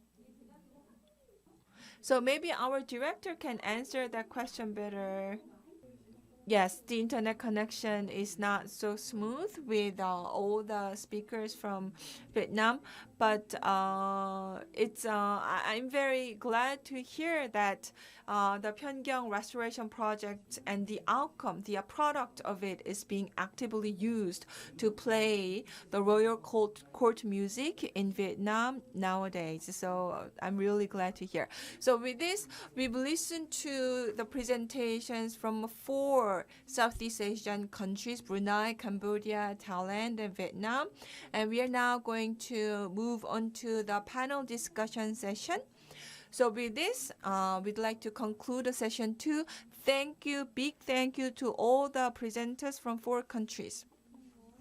Thank you, Professor Yong-Sik Lee, for moderating this session, and thank you all for participating in this session. Due to the time limit, we will not take the scheduled 10-minute break. We will directly move on to the panel discussion.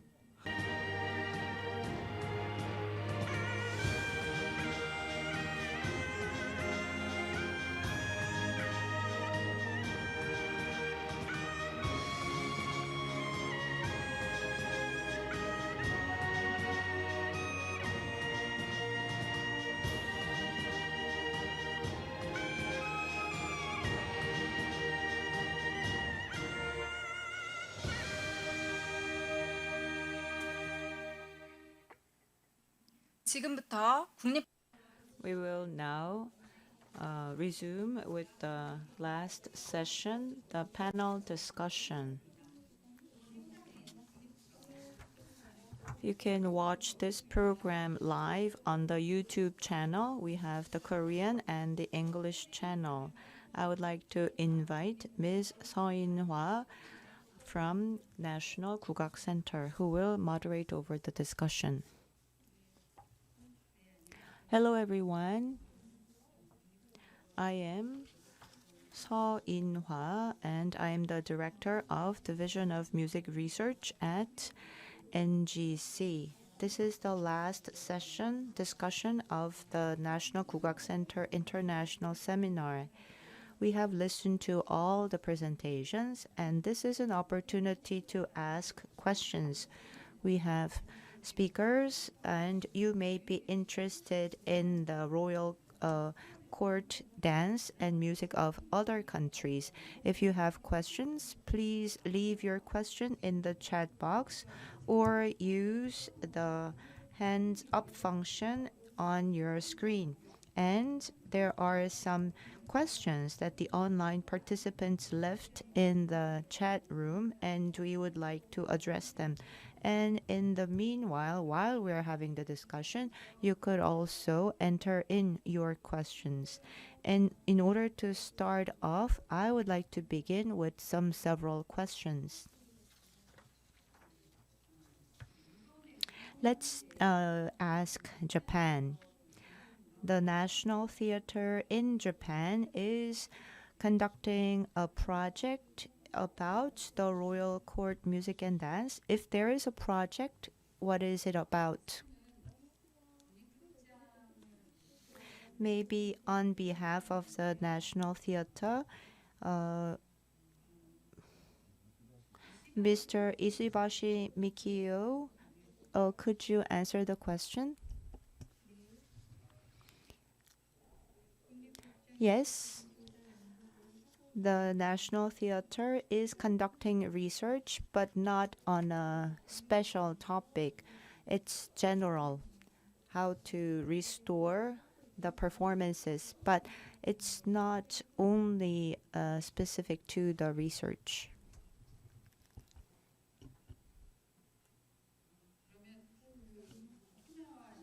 Now I would like to ask from Okinawa, maybe Manager MOGI or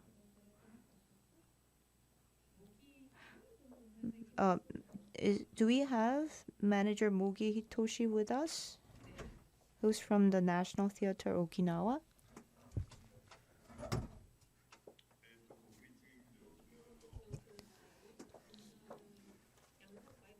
Yes, I am MOGI from the Research and Training Department at National Theatre Okinawa.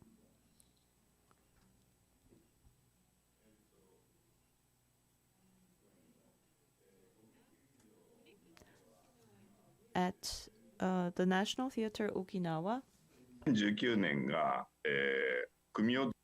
So year 2019 marks the 300th anniversary of Kumiodori, and next year, so Kumiodori is a nationally designated cultural heritage, important national cultural heritage. Next year marks the 50th year anniversary of that designation. So Kumiodori research is going on, and we try to perform. We had a performance as well, and also that we reconstructed the stage suitable for Kumiodori, and the stage, depending on the stage, we can show very different show. So 300 years ago, the stage was very different. They had different types of stage. So now we restored that original type of stage. Now we can put on a Kumiodori performance in a more suitable environment. And also Kumiodori was performed as a part of some ceremonies, rituals. So we published a book about it.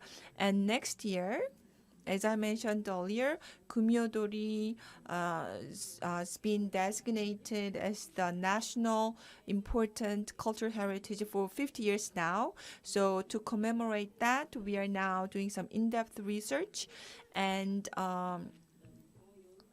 also not just stage setting, but production itself. We want to restore the more original kind of production as well. So it's not just going to be one-off event to be performed on stage. It will be beyond that. For example, we will publish a book about it. We also plan to have a lecture series on it as well. So that has been the situation in Okinawa. Thank you.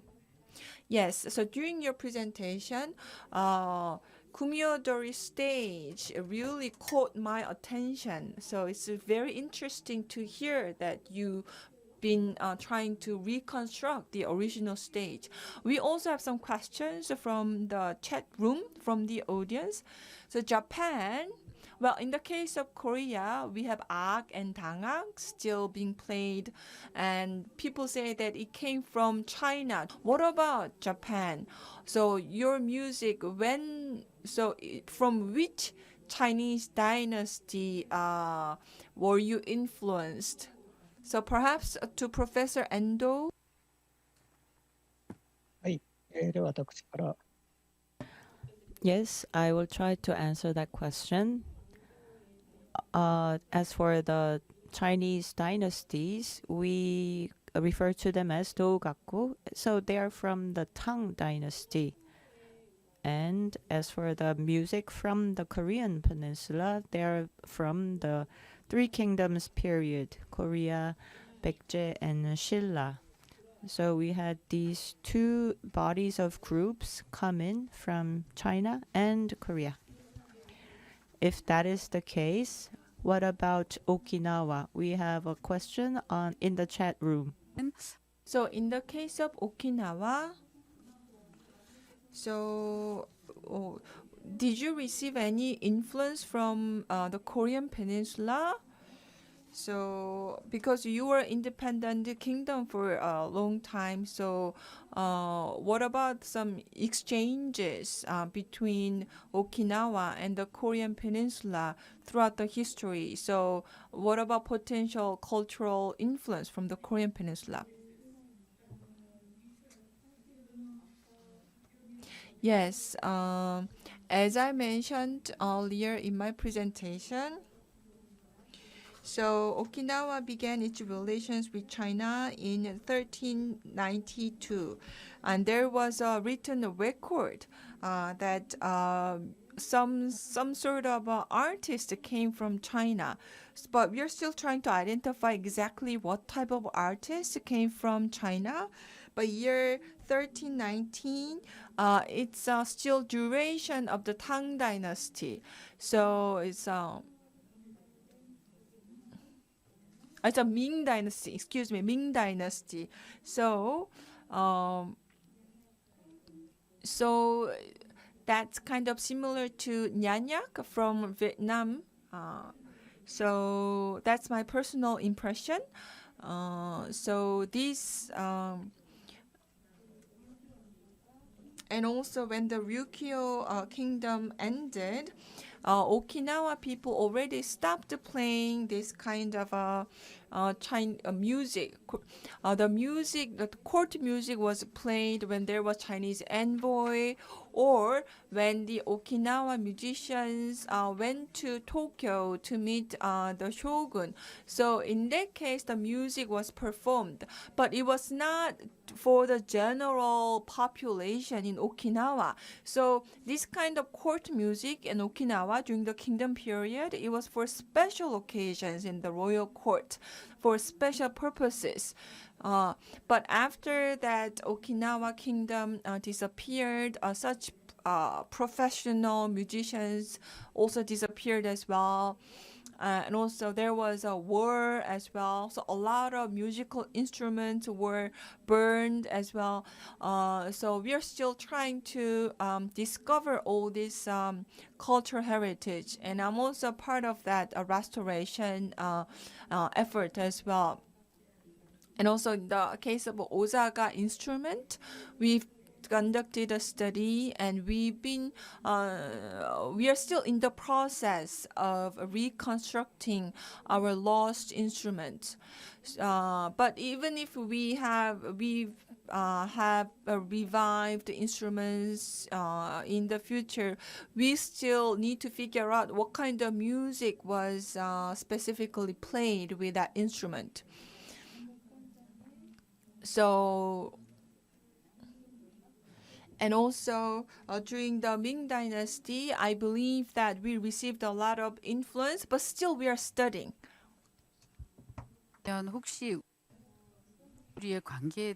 If that is the case, can you comment on the relationship between 우사각 and 구미호들이? Ms. Higa again.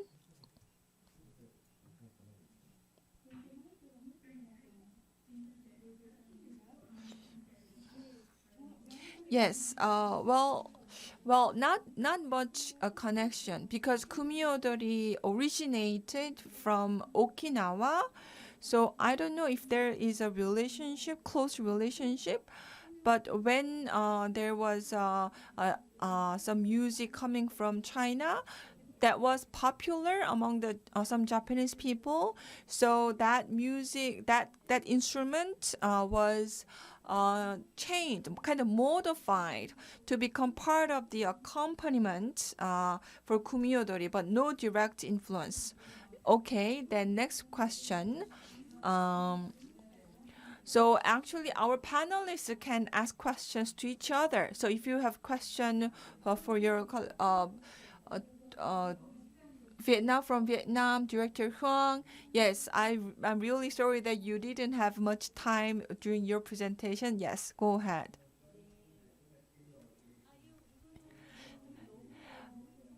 First of all, I'm really sorry that I didn't have much time. And when I was absent, I heard that there was a question about the Pyeonggyong restoration project. I was part of that project as well. So I was actually responsible for that project.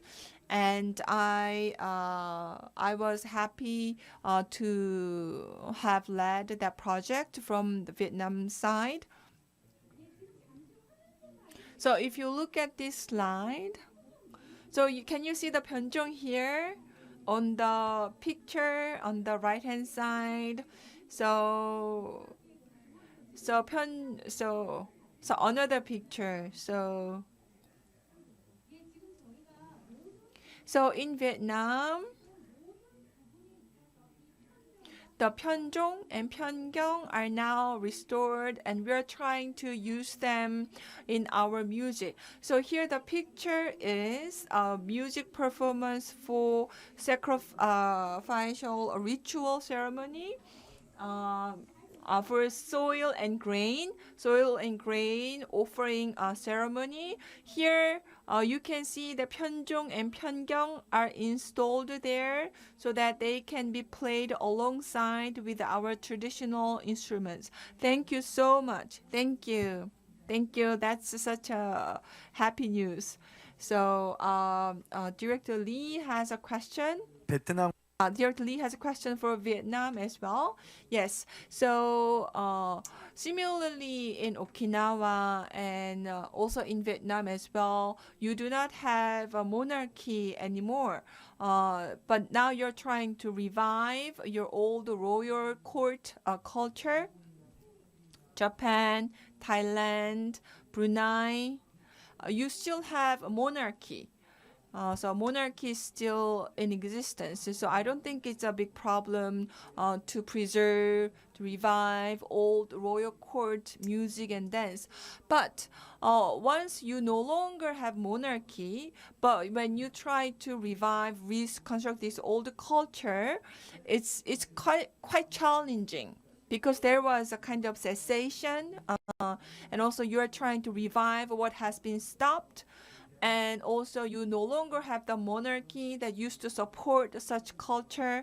So there are some challenges in Korea's case as well. Luckily, we have the national institutions to do that. For example, the National Gugak Center.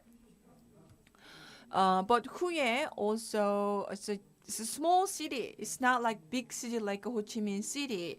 And also...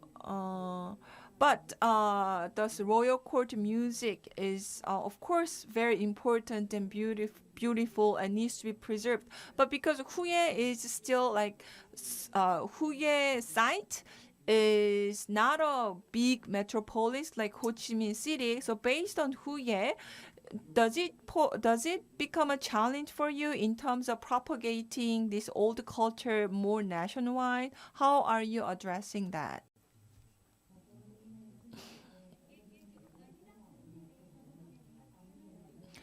I think I can answer that question.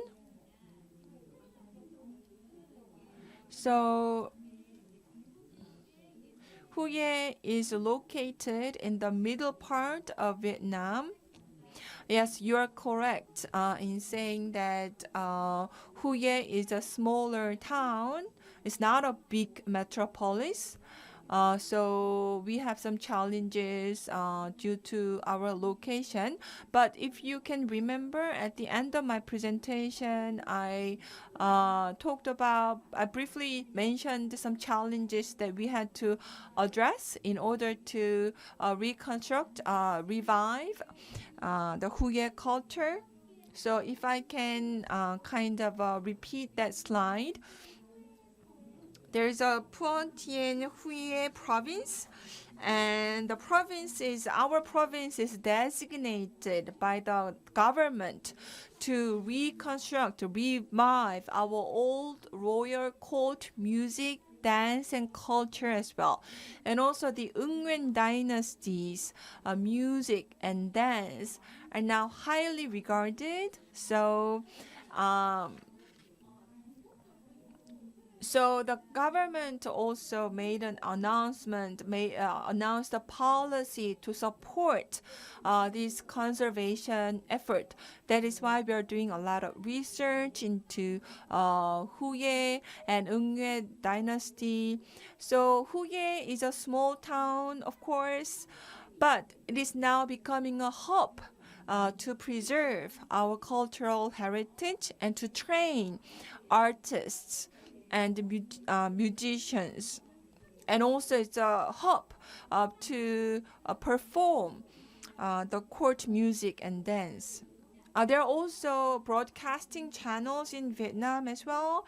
So broadcasting channels in Vietnam, they broadcast our performance as well. So when we perform at National Theater, it is broadcast to the wider population.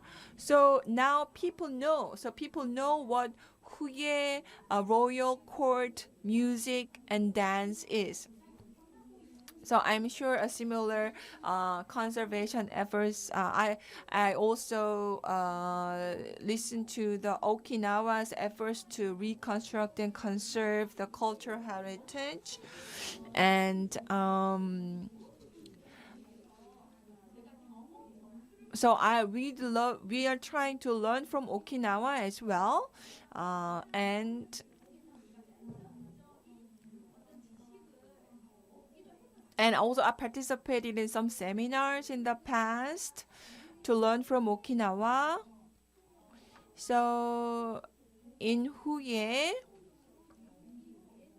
for successful conservation and preservation, I think if we can work together, for example, with Okinawa, if we can share our experiences together, and I'm pretty sure Okinawa is more advanced than us in terms of techniques and skills. So if we can learn from Okinawa, that will be great.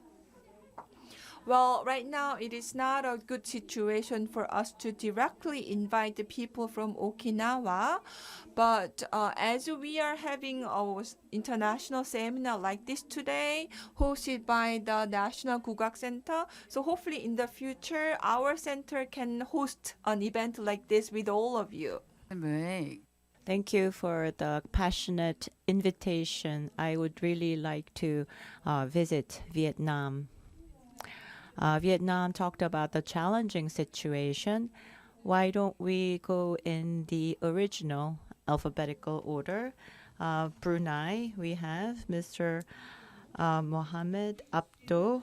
We are dealing with the issue of transmission. Were there any issues or challenges regarding transmission? Is there any solution that we can develop together? Mr. Mohammed Abdo Damit from Brunei. Let us go round in turn, please. Professor, I also would like to react to the points made by earlier speakers. As I mentioned to you, it is important that when it's this cultural practice, then it is in the safe, good hands of the people who practice that culture. But if it is no longer a cultural practice, it becomes a heritage. Heritage should be safeguarded. Heritage should be promoted. Heritage should also be taught in terms of safekeeping, in terms of artifacts, documentation, in terms of archives, recreation to be performed for people to understand and to learn, and the last one is make it into a memory. But I would like to go back to initially why these cultural practices of the court started.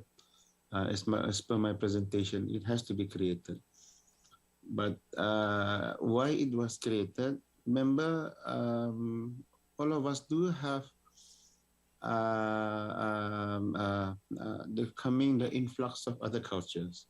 Chinese, Indians are one of the 5 major civilizations of the world. So this highly civilized country at that time, they come to us, there will be exchanges, but most of the exchanges are due to economic exchanges, due to trade. With trade also come ideologies.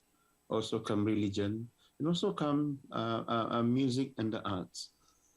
So if I were to look from now, if you were to start again the creation process now for our future, so for the benefits of our future, we should go back and follow that model of exchanges. So it is important that we have exchanges like this, cultural exchanges, seminars, and even at grassroots to grassroots level to come together and appreciate each other's culture so that we can learn the best practice.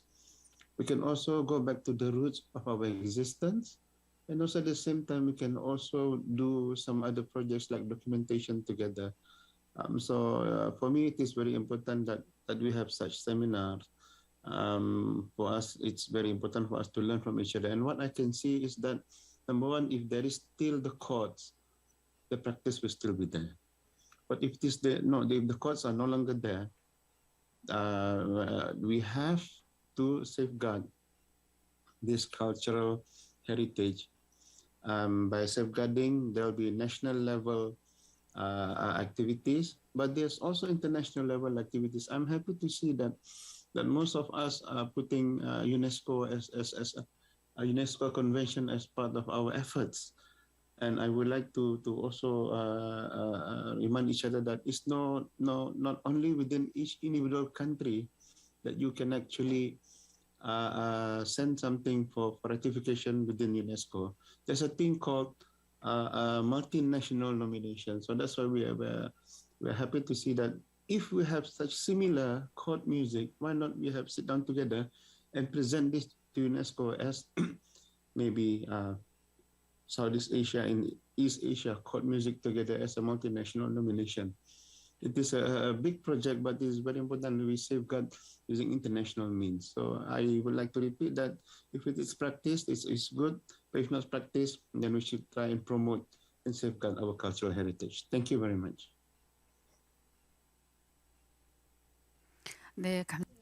Thank you very much.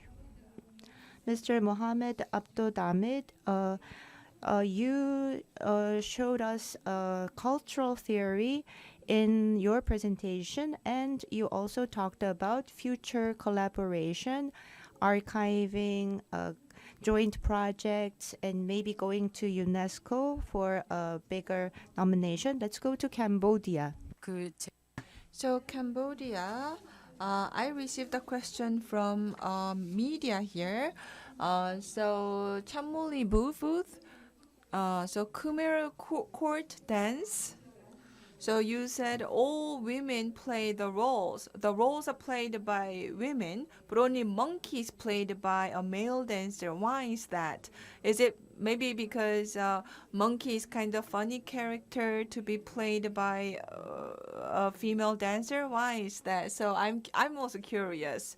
So Professor Chanmoly Vuth, can you answer this question? Question. In the past, the Royal Ballet Dance form was entirely female. In later during the reign of Her Majesty Queen Siswat Kosama Niri Rotsrewatana, role of the monkey was changed from female to the male because she realized that women could not use as much force as men, like to jump while dancing. Monkeys, their folk in the form of the Royal Ballet Dance or classical dance. That's why has played by male dancer up until today. Thank you. 네, 잘 알았습니다. 감사합니다. 그럼 Thank you very much. So let's go back to our issue of transmission. Professor Samang-sang, President Samang-sang. So for future transmission, or what are some current challenges for transmission in your case in Cambodia? Can you share your thoughts on this? Actually, there are several important points concerning transmission. First of all, we have to build the next generation, which is the culture carriers. Right now, we are lacking that for several reasons that I will follow up in just a second. You can see also the two dancers that who join us today. They are great dancers, but when it comes to academic presentation and particularly using another language as the mediums of communication, and that would be very, very difficult. And why you can see, we can see that across the board, the impact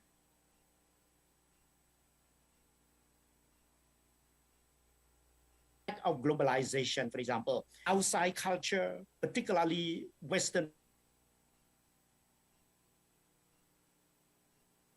culture is very important. More what I call a complex of inferiority toward the attitude of the West, which has a complex of superiority. For that reason, we have to build our youth.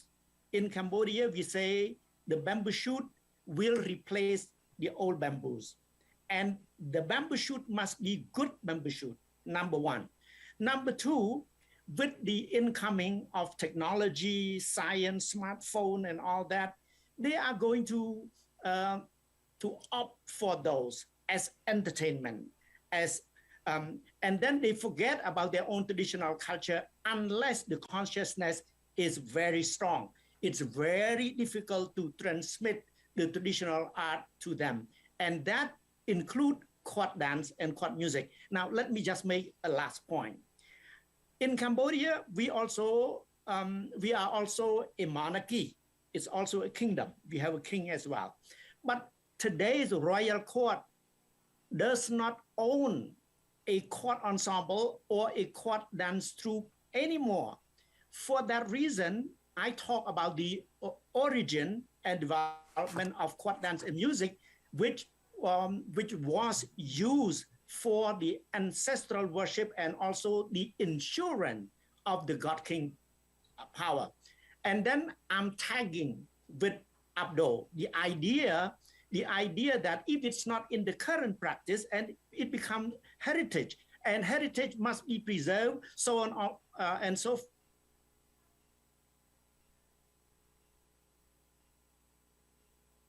But in order for the form, that's one of the main reasons that the Cambodian court music and Cambodian court dance right now become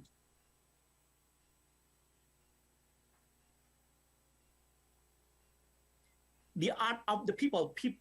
Right now is functioning within the context also of village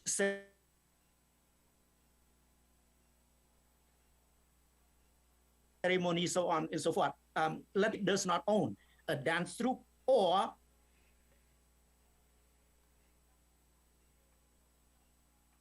a music ensemble.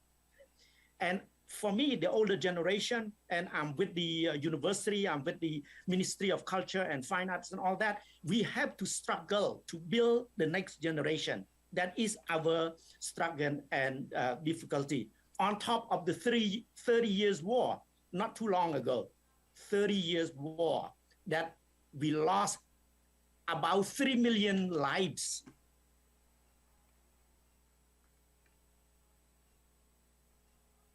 During that time. So we are right now.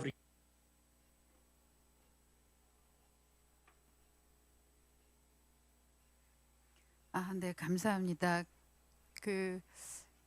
쌈영선 교수님이 Thank you so much for your answer.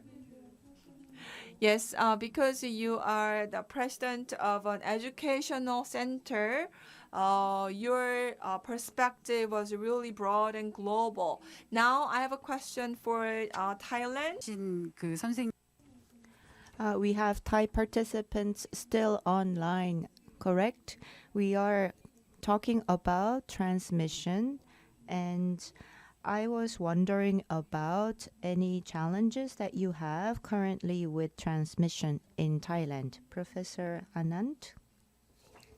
Maybe I continue what Professor Samang Sam and Abodh from Brunei has been, share about the cultural transmission and the transition of the legacy of royal court from the past to present and to the future.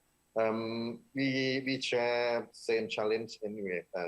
Talk about the youth, the people of the future, the understanding, the real understanding of the meaning of royal court music, and to them very different from people of the past who really connect, very highly connect to the king and royal families. And since the world changed, and it keeps changing, from the absolute monarchy to the constitutional monarchy and the new political system, which now the young generation, the new generation, not many of them really the necessary of having royal family exist in our country, but yet we learned some great interesting thing at the same time.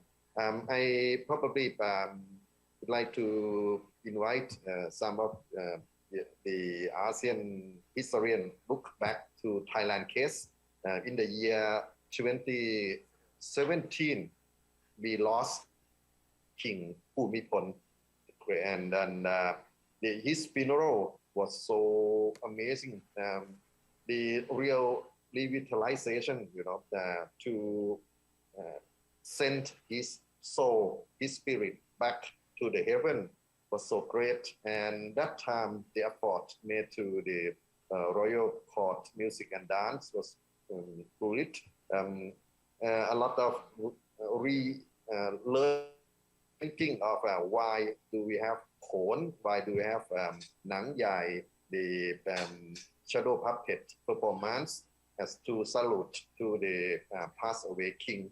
And the funeral of this particular king was one of the biggest events happened in Thailand. And next year, 2018, the new king became on his throne. The coronation for this king Vajiralongkorn also was great. We learned the royal procession. The picture that Lerkiat and the director Lasit Isarangkura show you, the royal barge travel on the river. This all from the new king's era. So the transmission of royal court music and dance to the activity for the whole nation dedicate to their beloved king. But yet, it's not only the work of artists, it's also the people from historical site, they share their knowledge. People from educational site, they also use this to educate the student and the researcher, and also media. Very luckily, at that time, that two events, very big event.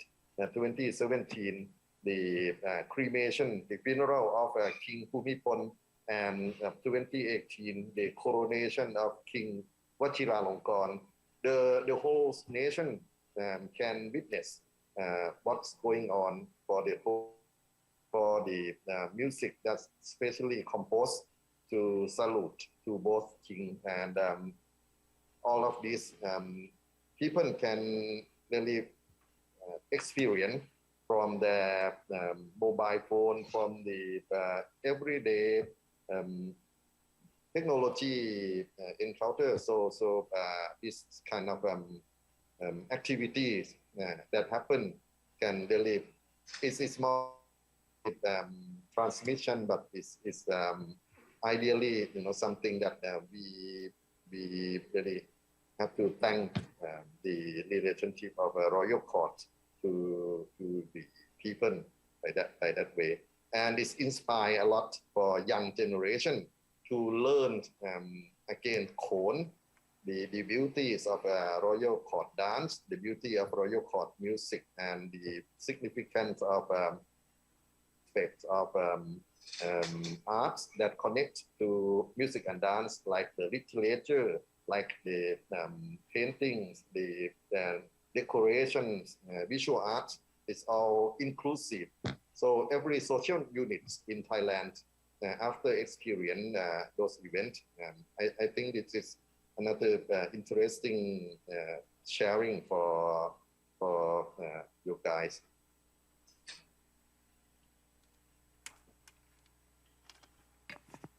네, 우리 교수님. Thank you for sharing that experience. Listening to Professor Analong, in 2017, we in Korea also watched the funeral procession. I don't know if it's proper to call a funeral beautiful, but it was quite beautiful. And as for the royal dance, it has historical value, and I think it has all the more significance if it is one form of royal culture. I would like to direct our attention to Korea. It seems like since we have National Gugak Center, we're doing a very good job of transmission, but that's not the case, maybe. So maybe you could address this issue. What about the situation in Korea? Thank you.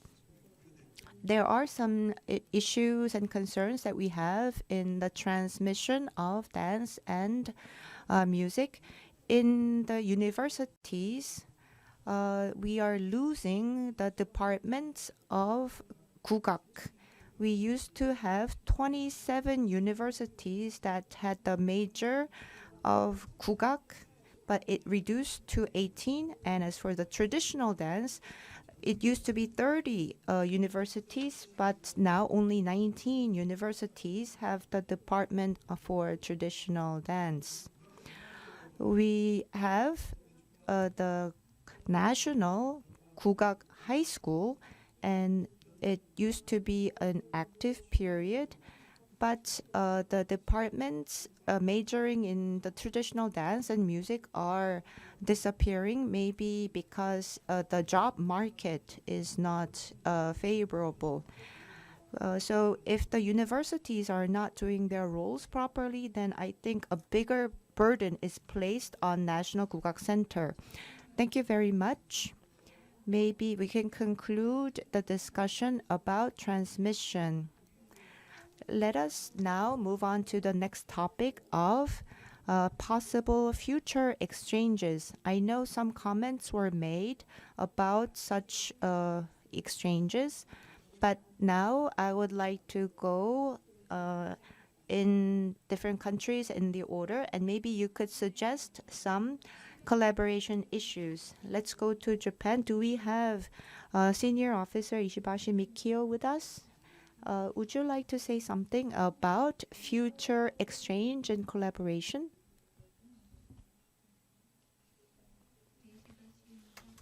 Hello, I am ISHIBASHI Mikio. I hope that we will have future exchanges, as was mentioned by the Vietnamese participant. I think showing to the public the royal culture, Vietnamese royal culture has a lot of similarities with the other Asian countries, so I think that would be helpful. Thank you very much. Mr. BUNNO Hideak, I would like to thank you for your participation. Is there any way that we can facilitate the collaboration, since you have a lot of experience in this area? We have engaged Northeast Asian countries and Southeast Asian countries, and it's an honor for me to be part of the panel. Looking back, during the 8th century, in the year of 750, Vietnam, India, Korea, many countries had engaged in trade together, and there were banquets in which foreign guests were invited, and there were performances. So I don't think we should just talk about performance. I think we should be able to perform together. I think that would be very helpful.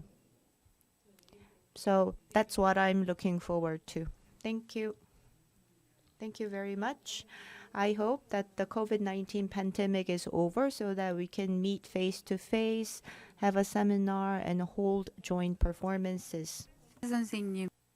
And KAKAZU from KAKAZU from Okinawa, can you make a comment about our future exchange efforts? Yes, Okinawa and Ryukyu has been in close relationships with neighboring countries and influencing each other. So we'd love to introduce our performing arts to you, and also to learn more from your performing art as well. And our National Theater Okinawa as well wants to play an active role for cultural exchanges in the APEC region. So I really look forward to our future collaboration. Thank you very much. Thank you very much. And also, academically speaking,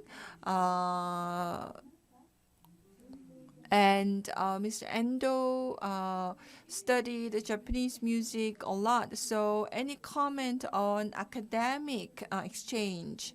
So Professor ENDO Toru, do you have any comment about academic exchange in the future? As was mentioned by Mr. BUNNO, Kagaku of Japan has inherited many elements from Asia, and it was formed throughout many years and centuries of exchange. So when we talk about Kagaku of Japan or the ancient music from the Three Kingdoms period on the Korean Peninsula, the music is not existent in Korea, but it is still alive through Kagaku of Japan. I think we can be imaginative that way. I was able to learn a lot. I was not familiar with Southeast Asian music, but I realized that some of Kagaku had influence from Vietnam. So exchanges over history amongst the Asian nations have formed the royal court music, and I was able to learn that through your presentations. Thank you. I know there are many challenges. I think it would be worth to revisit the histories and look at the literature, and I think we'll be able to look at the music history of the ancient times, and then we'll be able to learn more about the different styles and methodologies of the music. I would like to thank the sponsor for giving us this great opportunity. Between Korea and Japan, in the 1980s, there was good research done for Kamagoku. I hope that we can expand the horizon and include even the Southeast Asian scholars to trace back the roots and study further. We have Mr. Mohammed Abdul Damit. I think he left. Any participants in Cambodia who would like to add to the discussions? 아니면 If no further comment from Cambodia, okay, then let's move on to Thailand. 나트롱 선생님 말씀. Professor Anand Natrong, you had spoken. Mr. Lerkiat, does any of you have a comment to make? Exchange. Probably we can, if we still connect to each other on this format or the real meeting format. Probably we can have understanding of the similarity and the diversity of royal court music, royal court dance of our countries, and find out how can we cooperate in the future. And I don't know if it's the right time or not. We should include more than the Southeast Asia nations that appears in this screen. I really Indonesia, Malaysia, Myanmar, Laos, they all have a great culture and all the history, the heritage from royal court. For them, I think we should open our heart, welcome them, even extend to the greater culture like India, China, Middle East, to really our mother culture. How can we relate the story of royal court music and royal court dance to those India things? And lastly, considering the technology exchange for understanding royal court music and royal court dance, we have to really reconsider and get over the political sensitivities and even the copyright issue that because sometimes we not want to share this, we don't want to talk about that because we are afraid of things, and that probably we need to really reconsider. I say that word again, political sensitivity and copyright issue. Thank you so much.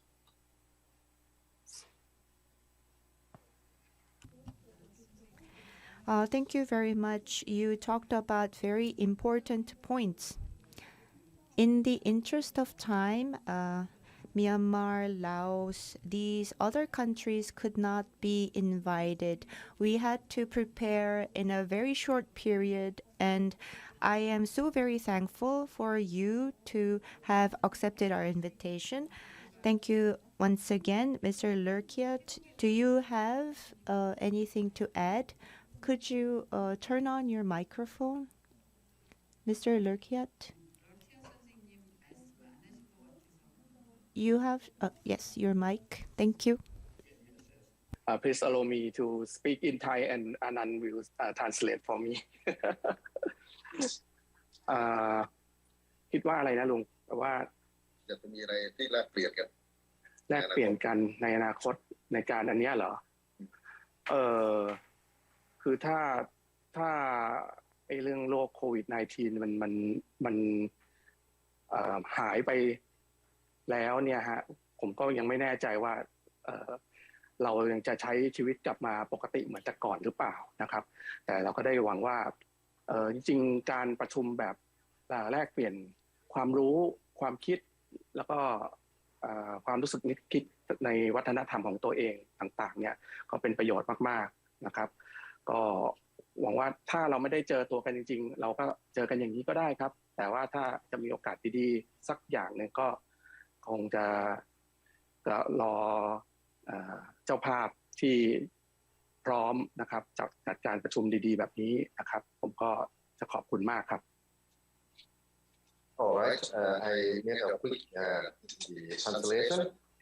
Lerkiat mentioned that even within this COVID-19 situation, we have been able to, arrange a very quick meeting and very quick exchange, and which when the virus gone, we can get together again and some point, some part of our sharing knowledge can take back and talk more in detail.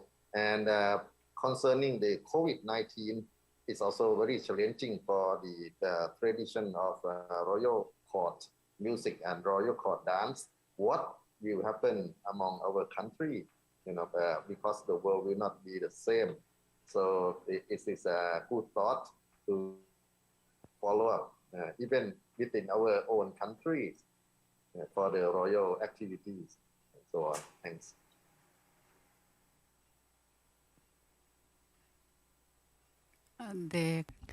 Thank you very much for your comment. I would like to ask Art Director Lee Sang-won to ask his question. Mai Phuong.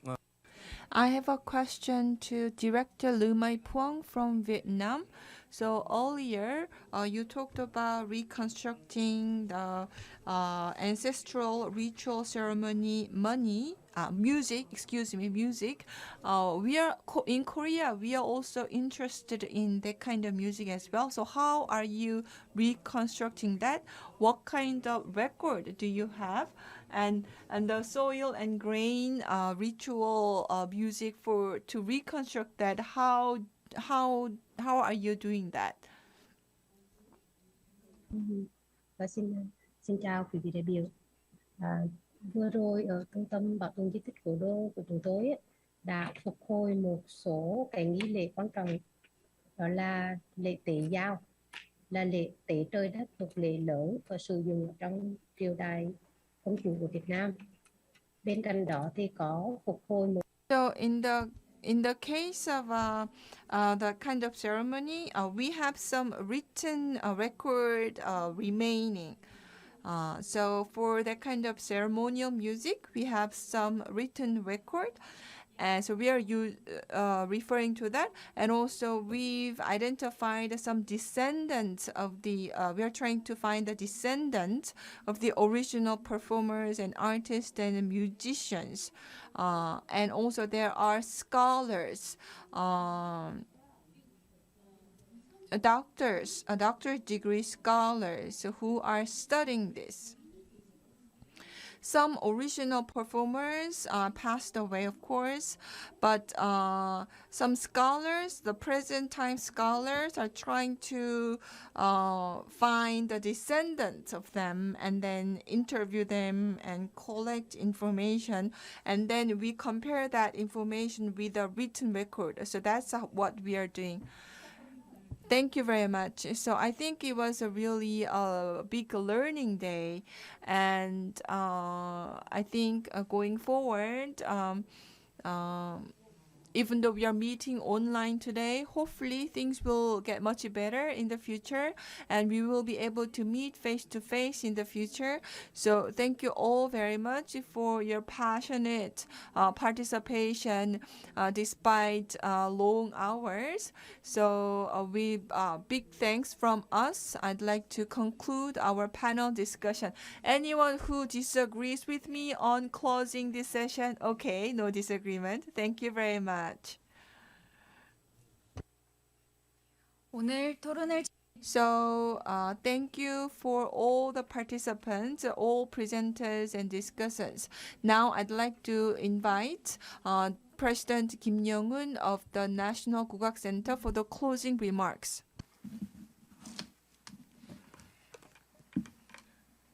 국립국악원장.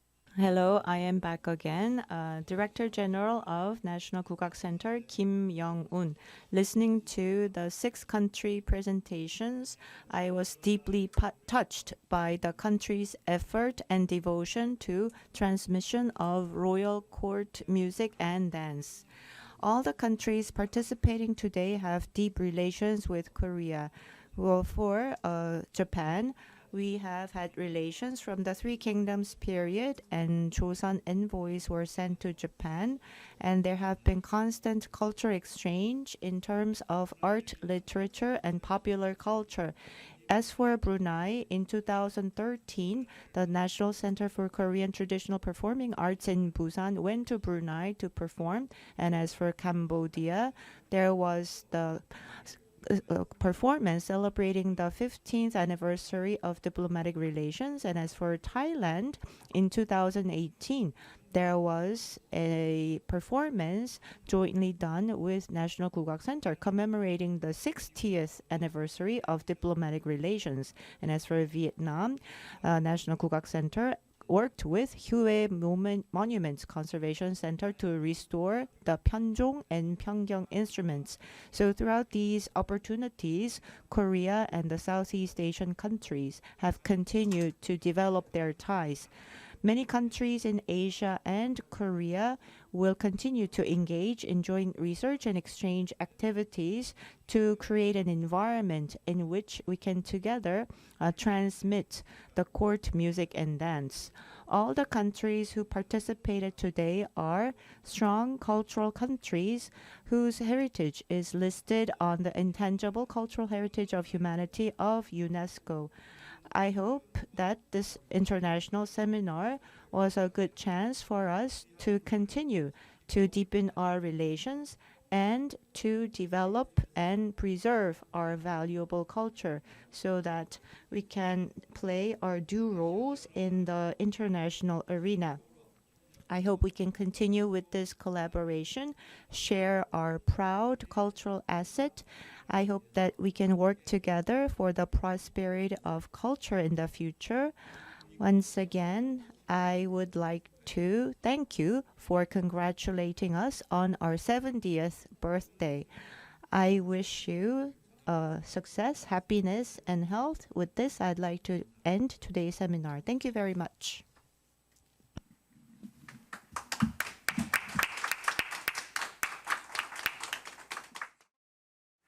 이것으로 국립국악원 70주년 기념 This concludes the international seminar commemorating the 70th anniversary of National Gugak Center. I would like to thank all the participants for your valuable time with us. Thank you.